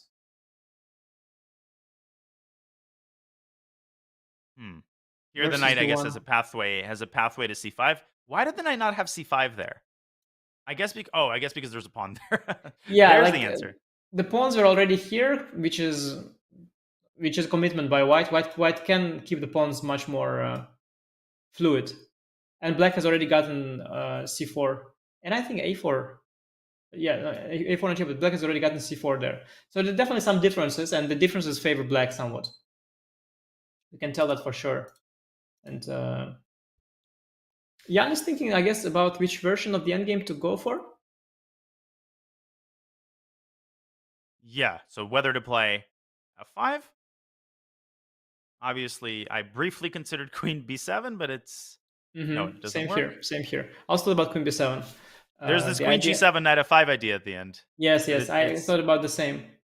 Can show that. Actually, wait, Knight f4. There's Knight f5. Whoa! What? Knight f4, Knight f5. And it's so surprising. Just checkmate. Queen is hanging. So surprising. Oh, so maybe there is an option to keep the queens on the board. Yeah, very much so. Okay, you have to defend like King g8 maybe. Just okay. Maybe the king is better on here because Knight f5 is coming. Maybe some move with the bishop here. Bishop G. G, yeah. Oh gosh, such a hard decision to make. There's also Bishop G6. Bishop G6 allowing f5, but it's not the end of the world. But white can make some intermediate move like Bishop E7. Yeah. And then what are C7. Bishop E8? Wow. Bishop E8 maybe, yeah. And you have Queen D7 after Knight f5 if needed. And that might be the key idea, to sever the connection between the queen and the pawn on G7. Yeah, this looks all right.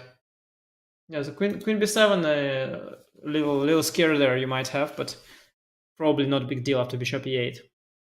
I think you don't want to start with F5, because if you start with F5, I will trade, and I'll activate my knight via C5 immediately, which is very nice. So if you trade, you should trade with Queen D8, Knight D8, and then F5, shutting down my knight. Mm-hmm. No, but this is a very hard decision to make. I think Jan should go for Queen B7. I think, and now that I saw this, I can't get it out of my head, like the song goes. And he's played it.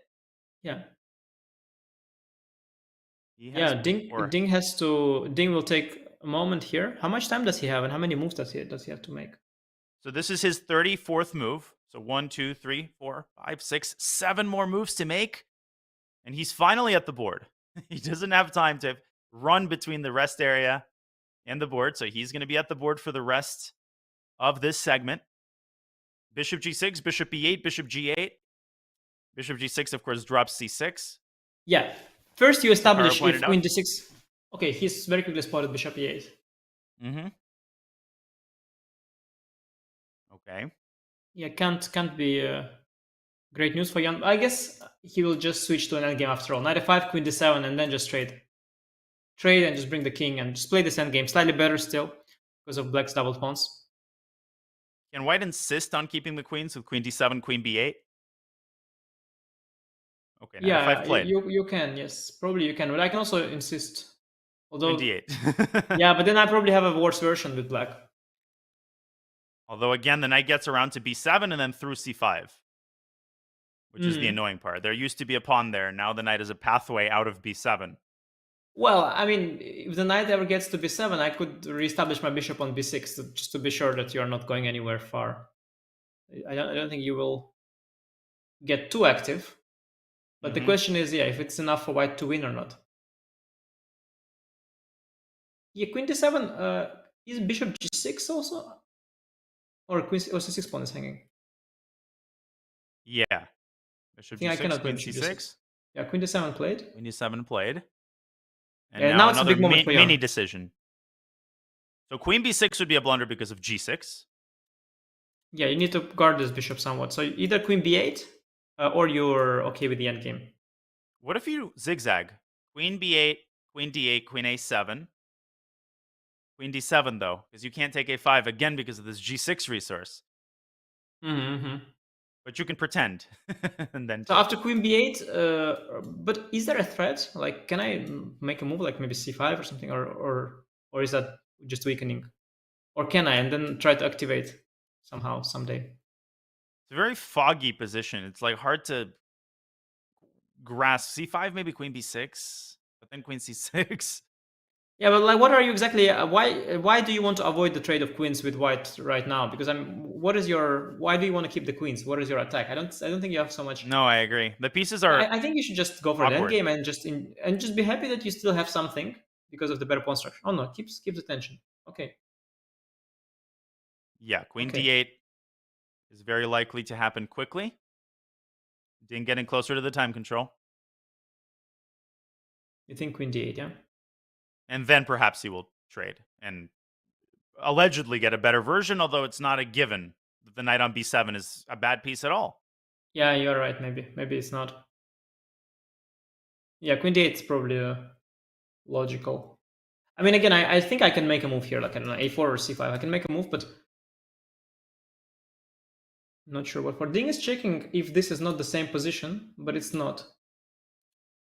Knight f5, bishop e8 have been included. Or he's also confirming just the amount of moves he needs to make. Yeah, which is probably the case.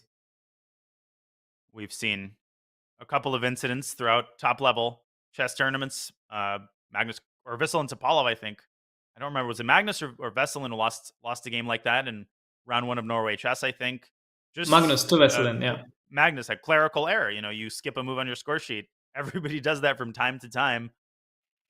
And with 3.5 minutes left, trying to get the queens off the board is Ding Liren. Queen d8 is the most straightforward option, but you're pointing out that black is under no obligation to force anything and can play a move like a4. But queen d8 is played. Yeah, you are, first of all, a prophet, but also you're extremely good at predicting opponents' moves in the time scramble. So you guessed it correctly. It's indeed queen d8. I have to add, by the way, that the point you made about the move counter. So some opponents sometimes, I heard that they do it sometimes, very rarely. They mislead you by not writing down the move. I think it's not allowed. But sometimes you check your own score sheet, you check opponent's score sheet. You check your opponents, yeah. But they can sometimes not write down the move, and that's safety happens, numbers, and then claim that they made a mistake. Yeah, of course. That has happened in the past as well. I heard some stories. But for now, yeah, the Ding is chasing that queen. He wants that endgame. He wants his endgame, which is slightly worse, but it's at least safe. He knows there is a limit to how bad this endgame can be. It has to still be a draw. He will make his time control, and then he probably will defend the game eventually. I Yukaro like was his at that clock. tournament. Sorry? Yeah, he's apparently they had made clear that there was no additional time of 60. Magnus arrived late, so the lesson: don't arrive late to your round. Queen A7, Queen D7, I think is what Nepo's in the process of realizing. Nothing there. You're going to lose a minor piece if you grab on A5. You just got to. He has to accept it. I feel like he maybe he's having a hard time accepting that the likeliest outcome in this endgame is going to be a draw, but you really have no way to keep the queens on the board. Yeah, he's trying to keep the tension, of course, and the pressure and so on. But he, as you said, there's just no option. I just wanted to point out that Ding, he's got this 3.14. Yeah, it's like the pi on his clock. This is quite a nice nice nuance there. Long day. Nice. Yeah. Not sure that's on his mind right now. I mean, playing the first game of the World Championship match, being under pressure for so long. Oh, of course. Yeah, he's rehearsing the amount of digits that he knows, like 3.14159. That's all I know. Hey. Yeah, if Jan drops down to 1 minute 59 seconds, we will have quite a lot of pi digits on the camera there. Oh yeah. I don't think it's going to happen though. With Jan, that's the maximum you can have on the clock. Yes. Is there any chance he leaves the queen of b8? No, that doesn't make any sense. Yeah, I think you should be aware of knight c5 and knight d3. I mean, it's all the same until the knight comes in via c5 to d3. Then it's not going to be the same. Then suddenly b2 is hanging and it's time to take over. So I think all the endgames, they look to me similar as long as the knight stays passive inside black's territory. Mm-hmm. He's choosing the version, yeah. To me, it feels like, I don't know anymore, actually. I thought first knight on b7 is bad, but now I'm thinking maybe it's not. It's just as good there as anywhere else. Yeah, I mean, there is a chance of a 7-hour game here. If the queens are traded, Jan's not going to let Ding get away that easy. And he's going to use a lot of that hour that he's going to get on move 40. So what is the likelihood that we get a marathon game 1? Anish, like how insistent is Jan going to be on squeezing every last chance? I think pretty insistent, given that he knows earlier in this game he had excellent winning chances. That is a good point. If you had nothing the entire game, you sort of were never excited. But if you had a big advantage at some point, it's hard for you to resign yourself to the thought that the game is going to be a draw. And I remember in the last tournament that Jan played, where I played as well, he was fine with grinding things out to the very end. He played long games, and I remember the game he had with Yesipenko. It was lasting. He was pushing it. It was a draw already for a long time, but he kept trying and trying and trying. So, yeah, I think Jan might just keep grinding this one out, but it's very solid for Black. Very solid. Yeah, and now Black's next move, probably knight b7 on his own volition. I mean, the knight actually wants to go to b7, which is a polar opposite from the initial endgame that Jan could have gone into. And the difference is made entirely by the placement of Black's pawn, which is now on c4. Yeah, I think Jan, he should... Oh, he went for knight d4. Wait, so what if knight b7? I think you want to stop knight c5, so you go bishop to e7, and then what if king to g8, right? So we go knight b7, bishop, I think, to e7. That bishop is almost trapped after king. It is trapped after king f7. Yeah, so wait, what is the idea? What is the idea of knight b7? It couldn't be e5, could it? Because then I think take and bishop d7 even might be some sort of a fortress. Okay, we're about to find out. Yeah. Let's see what's the point. e5 is possible, I guess. It's not what I expected. Just feels like Jan is losing the thread here. This is a dumb question, but after bishop e7, king g8.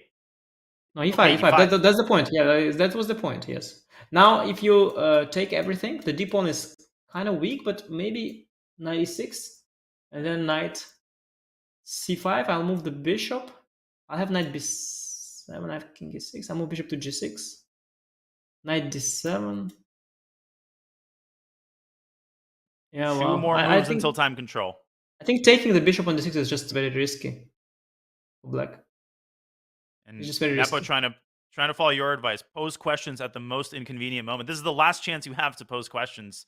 Ding That's with why he 2 did it. minutes to make 2 moves. Yep. That's why he did it, and that's why he went for knight d4 e5, because this is the only way to actually make Ding take a decision. Mm-hmm. Nice, nice. I think white doesn't risk here anything, I would guess. I mean, I'm certain about that. Even in a position like that, even if you lose the e-pawn, with a knight against bishop, you can build a fortress. You can bring the king to f4, put a knight on e3, and just wait forever. So Jan doesn't risk anything, and he's asking Ding the final question. He's saying, Ding, this is my only question to you. The best question I got. I hope for a better one, but this is all I got. So answer it now. And he's got now 1 minute and 20 seconds to answer that question. He's definitely calculating knight takes d6, ed, bishop d7, trying to figure out, does he have a fortress there? White even has the move b4 in that position. Very tricky. He can't take on Passant. Without fe, yeah? That's a good one. I didn't realize. You were talking about 96 ed bishop d7 without taking fe5. That makes sense. Because the king then doesn't have this path towards f4. Although white has f5 and 96. Ooh, that's nasty. Scary. Maybe. I don't know. Doesn't G8. take, which That's is too probably the risky. simplest option. King g8. Yeah, I think I wouldn't take such high pressure situation, so much at stake, so little. Like you're not gonna win anyway. So why? It's a huge risk to take. You don't need to take. Just keep the status quo. King g8 is classy, very classy. Does white have one more question to pose? This is white's 40th move, but remember, black has to make his 40th move, folks, for that time to add. You can see white's clock has been adjusted. Ding with one more move to make. Bishop d7, I think, is that move, no? Bishop d7 looks pretty neat to me. Because king f7, you allow it check. Bishop d7, e6, you can take, and then you take here. You go bishop d7 first, then you go king f7. Bishop d7, the only question I have is what about f5, but then you can take a knight c5, knight d3. Yeah, bishop d7 played. I like it. Great call. Wow. And it that looks like is time control. Yeah. And this is the opposite of what we were talking about. Now it happened that he just reached the time control and he just solved his last problem and everything worked out for Ding. So this can also happen, and this is actually what happened. Should be a draw now. What defense for Ding, and just crazy. I mean, Nepo with 0 advantage here. White's not better in this endgame. It's not even that you can nominally torture your opponent. Correct me if I'm wrong. I think this is draw for territory. And now you actually can offer a draw because move 40 has been made. Yeah, but this is a direct consequence of what Jan has tried to put maximum pressure and ask that last question. But the problem with that is if the question gets the right answer, then that's it. So Jan, of course, he definitely did exploit his advantage here. It was back on move 29 here, where he had lots of very interesting options. In particular, I think grabbing this pawn was very promising. I don't know if it's winning, probably not, but it's definitely a good opportunity. And what he has now, the question he asks with this knight d4 e5, that's not too difficult for a player like Ding. He basically just brings the king back to the center, and yeah, it's very little left here. White pawn structure is ugly now. Look at this hole on g4. He cannot create a passed pawn. E5 pawn is a passed pawn, but it's just completely blocked. Light square blockade here. Knight on b7, ready to jump via c5 whenever the bishop leaves. Simply a very comfortable position. I think is just a draw. Indeed, I don't think he'll offer it. He'll probably make a few moves, but yeah, it's I don't see any other outcome here being likely. And as you pointed out, e6 fails tactically. Black plays bishop takes e6, and the bishop on d6 loses its supporter. So the knight on b7 goes from, villain to hero. It is now a key cog in Black's defensive machine, and we are very confident that the first game is going to end in peace. But the game is not over, and Jan is going to take some time and see if he can figure out some way to keep the now very small flame of his initiative alive. And that affords us a good opportunity to take our post-time control break. But before we do that, we wanted to remind you that if you dream of playing in the FIDE World Championship, and, well, who doesn't? Well, chess.com is going to make your dreams come true. Kind of. You can now challenge both world champion contenders in bot form. Ding Liren and Nepomniachtchi bots are available right now at chess.com/play/computer. So head over there and let us know if you can beat Nepo and Ding, the computer version. Use !FWC bots, all one word, !FWC bots in the chat for more information. Face off against Nepo and Ding and other chess.com exciting bots. Well, we will be back with more exciting action from round 1 of the FIDE World Championship in just a couple of minutes. Stay tuned.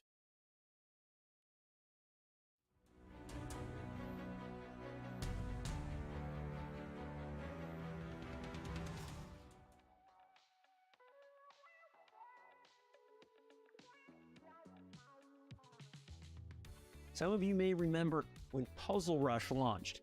It blew the chess world up, and it happened literally right in time for the World Chess Championship in 2018. And all those pieces just came together and it was just awesome to see. Of course, it was excited. It was a new feature, which we hadn't done in years, and it was a really good one.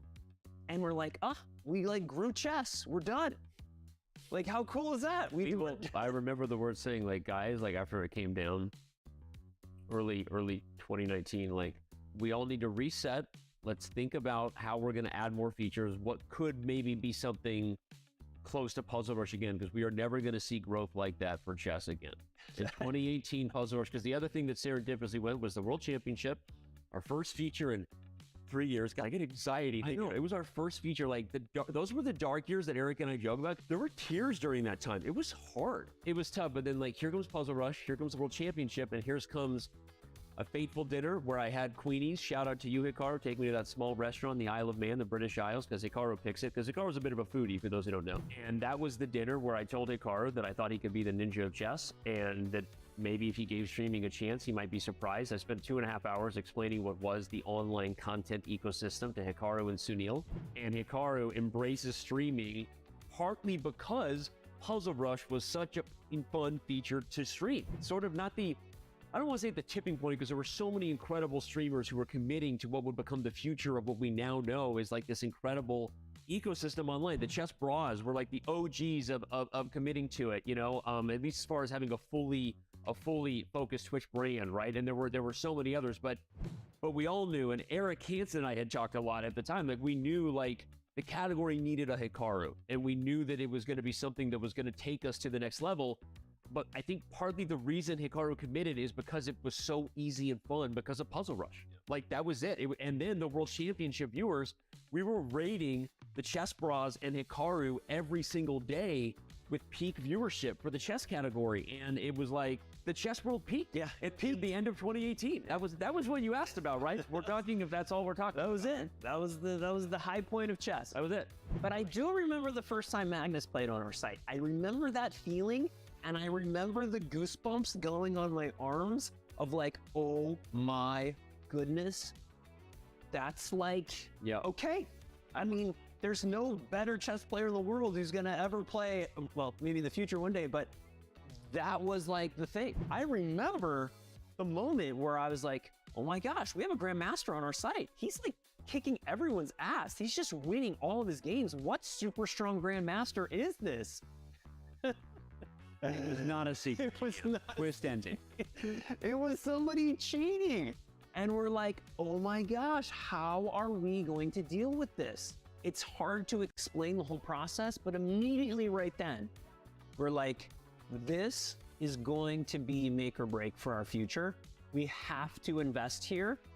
And immediately started hiring statistician, built an amazing team around this, and we've invested so much time, money, and resources just to protect this game that we love. We immediately knew how dangerous this could be, and remember that very first cheater was such a painful experience to see. So it's been at the core of what we've done, and it's challenging because it's not preventable.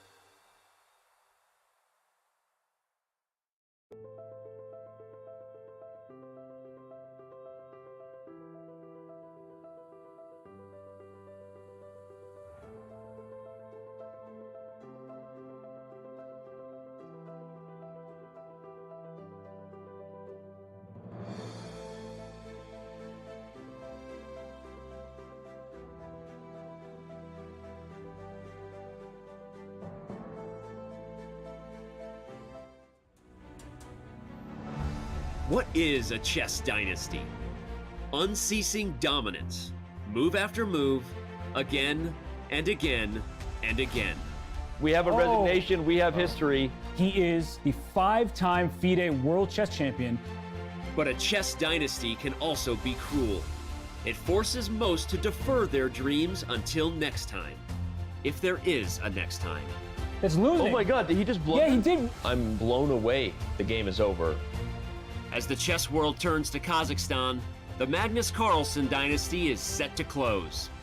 The FIDE World Championship is finally up for grabs. For two chess superstars lying in wait, until next time is now. Jan Nepomniachtchi has methodically done what he needed to do to get another shot at the title. That's your 2022 FIDE Candid Champion, and just an absolutely stunning performance from Jan. The pressure to seize the moment this time rests heavily upon him. Ding Liren knows firsthand what the end of this dynasty means. An unexpected chance to make history. Can China's best turn his good fortune into eternal fame? Ding Liren has secured second place here. Amazing. What a big last round win for Ding. The legacy of this championship spans across centuries. It reads from the names of chess giants. For the first time in a decade, a new name will raise the trophy and be etched into chess history. It's the 2023 FIDE World Championship. Whose name will next be called champion?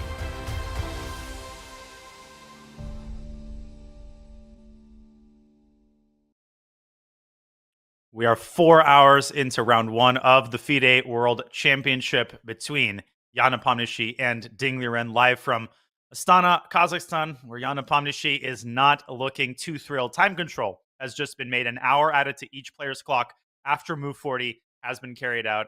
Grandmaster Nishigiri, this has been a frustrating last 10, 12 moves for Jan Nepomniachtchi, who has watched his entire advantage slip away and turn to dust. Yeah, absolutely. And he started with a big miss opportunity at one point, and then he had this potentially slightly better endgame, but he chose not to try and stabilize the position, not to try and bring the king to the center and slowly try to eventually maneuver around and go for something small. Instead, he put some pressure with this quick knight d4 e5 idea, hoping for Ding to somehow collapse. But Ding just replied in a very calm, collected way, brought his king back, brought his bishop here, and just solved all the problems. Just a light square blockade, and Nepo, I mean, his face says it all. Levy says, Nepo, looking at the board the way I look at the last donut. Indeed, Jan kind of coming to terms with the inevitable, and he knows that with 56 minutes, there's just no way that... I mean, and Ding has more than one drawing option. Even knight c5, I would imagine, solves the problems concretely. Although maybe I was thinking about that move. I was thinking about that move as well. Also, c5 comes to mind. c5, e6, bishop c, bishop. But that's maybe not so accurate. Bishop c8. But yeah, you're right. Knight c5, maybe king f7 is the easiest. Just king f7. Bring the king in. Is there also a weird fortress like knight c5, bishop a5, f5? How does white make progress? Maybe unnecessary. He played that, by the way. Knight c5 is played. Yeah, fortress. You mean you want to, because you cannot play knight e6, yeah, just yet. But the question is, what is my move after f5? Yeah, but I don't think you need that. You can also bring the king to f7 as well, and then this knight is going to get active here and collect this pawn. Yeah, and draw offers, by the way, they are allowed after move 40. So at this point, it would probably be Jan who would offer the draw, just because of the arc that the game has taken, and nominally he's still the one pushing. Bishop takes a5 played. I guess so, especially now he's collected the pawn, so he's the one up a pawn. But I'm not sure at all if he's any better. Even just takes and king f7, let's say. Also, I think that's just very, very drawish at this point. Yeah, just the pawn is fine. immobilized. Knight d3 This is knight's coming. here. Yeah, completely fine, I think. Yeah, Ding. definitely a bullet dodge there by Ding. And speaking of Gotham Chess, who showed up in comments, I think he already started recording his recap. To be honest, trying to be to be early there. Yeah, the result of the game basically no longer in question. And obviously, there's a psychological battle that will have to be fought by Jan. And this is where your team of seconds and supporters really comes in. And this is where they prove their mettle. This is where they make you see the positives. And there are positives to take away from Jan. I think his general approach of, as you said, taking more risk and perhaps just having more fun in the opening, to put it in a very primitive way, has paid dividends. And the fact that he didn't extract the most out of the winning chances that he had doesn't take anything away from that. Yeah, it is both a positive and a negative. I mean, the fact that you gain something in the opening, it's great. At the same time, I don't know how many of these ideas does he have. Does he have like 5 more? Maybe. But maybe that was his best. Maybe that was his best idea, and maybe he doesn't have so much more against the anti-martial. Maybe now he'll have to switch to, I don't know, the Italian opening, and maybe there's no more such great ideas. So nowadays, especially, it's so hard to find these promising ideas like the one that he played today. Maybe he has many. Maybe he doesn't have many. We'll see. Definitely, I think definitely if he, and it seems like this game is ending in a draw. If it will end in a draw, I think Ding will be the one taking all the positives. He really dodged the bullet there for sure. Dodged a bullet and dodged the opening bullet, and Hikaru suspects a draw for coming on the next move. Very likely. FE, King F7. Ding is the speed with which he's playing demonstrates his total confidence in the fact that the game will be decided very shortly. Yeah, Nepo's next move could even be E6, accompanied to the draw for. Oh, like that, yeah. Okay, I can take it with a bishop, and then go like knight. Can I tease you there a bit with black? Like E6, bishop takes, knight C6, knight D3. Because it's ugly. It's ugly what you have done there. So that's the worst feeling, when you have the draw in your pocket and suddenly realize that you have messed it up to the point where your opponent is now playing for the win. I mean, plenty of games like that. Yeah, but I mean, if black plays for a win here, it's probably not because you messed it up. It's just because black can afford to sort of, like, it's anyway equal, so black might as well keep making moves. I don't know. I mean, bishop C7 is a move as well, I guess. If knight D3, then maybe I can push the B pawns to B4, maybe. Or maybe knight A4 first. Yeah, I don't know who has to be more accurate here. I don't quite understand it. We can, we can try to... Yeah, we can try to see. There's also there were some ideas with F5, FE, knight F3, but here yes, but garbage. No longer, I think. No longer, yeah, because the bishop had to be on C7. Right. You had to be making contact with the pawn. Yeah. So is it? Yeah, I don't know. Like, it all happens so fast. I'm not sure who is playing for what. What about bishop? Let's say bishop to B4, and then E6 takes. Threatening knight knight takes, D8. Threatening knight D8, but of course it's not. I mean, it's not a big deal. You just move the bishop back. Is white running some danger? Well, the bishop guard. I think it must be a fortress. Yeah, knight back to D4, king to F2. Yeah, D3. It's a fortress. Everything's protected. No entry points by both sides. This is one way to make a draw. Your E6 suggestion is just different. Yeah, E6 also gives black a chance to take with the knight and just go home. Or the move itself could be accompanied also with a draw for, just to make sure Ding doesn't get any thoughts in his head. I think that's a question, like what gives him the thoughts? I think the draw offer gives the thoughts. Sometimes it's better not to offer a draw if you want the draw, because by offering it you show vulnerability. So it works both ways. Yeah, you show that you're suddenly you have the tiniest inkling of worry in your mind. So Ding, he dodges the bullet with black. He has white tomorrow. He struggled with white in Tata Steel. Do you think that tournament is going to sit on him, or do you think that because he had to hide essentially all of his opening preparation, that will not hurt his confidence with the white pieces at all? No, I think I think after this game, he's forgotten about his entire life, and now all he remembers is the game one of the World Championship match. Like before the start, yes, Tata Steel, everything, his youth in China, everything that has happened in his life, it was all there. Now I think game one's been played, and that's what's impactful. And I think the negative takeaway for Ding is that he has seen in this game that he got hit again with the black pieces.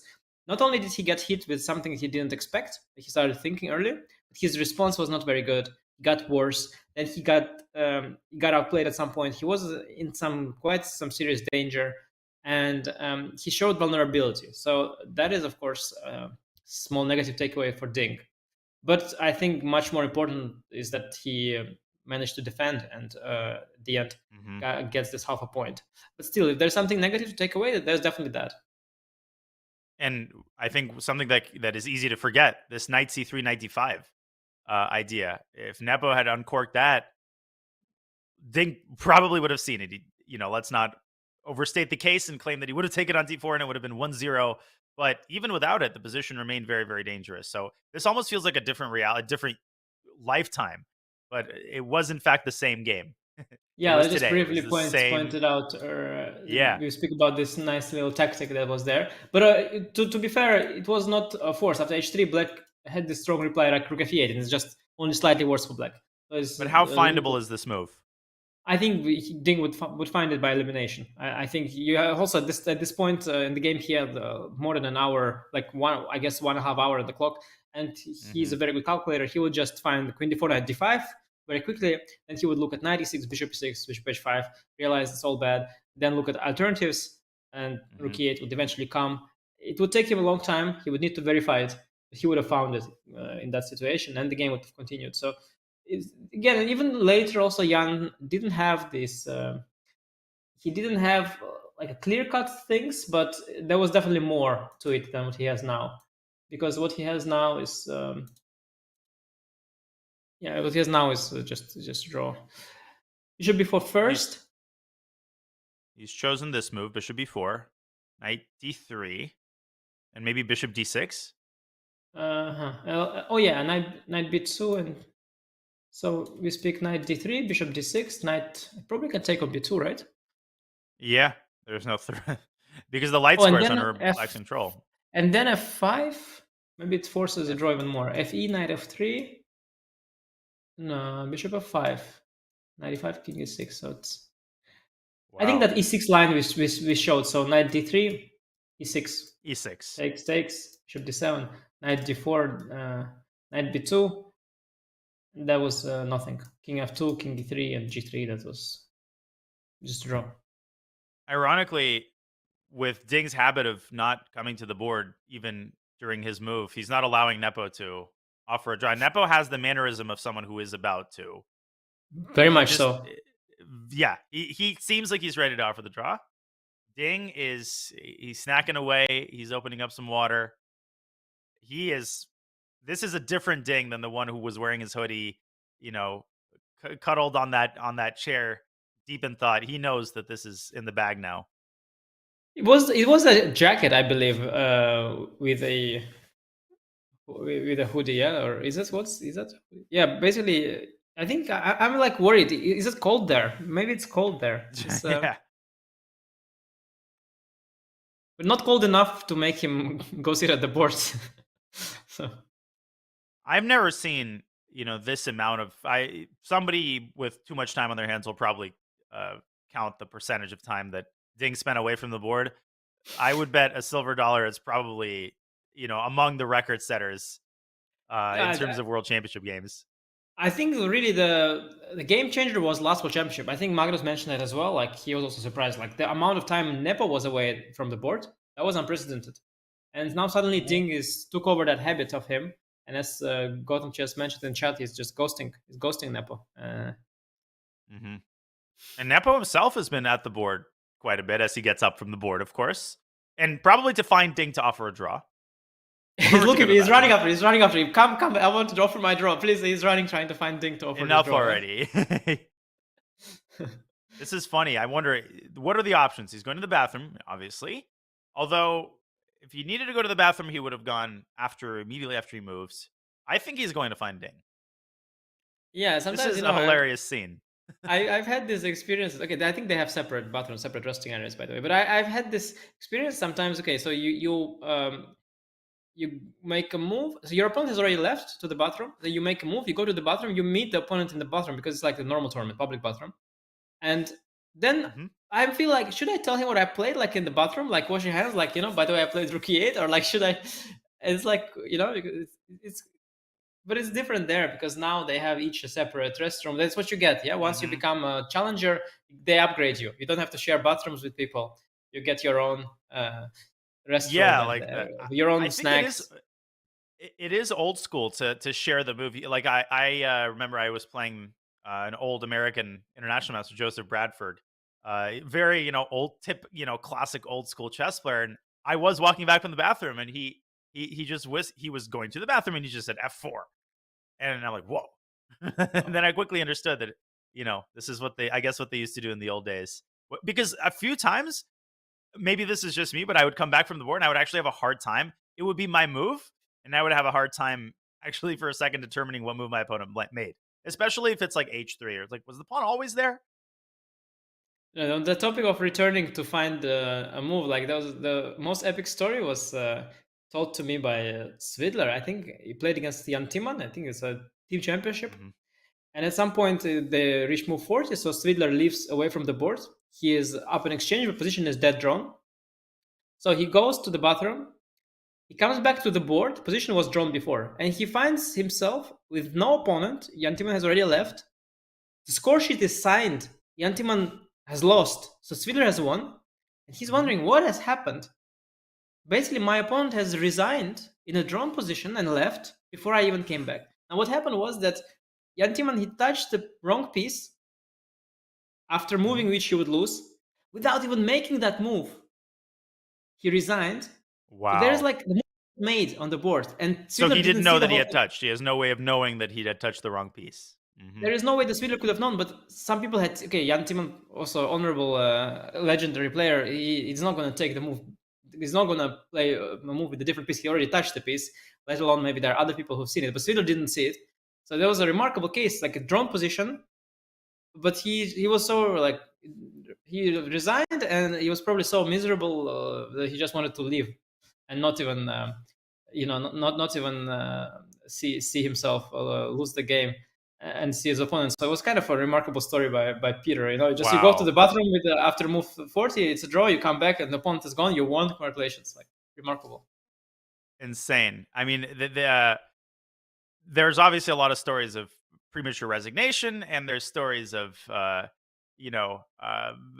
touching the wrong piece. But for those to be put together, it's and while somebody is in the bathroom, that confluence of events is quite the rarity. That's you can't awesome make that story. up. I mean, I heard it from Peter himself. So if I'm not mistaken, I'm pretty sure it was Peter Svidler. So yeah, it is. He probably didn't make that one up. It's a crazy story. Yeah.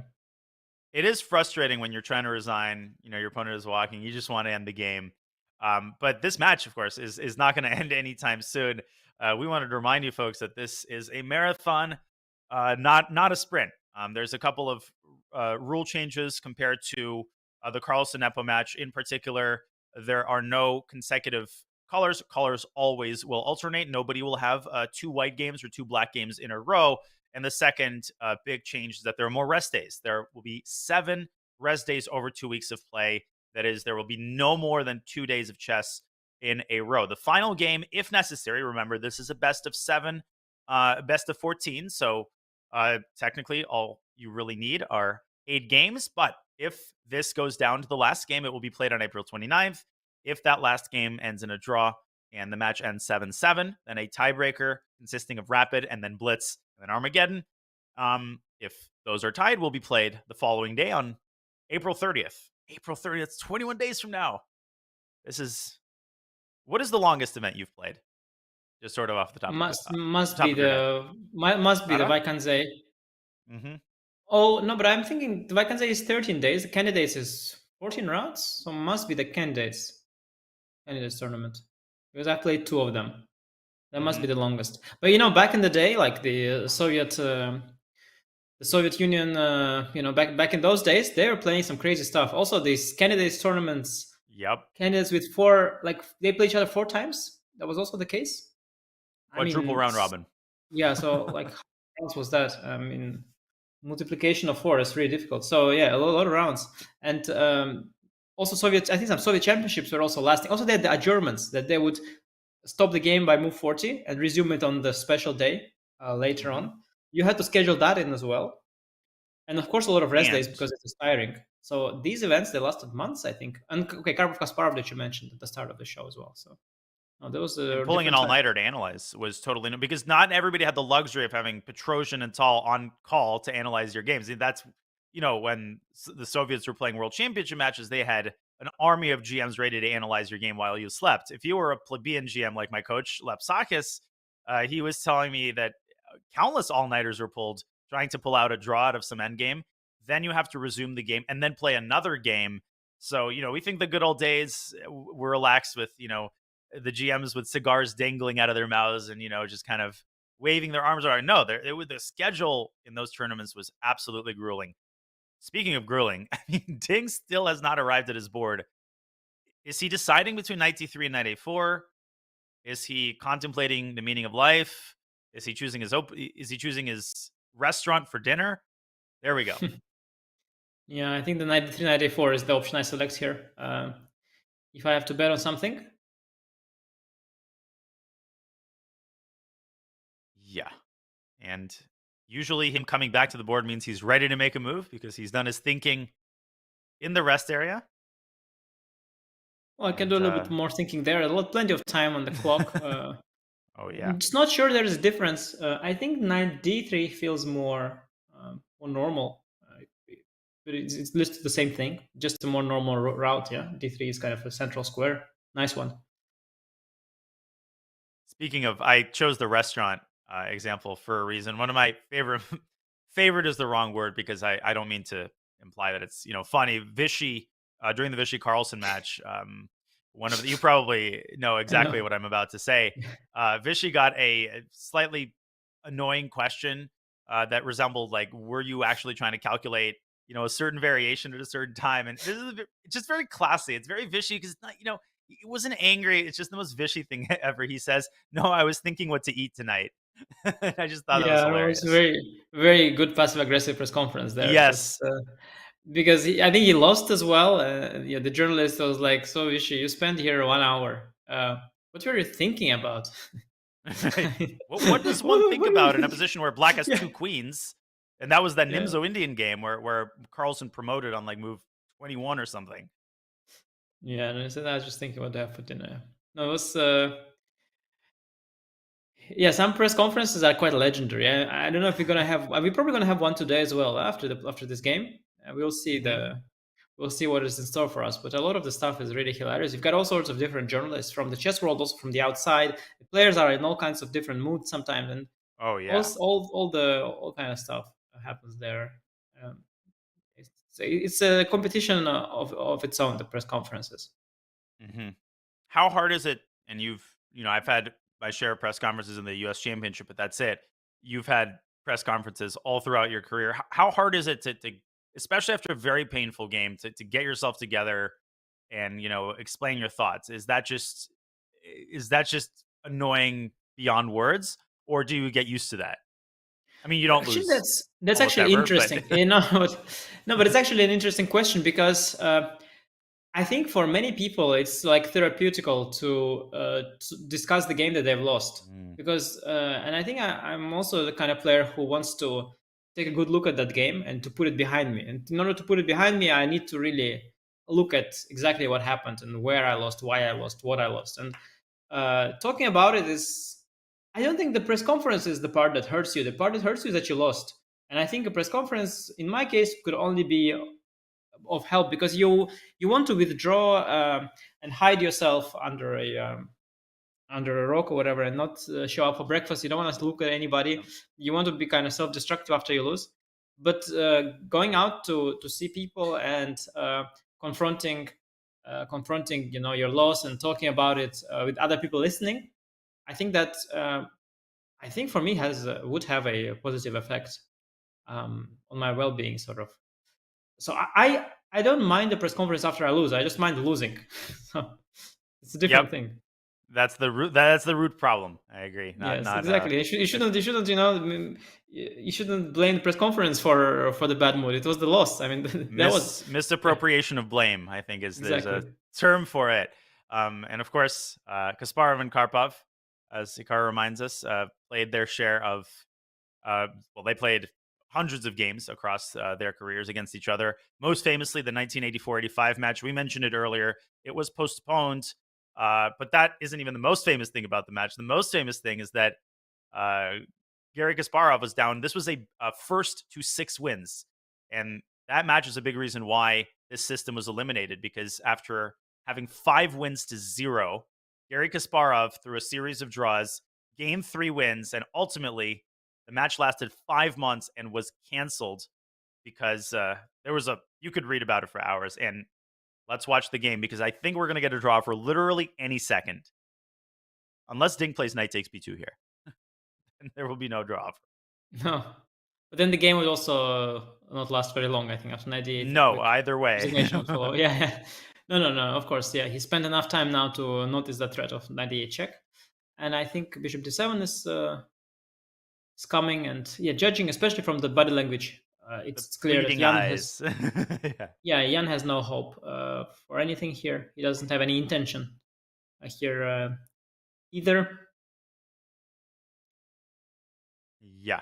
And the body language has evinced a desire to offer a draw for a long time, but the draw for it's not actually come from either player. Yeah, but I think, again, it's a psychological... so first of all, even if you want to draw, if you offer it, and okay, your opponent will now, let's say, refuse, you still didn't get the draw, and then you've showed to your opponent that, okay, you thought because the only reason you offer a draw is you think that there is a chance you can lose, right? Or okay, or it's a dead draw, because... Or you're hungry. Yeah, okay, but I think this offering a draw is just something you just don't want to do very often, and the same with for both players. So they're just not offering it. And what should happen is either a move repetition or a trade of knights. I mean, we could see a move repetition somehow. I can't really construct one just yet, but the players are really good at this. They might manage. I always like to share this story. I mean, I played a tournament where draw offers were forbidden in Corsica. There's a famous open tournament, and you just kind of exchange eye contact. I was playing a game with Bacro, and we exchange eye contact, and we start playing bishop b7 to a8, and he plays bishop b2 to c3, and we kind of smile, and that means, okay, let's finish this thing up. Yeah, except these two players, they don't want to smile to each other very much as the upcoming month. The other one is trying to destroy their entire live stream. So you're not going to be like, let's, very nice. Very funny, yeah. I missed the winning chances that could have put me ahead in a World Championship match. Ha ha ha. Sure, exactly. So it's a little less friendly there, but I think both players are, here. I mean, honestly, I was just thinking about one thing here. The white king could kind of leak in through these squares potentially, and that could potentially be an issue. But there are multiple ways of preventing it. I mean, f5 is a bit ugly, but it's possible. Can I show you a funny line? King f3, bishop c8, king e4, bishop b7, king f5, g6. Yeah, no, I mean, this is also possible. I was thinking of a more productive infiltration than that, but... See, this is what I occupy my mind with. 6 hours. You have this. All these bullet scenarios are in your mind, and probably this how a game of yours would end with the black pieces, possibly against me. But yeah, this. Wait, how do you? How do you stop it? I think f5 is possible, and if king e3, you got this knight d1. This is a repetition I saw, knight d1, and then knight back. And but what if I try knight d4 to f3? I play king e2 and then knight f3. Yeah, I mean, I'm not. I don't like the look of f5. It's a very ugly move because I'm controlling these squares and these squares as well. And after f5, I weaken the dark square. I don't like f5. Is there another way to stop it? A more elegant one, perhaps? Well, Nepo has the same question. We'll find out. I think we'll find out. King f3 has just been played. Ding seems like he's checking his score sheet. He's like, when can I offer a draw again? Yeah, because that is even after you do all that, I put a knight here. It's not like it's the end of the world, right? I mean, I have g3, I have knight f2, and I'll have counterplay. So I'm not saying that this is decisive. I mean, this is like, if we talk about all kinds of random things, there's still one thing to talk about in this position left, and that is this potential king infiltration. 5, you said king e2, yeah. But still, even there, like once white plays knight f3, black can meet that with knight d3, I think. Yeah, absolutely. I mean, I can start with knight d3 after king e2. And then king e3 you want. And then I have knight 1 probably. No, I mean, I think the margin is enormous here, to be honest. You need about 8 moves in a row. You can't even construct. It's hard to even construct a winning position. Like maybe with the king on b6 here. Would this be winning? Probably with the king on b6, it's winning. Probably not. Although still not. I mean, probably not. Clear cut. No, I mean, you don't think so? I don't think it's winning. Okay, maybe, but I would have counterplay knight d3, then knight f2, then knight e4. I'll go g5 somewhere. Yep. Okay, I mean, anyway, that's a hypothetical that is completely irrelevant. How do you get the king to b6 in one go? No, it's like that famous story. This is apocryphal. I don't think it's a real story, but supposedly it's like Tarash and Shigorn were playing, and one of them was known for refusing drawers in dead drawn positions. So they got a completely locked position, and one of them like removes his own bishop from the board. And the point is that it's still a draw. And, that proves the point, and then they lived happily ever after. Yeah, no, it's a nice story. I heard about it as well. Some kind of a locked position with a bishop, and the guy offers a draw. The Tarash refused, or the way around. Tarash offered a draw. And then, so the guy refused, and then he removes the bishop and says, I offer it again, or something like this. Right. But we are not there yet. It's not that close. We have these two, some space here through which the king can pass. But at the same time, yeah, I wonder if f5 is the best or not. I don't want to make this move, but if I look at the position, I think logically that seems to be the easiest way. But it feels a bit wrong. But maybe it's the easiest way. I don't know. Yeah. What can happen? What can happen? King e2. Let's say king. Let's say I thought maybe king e3 to try to gain a tempo, but yeah. Oh yeah. Sorry, you are correct. That was the idea, and that's what you meant. Yeah. Now you will get. Yeah. Now king e2 and knight f3. Do we go knight d3? King e3. E3. Bishop c6. G. Knight d4. I mean, it starts to get a bit nice for. Yeah. Oh yeah, knight d4. Maybe g3. The bishop back to d7. No, g3 you take. Yeah, knight d4. Yeah. Bishop back, exactly. I mean, this has to be this is quite clean, no? I guess. Yeah, I'm thinking about a crazy winning attempt. No, it's knight not even worth mentioning. I was thinking g3. Oh no, for black, I mean after knight d4, I was thinking bishop takes g2, knight b5? And then knight takes b5, g5. But oof. It's actually not the easiest thing to prevent. Oof. By the way. Nice. Yeah, I mean, it's, suddenly we created so much life in this lifeless position. Creativity is the mother of invention. I think is that how it goes. We have to manufacture interesting ideas, so we really scrape the bottom of the barrel for whatever we can find. No, we're getting paid for this stuff, so we have to. Yeah, but, absolutely. So do the players, but they don't have to. That's the difference. The players can just do the uncreative stuff. Ding has taken half of his extra time. Yeah, the thing is, you've got another 15 minutes on move 60. The engine, because I had enough. I turned on the engine. The engine actually agrees that f5 is actually the zeros, and the other stuff is the 005, the smallest of advantages for white. So this is the easiest way to go, indeed, even though it's a little bit ugly. But even like the point is that even king e4 like this is also nothing, of course. And if you go g3, I will target that pawn as well some way. Knight f2, knight h1. Yeah, I was thinking about that exactly. I was just thinking about knight h1 here. Yeah, GMTA, Ray Mines. Wow. Yeah, it's a matter of taste here at this point, I think. Yeah, I mean, Ding, he doesn't want to take another 30 minutes on this move. I mean, then Jan will legitimately start playing for a win. Yeah, it's an interesting question. When you have the position that it is kind of drawn pretty obviously, but your opponent also looks like he wants to draw, and then you have some doubts. Now the question is, how do you deal with it? Do you play quickly, or do you try to take your time? Because both are a little dangerous. If you play too fast, you run the risk of making an inaccuracy, making your task legitimately difficult. At the same time, if you think too long, you might still not find a clean way, but you've shown your opponent that you are worried. And I've seen a lot of games go wrong because of that. Like, opponent has no hope, but because you think so long, the opponent is like, why is he not making a draw?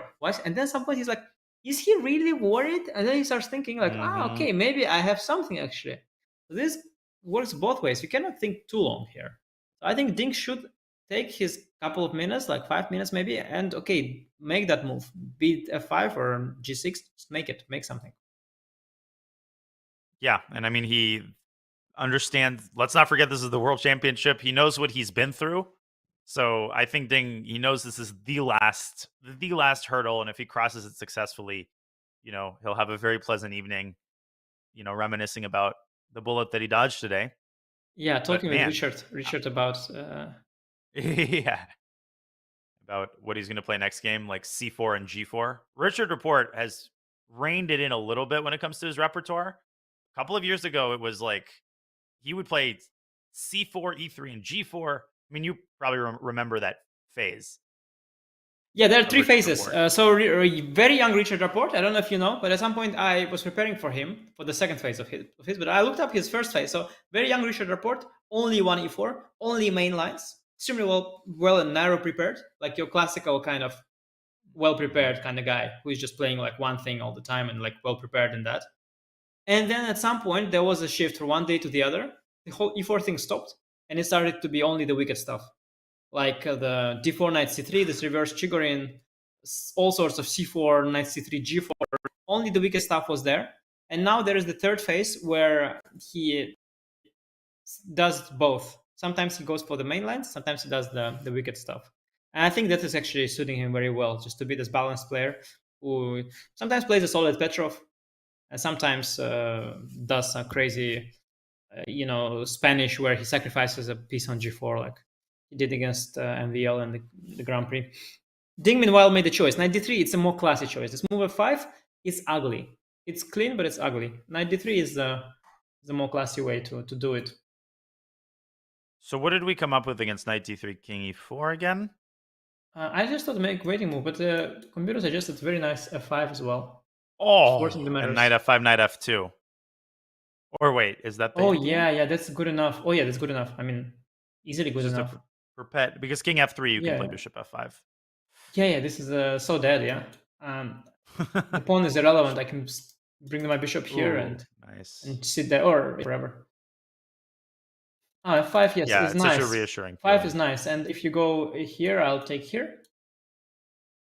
So in fact, this is a better order, because after king e4, f5, you sort of, with black, you gain some time on this operation. You gain the tempo, actually. Nice. Good move. That's why it's there's the upside of taking time. You can nicely take your time and come up with something super accurate. Yeah, and clearly he's seen f5, because that literally is the only move.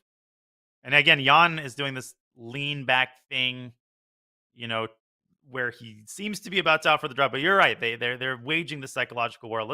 Let's see. We do want to take a break, but let's wait for Jan's move, because every move I think a draw for is increasingly. Yeah, I don't know if you want to take a break. Like maybe we we just work hard and then we take a break for the entire day after it's over. Yeah, it's a question here. Yeah, I mean I'm fine either way. Yeah, but Ding is back in the room. Ding is back in his restroom. Okay, G3 Jan. So again, Nepo, again, the look to the side, okay, let's end the game here. Well, one time I read his annotations to his win against Yuangi. One time he actually mentioned in his annotations, he said that he on purpose in the opening tried to appear as if he doesn't want anything, to confuse Yuangi into thinking that he doesn't want anything, and actually then to spring a surprise on him. Sometimes Jan's body language can be deceiving, but in this case, if you look at the position as well, I think he really doesn't want anything. I mean, it's not like he's hiding his devilish intentions. I think there's just nothing in there, and he just doesn't have much. After G3, I don't know. I mean, you can go F5. You can probably not go F5. I guess F5 is the easiest. Oh yeah, F5 just boxes in. Although again, there's this whole King E3 monkey business. No, the engine also suggests. I'm just looking at alternatives. This okay. This is actually very clean. This is a dead 94. Yeah, it's a dead draw. Yeah, just F. Doesn't look like F5, but probably F5 is the. Is it also okay F5? Oh, he's actually losing. That's funny. Because the bishop runs out of squares. Yeah, it's Tsungswang. Yes. Oh yeah, this is actually very interesting. It's very similar to this women candidates tournament game between Lei Tingzhe and Zhongyi. But that was an amazing endgame. Yeah, that was a draw, but this is not a draw actually. She won as well, but this is actually a Tsungswang. Because in that position, quite interesting. I'll show you the difference. In that position, this was a stalemate. But if we could bring up an analysis board, just so we could show that end game. Yeah. As Jan Nepomniachtchi takes his time, so we'll take this opportunity to show. Could we maybe replay Anish through that line one more time? Yeah. So we're talking about this line. We don't have to do this, but okay, this is a draw, and now we can sort of suicide with F5, try to stabilize the pawn structure, and then we have this position which is very similar to that game, except there are some details like this pawn is there, and it's all kind of a little different. But this theme there was that you could go bishop e6. This was like a stalemate. Because king couldn't move. But here I've got this moves available to me. C3 and B4 opens up some squares for the bishop, but I guess white's pawns are just too far advanced. Although it's never actually as easy as it looks to win those types of positions. You mean this? C3 takes B4. You actually can win either. Probably you should go to the king side. Like the only reason you're winning maybe is because of the G6 pawn, I think. Oh yeah, for sure. For sure, because pawns, it's a draw. Because the A pawn is also of the wrong color. That would no, you're. I mean, after AB, I have to think if you are right in your statement. But you probably are. I am pretty sure you are. Ultimately, I guess the idea is you go around. Yeah, here, you're right. The easiest is you just go around and you collect. Yeah. But it is completely irrelevant because here I just made this move F5, cutting off the diagonal for the bishop. Right. Instead, I just go here and just wait, I guess, and then go back, and that's it. So knight c1, knight b3 is another way to do it. And is that what he did? There he goes. That's what he did. Yeah. Wow. Yeah, Ding, machine-like precision. He doesn't like this F5 move. He finds it a bit ugly, so he wants to do without it. Understandable. He goes again. There's a magnetic attraction to that chair. And Jan with that little half smile. There's a lot going on behind the curtains, but I've made an attempt as a commentator to not overestimate my ability to read body language, which is pitiful. I used to do way too much of that and claim for certain what this means and what that means. You don't know what any of it means. They could just be, they might not even know why they're making the facial expressions that they are. Yes. So. And as a player, you also don't want to read too much into it. You do want to read some of that, but very often a player smiles because he had some very weird thought of what happened to him this morning. It has nothing to do with the game at all. Or and you suddenly start doubting your move because the guy remembered his breakfast. I mean, it's ridiculous. Yeah, it's just impossible to predict what goes on behind the scenes. Knight b3. King e3 is about to happen. King e3 is also an attempt to show that he doesn't even want anything. Like, I'm not even entering with the king to d5. It's just, I'm just done. Hold your fire. I'm just done with this game and just. I come in peace. Yeah, I come in peace. Exactly. It's the message. Now watch him decline the trade with like knight e2 and then come back. Yeah, after bishop f5. Yeah. But I mean, you should also not. Okay, I'm not going anywhere, but you should not like. There's no point. No, I think he will make a bishop move here, like bishop d6, and takes, and that's it. Here you can afford to play f5, but you also don't need to.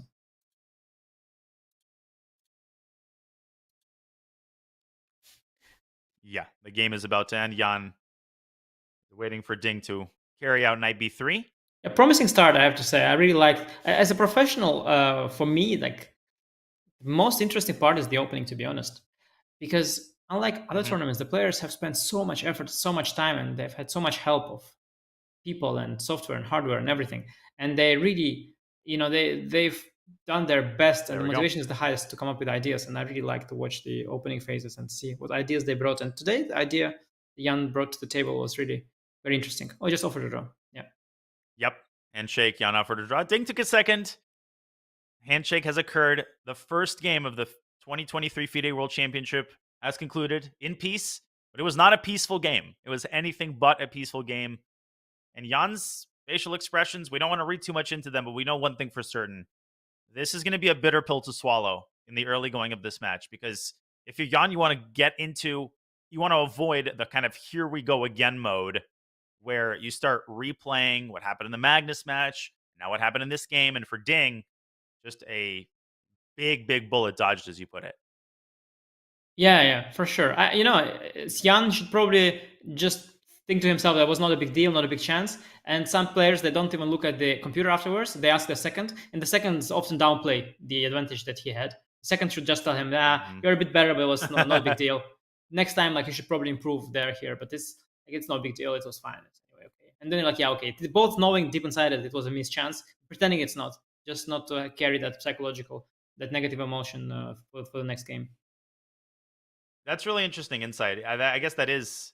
Oh yeah, I've seen my own seconds do that to me. I mean, I've seen them do that to me, and I know deep inside that I've really missed. And they're like, it's fine. Like, okay, it's really not fine, but okay, whatever. Let's.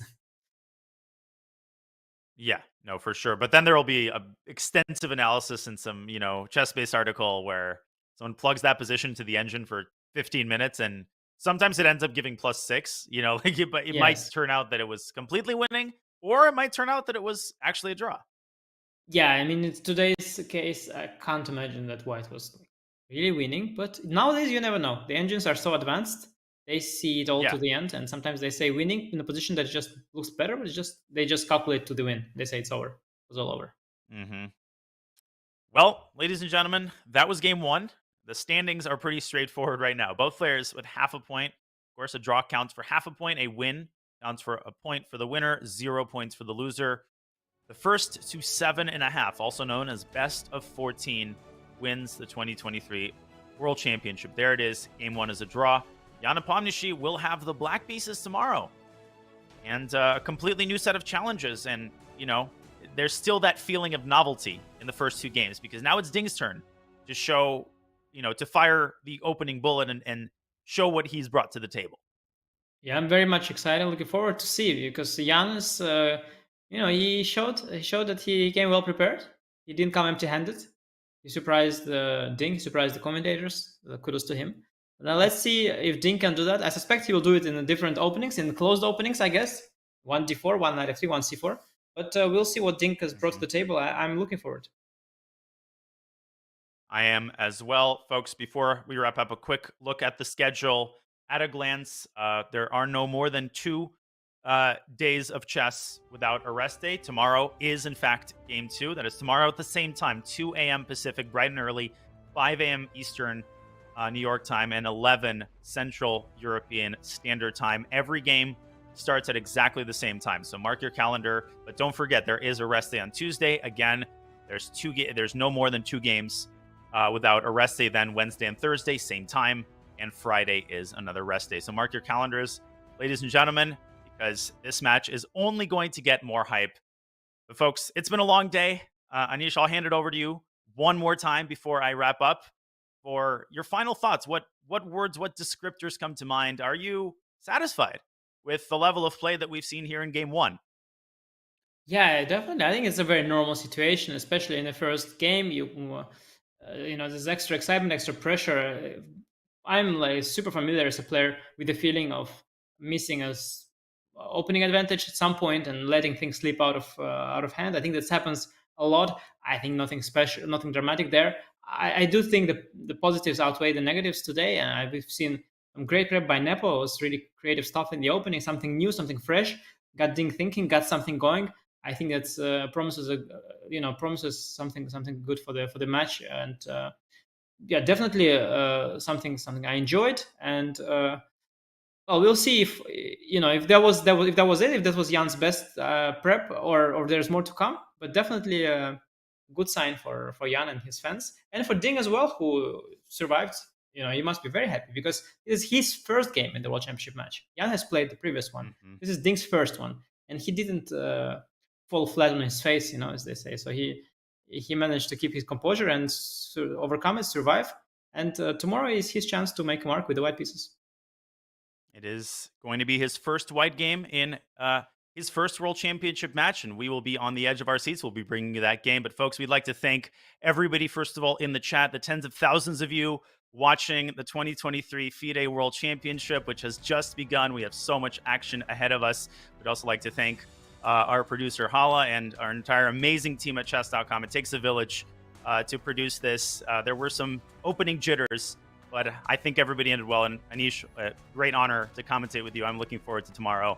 And for now, this was Grandmaster Anish Giri, Grandmaster Daniel Naroditsky, bringing you coverage of the 2023 FIDE World Championship. We'll see you tomorrow bright and early for round 2. Goodbye.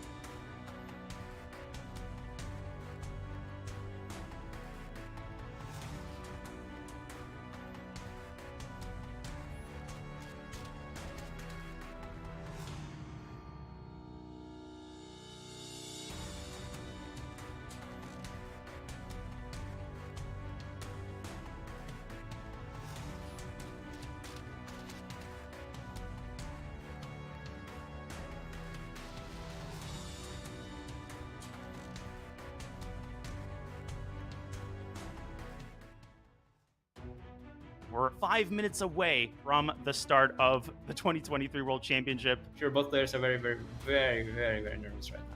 What move is Jan going to play? Anish, quickly, what's your call? E4. The game has started. It is, in fact, E4. Right now, big decision for Jan. Does he roll up his sleeves? Is this the time to play knight E2, or does he keep playing the waiting game? Queen F4, very tempting. Queen F4, Queen B8, by the way. It's a Jan move. Infiltration with the queen, that's Jan's favorite topic. He smells blood. Watch this. I know this. There I know my man. I know my man. F4 has been played. Ding is up from his chair. He's definitely surprised by this move. Something's gone wrong here. Somehow he missed something and now he's just slightly lost the thread. Maybe should be 7 played. I like it. He just reached the time control and he just solves his last problem. And everything worked out for Ding. He knows that this is in the bag now. Oh, he just offered a draw. Handshake has occurred. The first game of the 2023 FIDE World Championship has concluded in peace.